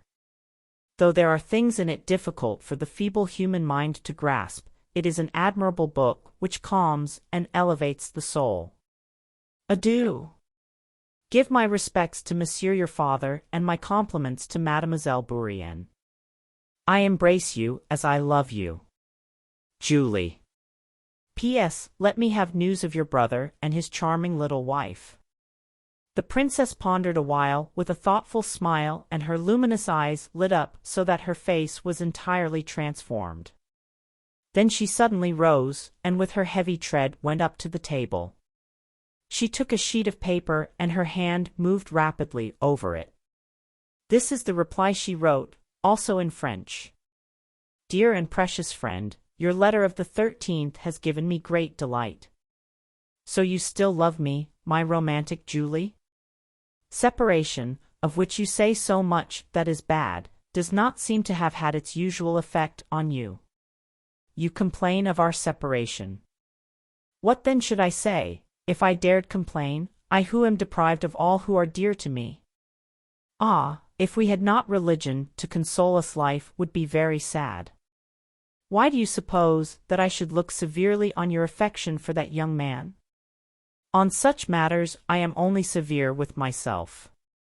I understand such feelings in others, and if never having felt them I cannot approve of them, neither do I condemn them. Only it seems to me that Christian love, love of one's neighbor, love of one's enemy, is worthier, sweeter, and better than the feelings which the beautiful eyes of a young man can inspire in a romantic and loving young girl like yourself. The news of Count Bezukov's death reached us before your letter, and my father was much affected by it. He says the Count was the last representative but one of the great century, and that it is his own turn now, but that he will do all he can to let his turn come as late as possible. God preserve us from that terrible misfortune. I cannot agree with you about Pierre, whom I knew as a child. He always seemed to me to have an excellent heart, and that is the quality I value most in people. As to his inheritance and the part played by Prince Vasily, it is very sad for both. Ah, my dear friend, our divine Saviour's words, that it is easier for a camel to go through the eye of a needle than for a rich man to enter the kingdom of God, are terribly true. I pity Prince Vasily, but am still more sorry for Pierre. So young, and burdened with such riches, to what temptations he will be exposed. If I were asked what I desire most on earth, it would be to be poorer than the poorest beggar. 1,000 thanks, dear friend, for the volume you have sent me and which has such success in Moscow. Yet since you tell me that among some good things it contains others which our weak human understanding cannot grasp, it seems to me rather useless to spend time in reading what is unintelligible and can therefore bear no fruit. I never could understand the fondness some people have for confusing their minds by dwelling on mystical books that merely awaken their doubts and excite their imagination, giving them a bent for exaggeration quite contrary to Christian simplicity. Let us rather read the epistles and gospels.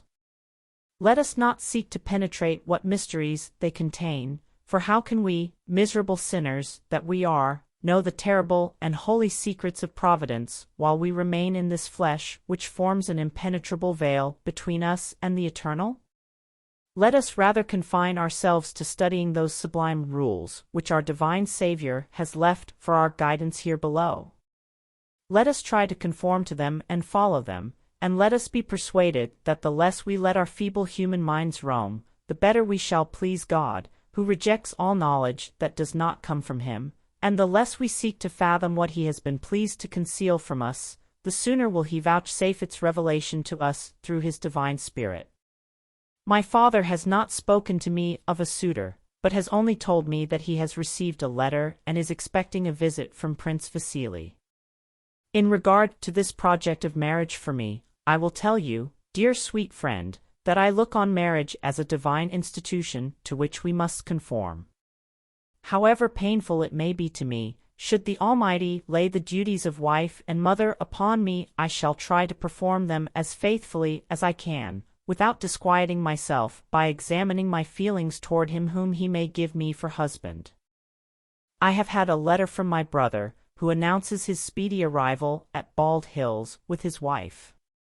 This pleasure will be but a brief one, however, for he will leave us again to take part in this unhappy war into which we have been drawn, God knows how or why. Not only where you are, at the heart of affairs and of the world, is the talk all of war, even here amid field work and the calm of nature, which townsfolk consider characteristic of the country, rumors of war are heard and painfully felt. My father talks of nothing but marches and countermarches, things of which I understand nothing, and the day before yesterday during my daily walk through the village I witnessed a heartrending scene. It was a convoy of conscripts enrolled from our people and starting to join the army. You should have seen the state of the mothers, wives, and children of the men who were going, and should have heard the sobs. It seems as though mankind has forgotten the laws of its divine Saviour, who preached love and forgiveness of injuries, and that men attribute the greatest merit to skill in killing one another. Adieu, dear and kind friend, may our divine Saviour and His most holy Mother keep you in their holy and all-powerful care. Mary.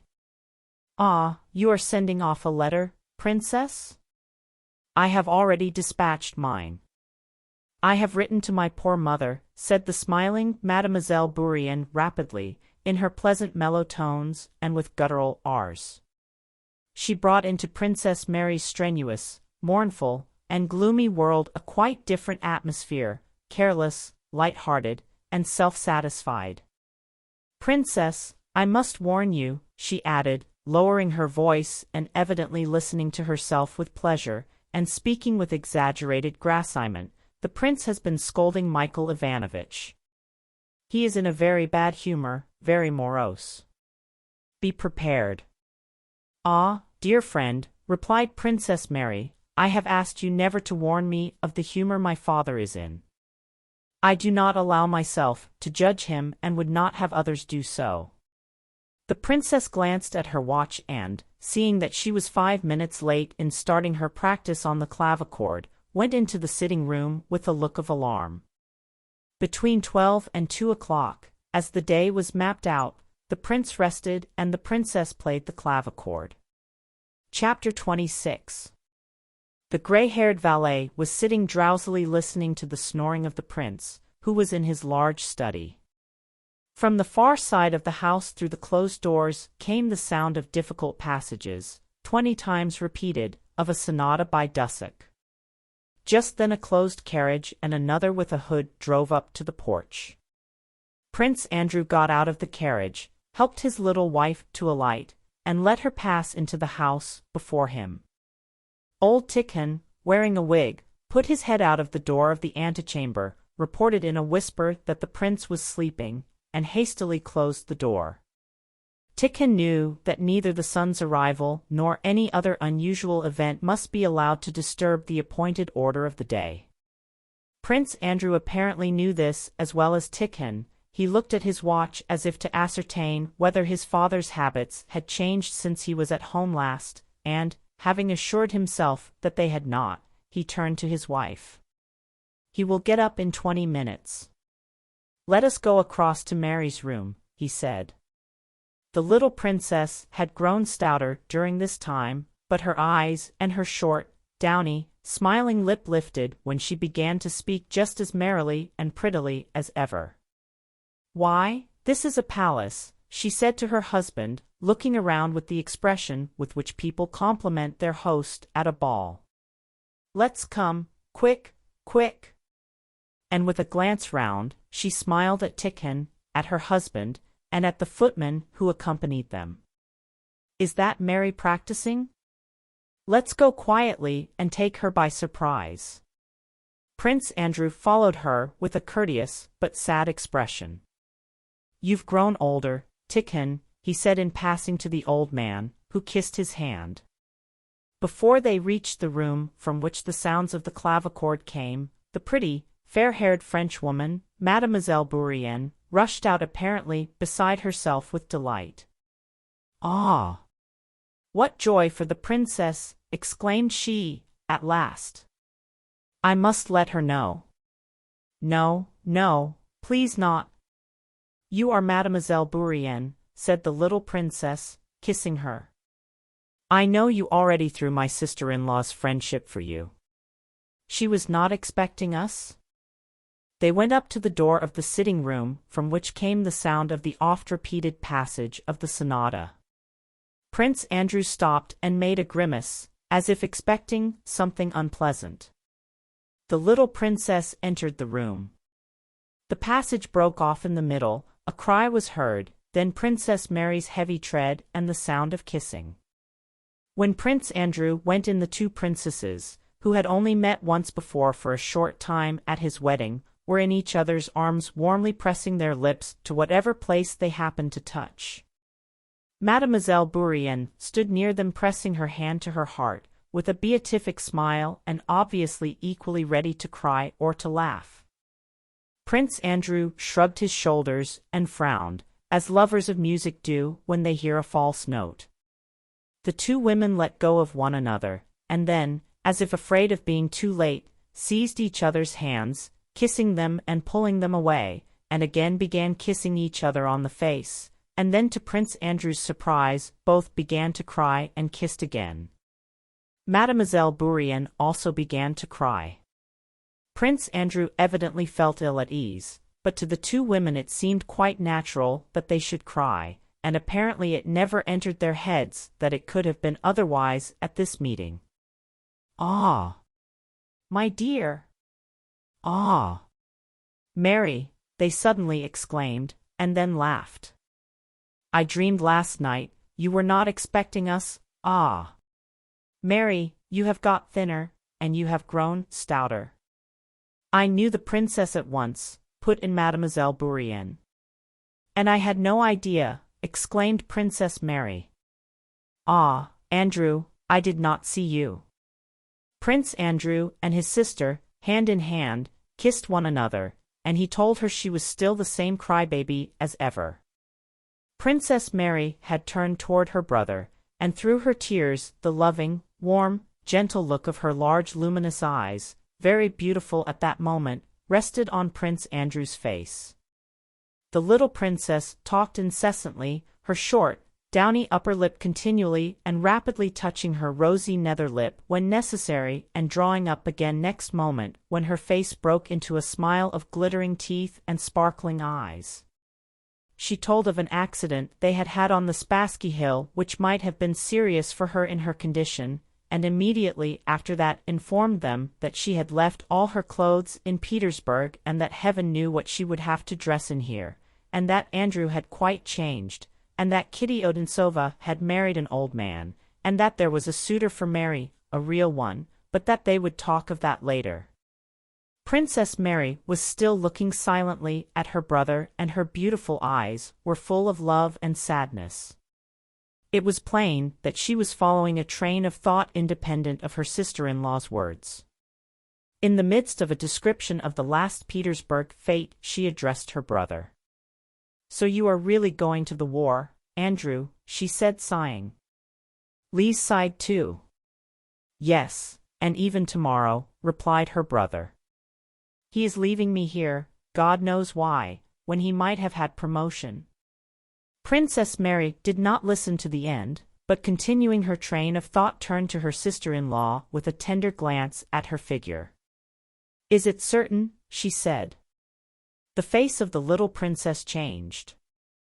She sighed and said, "Yes, quite certain." "Ah! It is very dreadful." Her lip descended. She brought her face close to her sister-in-law's and unexpectedly again began to cry. "She needs rest," said Prince Andrew with a frown. "Don't you, Lise? Take her to your room and I'll go to father." "How is he?" "Just the same?" "Yes, just the same." "Though I don't know what your opinion will be," answered the princess joyfully. "And are the hours the same? And the walks in the avenues?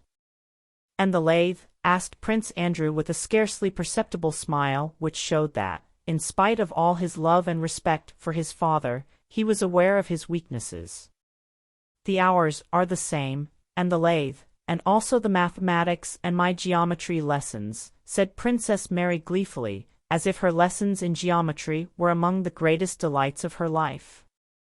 When the 20 minutes had elapsed and the time had come for the old prince to get up, Tikhon came to call the young prince to his father. The old man made a departure from his usual routine in honor of his son's arrival. He gave orders to admit him to his apartments while he dressed for dinner. The old prince always dressed in old-fashioned style, wearing an antique coat and powdered hair, and when Prince Andrew entered his father's dressing room, not with the contemptuous look and manner he wore in drawing-rooms, but with the animated face with which he talked to Pierre, the old man was sitting on a large leather-covered chair, wrapped in a powdering mantle, and trusting his head to Tikhon. "Ah! Here's the warrior. Wants to vanquish Bonaparte," said the old man, shaking his powdered head as much as the tail, which Tikhon was holding fast to plate, would allow. "You at least must tackle him properly, or else if he goes on like this he'll soon have us, too, for his subjects. How are you?" And he held out his cheek. The old man was in a good temper after his nap before dinner. He used to say that a nap after dinner was silver, before dinner, golden. He cast happy, sidelong glances at his son from under his thick, bushy eyebrows. Prince Andrew went up and kissed his father on the spot indicated to him. He made no reply on his father's favorite topic, making fun of the military men of the day, and more particularly of Bonaparte. "Yes, father, I have come to you and brought my wife who is pregnant," said Prince Andrew, following every movement of his father's face with an eager and respectful look. "How is your health?" "Only fools and rakes fall ill, my boy. You know me, I am busy from morning till night and abstemious, so of course I am well." "Thank God," said his son smiling. "God has nothing to do with it."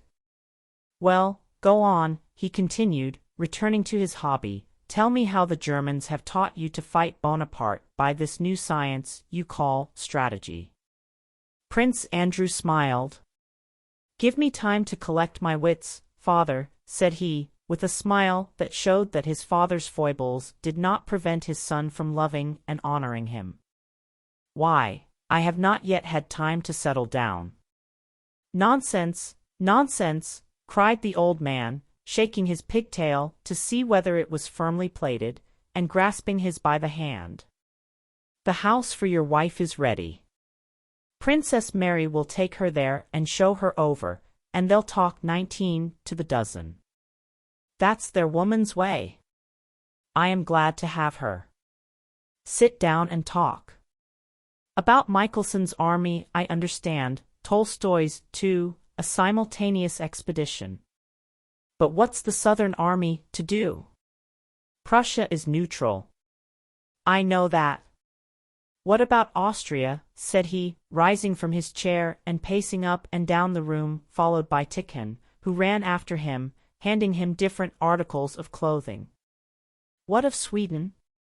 How will they cross Pomerania? Prince Andrew, seeing that his father insisted, began, at first reluctantly, but gradually with more and more animation, and from habit changing unconsciously from Russian to French as he went on, to explain the plan of operation for the coming campaign. He explained how an army, 90,000 strong, was to threaten Prussia so as to bring her out of her neutrality and draw her into the war, how part of that army was to join some Swedish forces at Stralsund, how 220,000 Austrians, with 100,000 Russians, were to operate in Italy and on the Rhine, how 50,000 Russians and as many English were to land at Naples, and how a total force of 500,000 men was to attack the French from different sides. The old prince did not evince the least interest during this explanation, but as if he were not listening to it continued to dress while walking about, and 3 times unexpectedly interrupted. Once he stopped it by shouting, "The white one, the white one!" This meant that Tikhon was not handing him the waistcoat he wanted. Another time he interrupted, saying, "And will she soon be confined?" and shaking his head reproachfully said, "That's bad. Go on, go on." The third interruption came when Prince Andrew was finishing his description. The old man began to sing, in the cracked voice of old age, Malbrook sen vatn guerre. Dieu sait quand reviendra. Asterisk Marlborough is going to the wars, God knows when he'll return. His son only smiled. I don't say it's a plan I approve of, said the son, I am only telling you what it is. Napoleon has also formed his plan by now, not worse than this one. Well, you've told me nothing new, and the old man repeated, meditatively and rapidly. Dieu sait quand reviendra. Go to the dining room. Chapter 27. At the appointed hour the prince, powdered and shaven, entered the dining room where his daughter-in-law, Princess Mary, and Mademoiselle Bourienne were already awaiting him together with his architect, who by a strange caprice of his employers was admitted to table, though the position of that insignificant individual was such as could certainly not have caused him to expect that honor. The prince, who generally kept very strictly to social distinctions and rarely admitted even important government officials to his table, had unexpectedly selected Michael Ivanovich, who always went into a corner to blow his nose on his checked handkerchief, to illustrate the theory that all men are equals, and had more than once impressed on his daughter that Michael Ivanovich was not a whit worse than you or I. At dinner, the prince usually spoke to the taciturn Michael Ivanovich more often than to anyone else. In the dining room, which like all the rooms in the house was exceedingly lofty, the members of the household and the footmen, one behind each chair, stood waiting for the prince to enter. The head butler, napkin on arm, was scanning the setting of the table, making signs to the footmen, and anxiously glancing from the clock to the door by which the prince was to enter. Prince Andrew was looking at a large gilt frame, new to him, containing the genealogical tree of the Princes Bolkonsky, opposite which hung another such frame with a badly painted portrait, evidently by the hand of the artist, belonging to the estate of a ruling prince, in a crown, an alleged descendant of Rurik and ancestor of the Bolkonskys. Prince Andrew, looking again at that genealogical tree, shook his head, laughing as a man laughs who looks at a portrait so characteristic of the original as to be amusing. How thoroughly like him that is, he said to Princess Mary, who had come up to him. Princess Mary looked at her brother in surprise. She did not understand what he was laughing at. Everything her father did inspired her with reverence and was beyond question. Everyone has his Achilles heel, continued Prince Andrew. Fancy, with his powerful mind, indulging in such nonsense. Princess Mary could not understand the boldness of her brother's criticism and was about to reply, when the expected footsteps were heard coming from the study. The prince walked in quickly and jauntily as was his wont, as if intentionally contrasting the briskness of his manners with the strict formality of his house. At that moment the great clock struck 2 and another with a shrill tone joined in from the drawing-room. The prince stood still, his lively glittering eyes, from under their thick, bushy eyebrows, sternly scanned all present and rested on the little princess. She felt, as courtiers do when the Tsar enters, the sensation of fear and respect which the old man inspired in all around him. He stroked her hair and then patted her awkwardly on the back of her neck. "I'm glad to see you," he said, looking attentively into her eyes, and then quickly went to his place and sat down. Sit down, sit down. Sit down, Michael Ivanovich." He indicated a place beside him to his daughter-in-law. A footman moved the chair for her. "Ho, ho," said the old man, casting his eyes on her rounded figure. "You've been in a hurry. That's bad." He laughed in his usual dry, cold, unpleasant way, with his lips only and not with his eyes. "You must walk as much as possible, he said. The little princess did not wish to hear his words. She was silent and seemed confused. The prince asked her about her father, and she began to smile and talk. He asked about mutual acquaintances, and she became still more animated and chattered away, giving him greetings from various people and retelling the town gossip. "Countess Apraxina, poor thing, has lost her husband and she has cried her eyes out," she said, growing more and more lively. As she became animated, the prince looked at her more and more sternly, and suddenly, as if he had studied her sufficiently and had formed a definite idea of her, he turned away and addressed Michael Ivanovich. "Well, Michael Ivanovich, our Bonaparte will be having a bad time of it.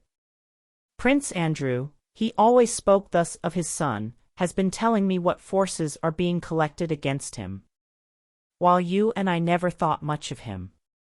Michael Ivanovich did not at all know when you and I had said such things about Bonaparte, but understanding that he was wanted as a peg on which to hang the prince's favorite topic, he looked inquiringly at the young prince, wondering what would follow.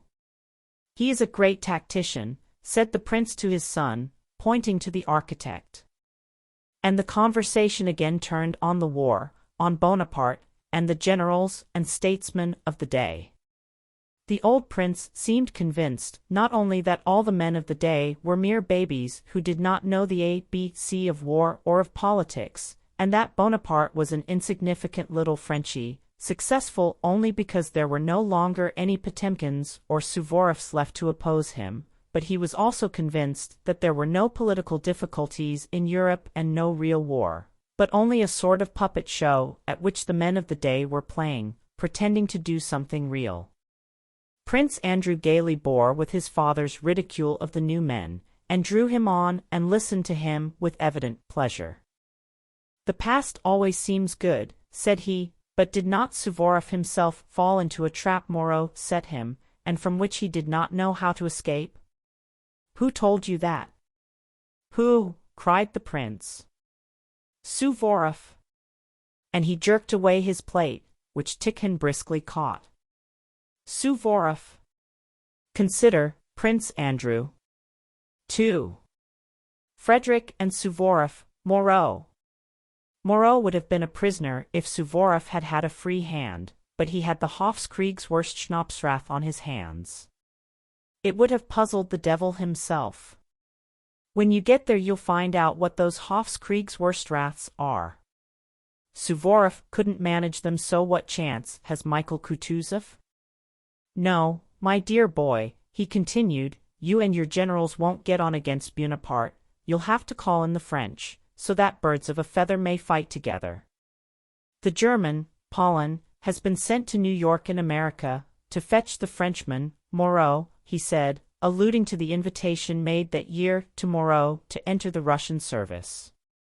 Wonderful. Were the Potemkins, Suvorovs, and Orlovs Germans? No, lad, either you fellows have all lost your wits, or I have outlived mine. May God help you, but we'll see what will happen. Bonaparte has become a great commander among them. H.M. I don't at all say that all the plans are good, said Prince Andrew. I am only surprised at your opinion of Bonaparte. You may laugh as much as you like, but all the same Bonaparte is a great general. Michael Ivanovich, cried the old prince to the architect who, busy with his roast meat, hoped he had been forgotten, didn't I tell you Bonaparte was a great tactician? Here, he says the same thing. To be sure, your excellency, replied the architect. The prince again laughed his frigid laugh. Bonaparte was born with a silver spoon in his mouth. He has got splendid soldiers. Besides, he began by attacking Germans. And only idlers have failed to beat the Germans. Since the world began, everybody has beaten the Germans. They beat no one, except one another. He made his reputation fighting them. And the prince began explaining all the blunders which, according to him, Bonaparte had made in his campaigns and even in politics. His son made no rejoinder, but it was evident that whatever arguments were presented, he was as little able as his father to change his opinion. He listened, refraining from a reply, and involuntarily wondered how this old man, living alone in the country for so many years, could know and discuss so minutely and acutely all the recent European military and political events. You think I'm an old man and don't understand the present state of affairs, concluded his father. But it troubles me. I don't sleep at night. Come now, where has this great commander of yours shown his skill? He concluded. That would take too long to tell, answered the son. Well, then go off to your Bonaparte. Mademoiselle Bourrienne, here's another admirer of that powder-monkey emperor of yours, he exclaimed in excellent French. You know, Prince, I am not a Bonapartist. Dieu sait quand reviendra, hummed the prince out of tune and, with a laugh still more so, he quitted the table. The little princess, during the whole discussion and the rest of the dinner, sat silent, glancing with a frightened look now at her father-in-law and now at Princess Mary. When they left the table, she took her sister-in-law's arm and drew her into another room. What a clever man your father is, said she, perhaps that is why I am afraid of him. Oh, he is so kind, answered Princess Mary. Chapter 28. Prince Andrew was to leave next evening. The old prince, not altering his routine, retired as usual after dinner. The little princess was in her sister-in-law's room. Prince Andrew, in a traveling coat without epaulettes, had been packing with his valet in the rooms assigned to him. After inspecting the carriage himself and seeing the trunks put in, he ordered the horses to be harnessed. Only those things he always kept with him remained in his room: a small box, a large canteen fitted with silver plate, 2 Turkish pistols, and a saber, a present from his father who had brought it from the siege of Ochakov. All these traveling effects of Prince Andrew's were in very good order, new, clean, and in cloth covers carefully tied with tapes. When starting on a journey or changing their mode of life, men capable of reflection are generally in a serious frame of mind. At such moments one reviews the past and plans for the future. Prince Andrew's face looked very thoughtful and tender. With his hands behind him, he paced briskly from corner to corner of the room, looking straight before him and thoughtfully shaking his head. Did he fear going to the war, or was he sad at leaving his wife? Perhaps both, but evidently he did not wish to be seen in that mood, for hearing footsteps in the passage he hurriedly unclasped his hands, stopped at a table as if tying the cover of the small box, and assumed his usual tranquil and impenetrable expression. It was the heavy tread of Princess Mary that he heard. I hear you have given orders to harness, she cried, panting. She had apparently been running, and I did so wish to have another talk with you alone. God knows how long we may again be parted. You are not angry with me for coming? You have changed so, Andrusha, she added, as if to explain such a question. She smiled as she uttered his pet name, Andrusha. It was obviously strange to her to think that this stern handsome man should be Andrusha, the slender mischievous boy who had been her playfellow in childhood. "And where is Lise?" he asked, answering her question only by a smile. "She was so tired that she has fallen asleep on the sofa in my room." "Oh, Andrew! What a treasure of a wife you have," said she, sitting down on the sofa, facing her brother. "She is quite a child, such a dear, merry child. I have grown so fond of her." Prince Andrew was silent, but the princess noticed the ironical and contemptuous look that showed itself on his face. "One must be indulgent to little weaknesses. Who is free from them, Andrew? Don't forget that she has grown up and been educated in society, and so her position now is not a rosy one. We should enter into everyone's situation. Tout comprendre, say tout pardonner. Think what it must be for her, poor thing, after what she has been used to be parted from her husband and be left alone in the country, in her condition. It's very hard. To understand all is to forgive all." Prince Andrew smiled as he looked at his sister, as we smile at those we think we thoroughly understand. "You live in the country and don't think the life terrible," he replied. That's different. Why speak of me? I don't want any other life, and can't, for I know no other. But think, Andrew, for a young society woman to be buried in the country during the best years of her life, all alone, for Papa is always busy, and well, you know what poor resources I have for entertaining a woman used to the best society. There is only Mademoiselle Bourrienne." "I don't like your Mademoiselle Bourrienne at all," said Prince Andrew. "No? She is very nice and kind and, above all, she's much to be pitied. She has no one. To tell the truth, I don't need her, and she's even in my way. You know I always was a savage, and now I'm even more so. I like being alone. Father likes her very much. She and Michael Ivanovich are the two people to whom he is always gentle and kind, because he has been a benefactor to them both. As Sterne says, we don't love people so much for the good they have done us, as for the good we have done them. Father took her when she was homeless after losing her own father. She is very good-natured, and my father likes her way of reading.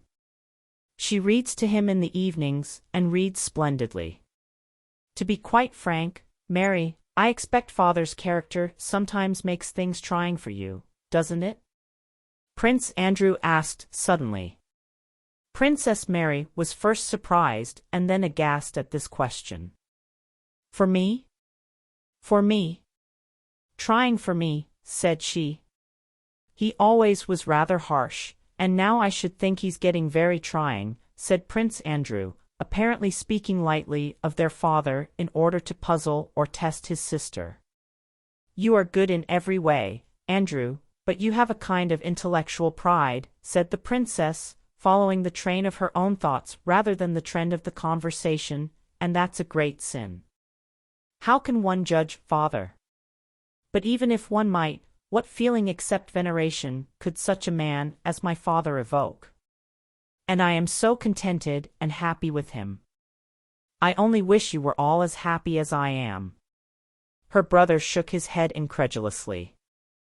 "The only thing that is hard for me, I will tell you the truth, Andrew, is Father's way of treating religious subjects. I don't understand how a man of his immense intellect can fail to see what is as clear as day, and can go so far astray. That is the only thing that makes me unhappy. But even in this I can see lately a shade of improvement. His satire has been less bitter of late, and there was a monk he received and had a long talk with. Ah! My dear, I am afraid you and your monk are wasting your powder, said Prince Andrew banteringly yet tenderly. Ah! Mon ami, I only pray, and hope that God will hear me. Andrew, she said timidly after a moment's silence, I have a great favor to ask of you. What is it, dear? No, promise that you will not refuse. It will give you no trouble and is nothing unworthy of you, but it will comfort me. Promise, Andrusha, said she, putting her hand in her reticule but not yet taking out what she was holding inside it, as if what she held were the subject of her request and must not be shown before the request was granted. She looked timidly at her brother. Even if it were a great deal of trouble, answered Prince Andrew, as if guessing what it was about.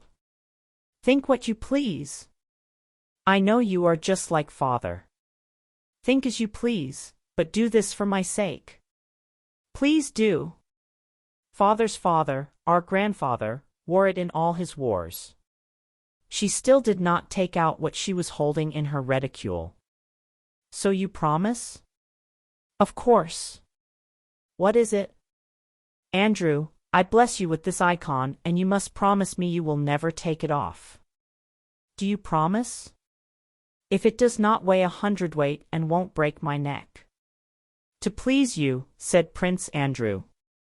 But immediately, noticing the pained expression his joke had brought to his sister's face, he repented and added, I am glad, really, dear, I am very glad.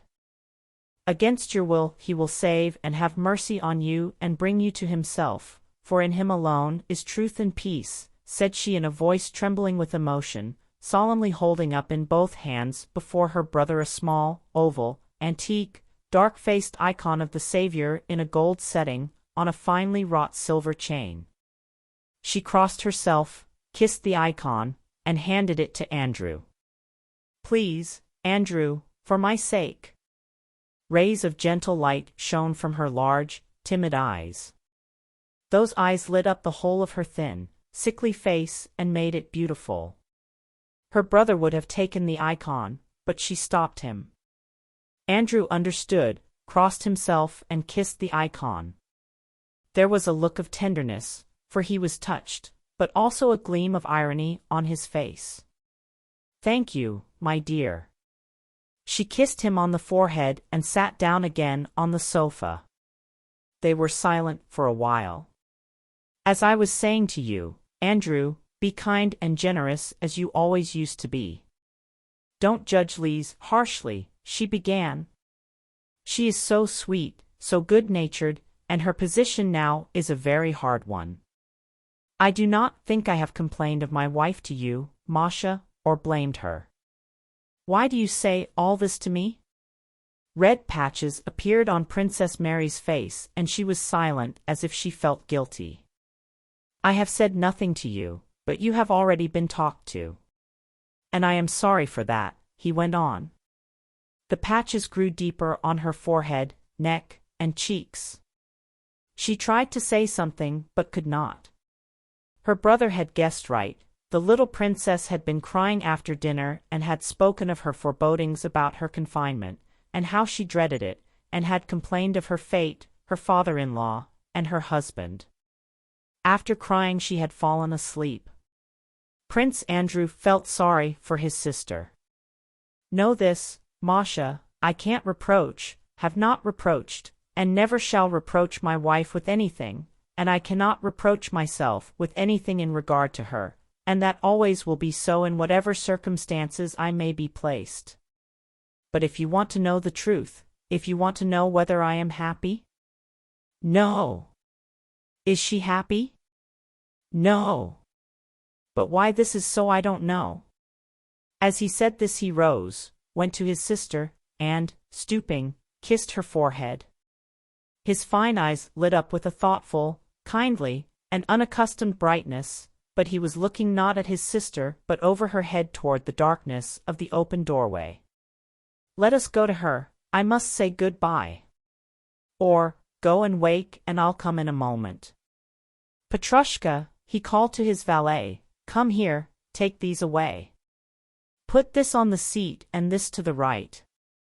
Princess Mary rose and moved to the door, then stopped and said, Andrew, if you had faith you would have turned to God and asked him to give you the love you do not feel, and your prayer would have been answered.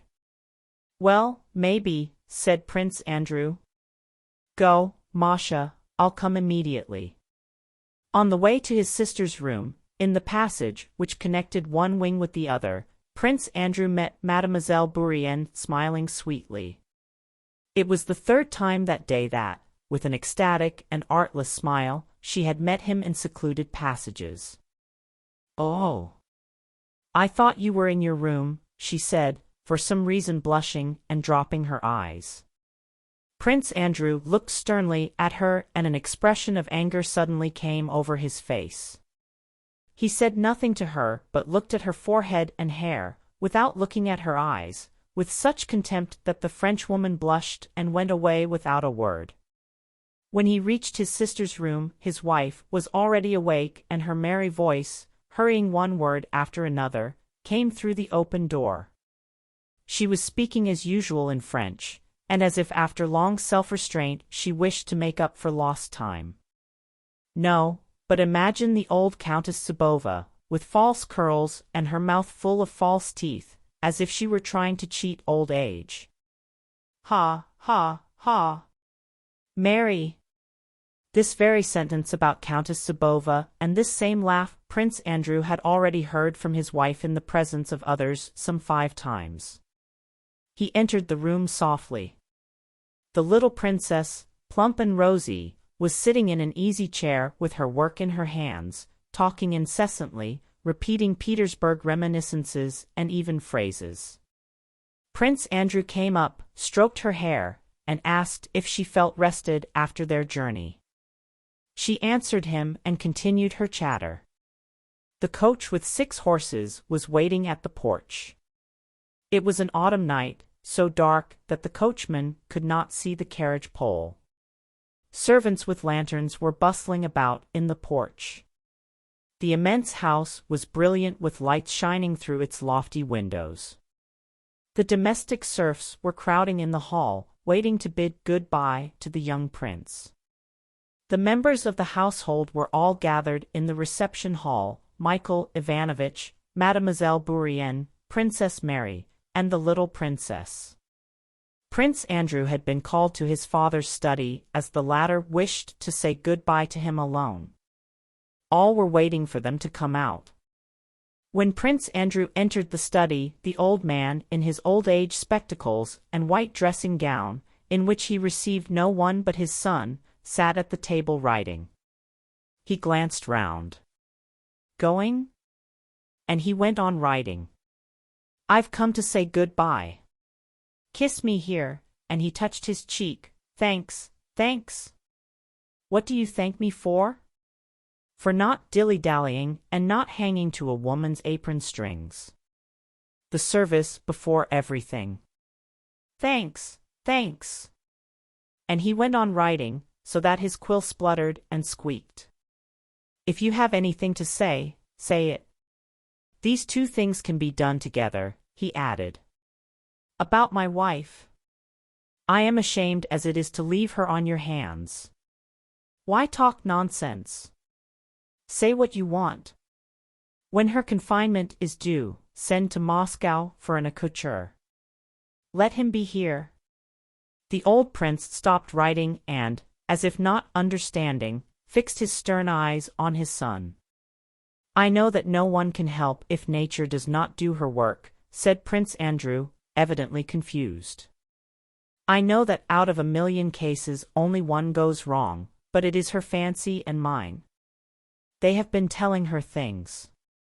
She has had a dream and is frightened. Hm. Muttered the old prince to himself, finishing what he was writing. I'll do it. He signed with a flourish and suddenly turning to his son began to laugh. It's a bad business, eh? What is bad, father? The wife, said the old prince, briefly and significantly. I don't understand, said Prince Andrew. No, it can't be helped, lad, said the prince. They're all like that, one can't unmarry. Don't be afraid, I won't tell anyone, but you know it yourself. He seized his son by the hand with small bony fingers, shook it, looked straight into his son's face with keen eyes which seemed to see through him, and again laughed his frigid laugh. The son sighed, thus admitting that his father had understood him.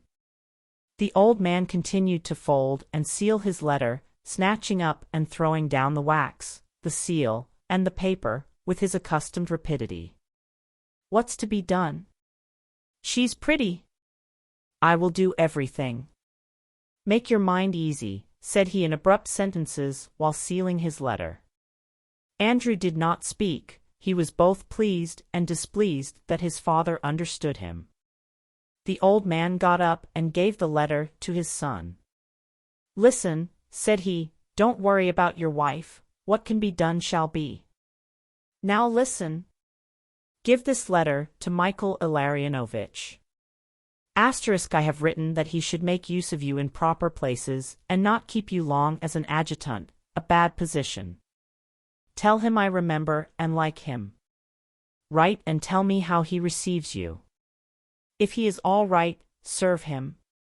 Nicholas Bolkonsky's son need not serve under anyone if he is in disfavor. Now come here. Kutuzov. He spoke so rapidly that he did not finish half his words, but his son was accustomed to understand him. He led him to the desk, raised the lid, drew out a drawer, and took out an exercise book filled with his bold, tall, close handwriting. I shall probably die before you. So remember, these are my memoirs, hand them to the emperor after my death. Now here is a Lombard bond and a letter. It is a premium for the man who writes a history of Suvorov's wars. Send it to the Academy. Here are some jottings for you to read when I am gone. You will find them useful. Andrew did not tell his father that he would no doubt live a long time yet. He felt that he must not say it. I will do it all, father, he said.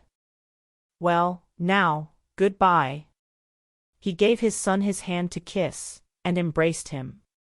Remember this, Prince Andrew, if they kill you it will hurt me, your old father. He paused unexpectedly, and then in a querulous voice suddenly shrieked, but if I hear that you have not behaved like a son of Nicholas Bolkonsky, I shall be ashamed. You need not have said that to me, father, said the son with a smile. The old man was silent. I also wanted to ask you, continued Prince Andrew, if I'm killed and if I have a son, do not let him be taken away from you, as I said yesterday, let him grow up with you. Please. Not let the wife have him, said the old man, and laughed. They stood silent, facing one another. The old man's sharp eyes were fixed straight on his son's. Something twitched in the lower part of the old prince's face. We've said goodbye. Go, he suddenly shouted in a loud, angry voice, opening his door. What is it? What? Asked both princesses when they saw for a moment at the door Prince Andrew and the figure of the old man in a white dressing gown, spectacled and wigless, shouting in an angry voice. Prince Andrew sighed and made no reply. Well, he said, turning to his wife. And this well sounded coldly ironic, as if he were saying, now go through your performance. Andrew, already, said the little princess, turning pale and looking with dismay at her husband. He embraced her. She screamed and fell unconscious on his shoulder. He cautiously released the shoulder she leaned on, looked into her face, and carefully placed her in an easy chair. Adieu, Mary, said he gently to his sister, taking her by the hand and kissing her, and then he left the room with rapid steps. The little princess lay in the armchair, Mademoiselle Bourienne chafing her temples.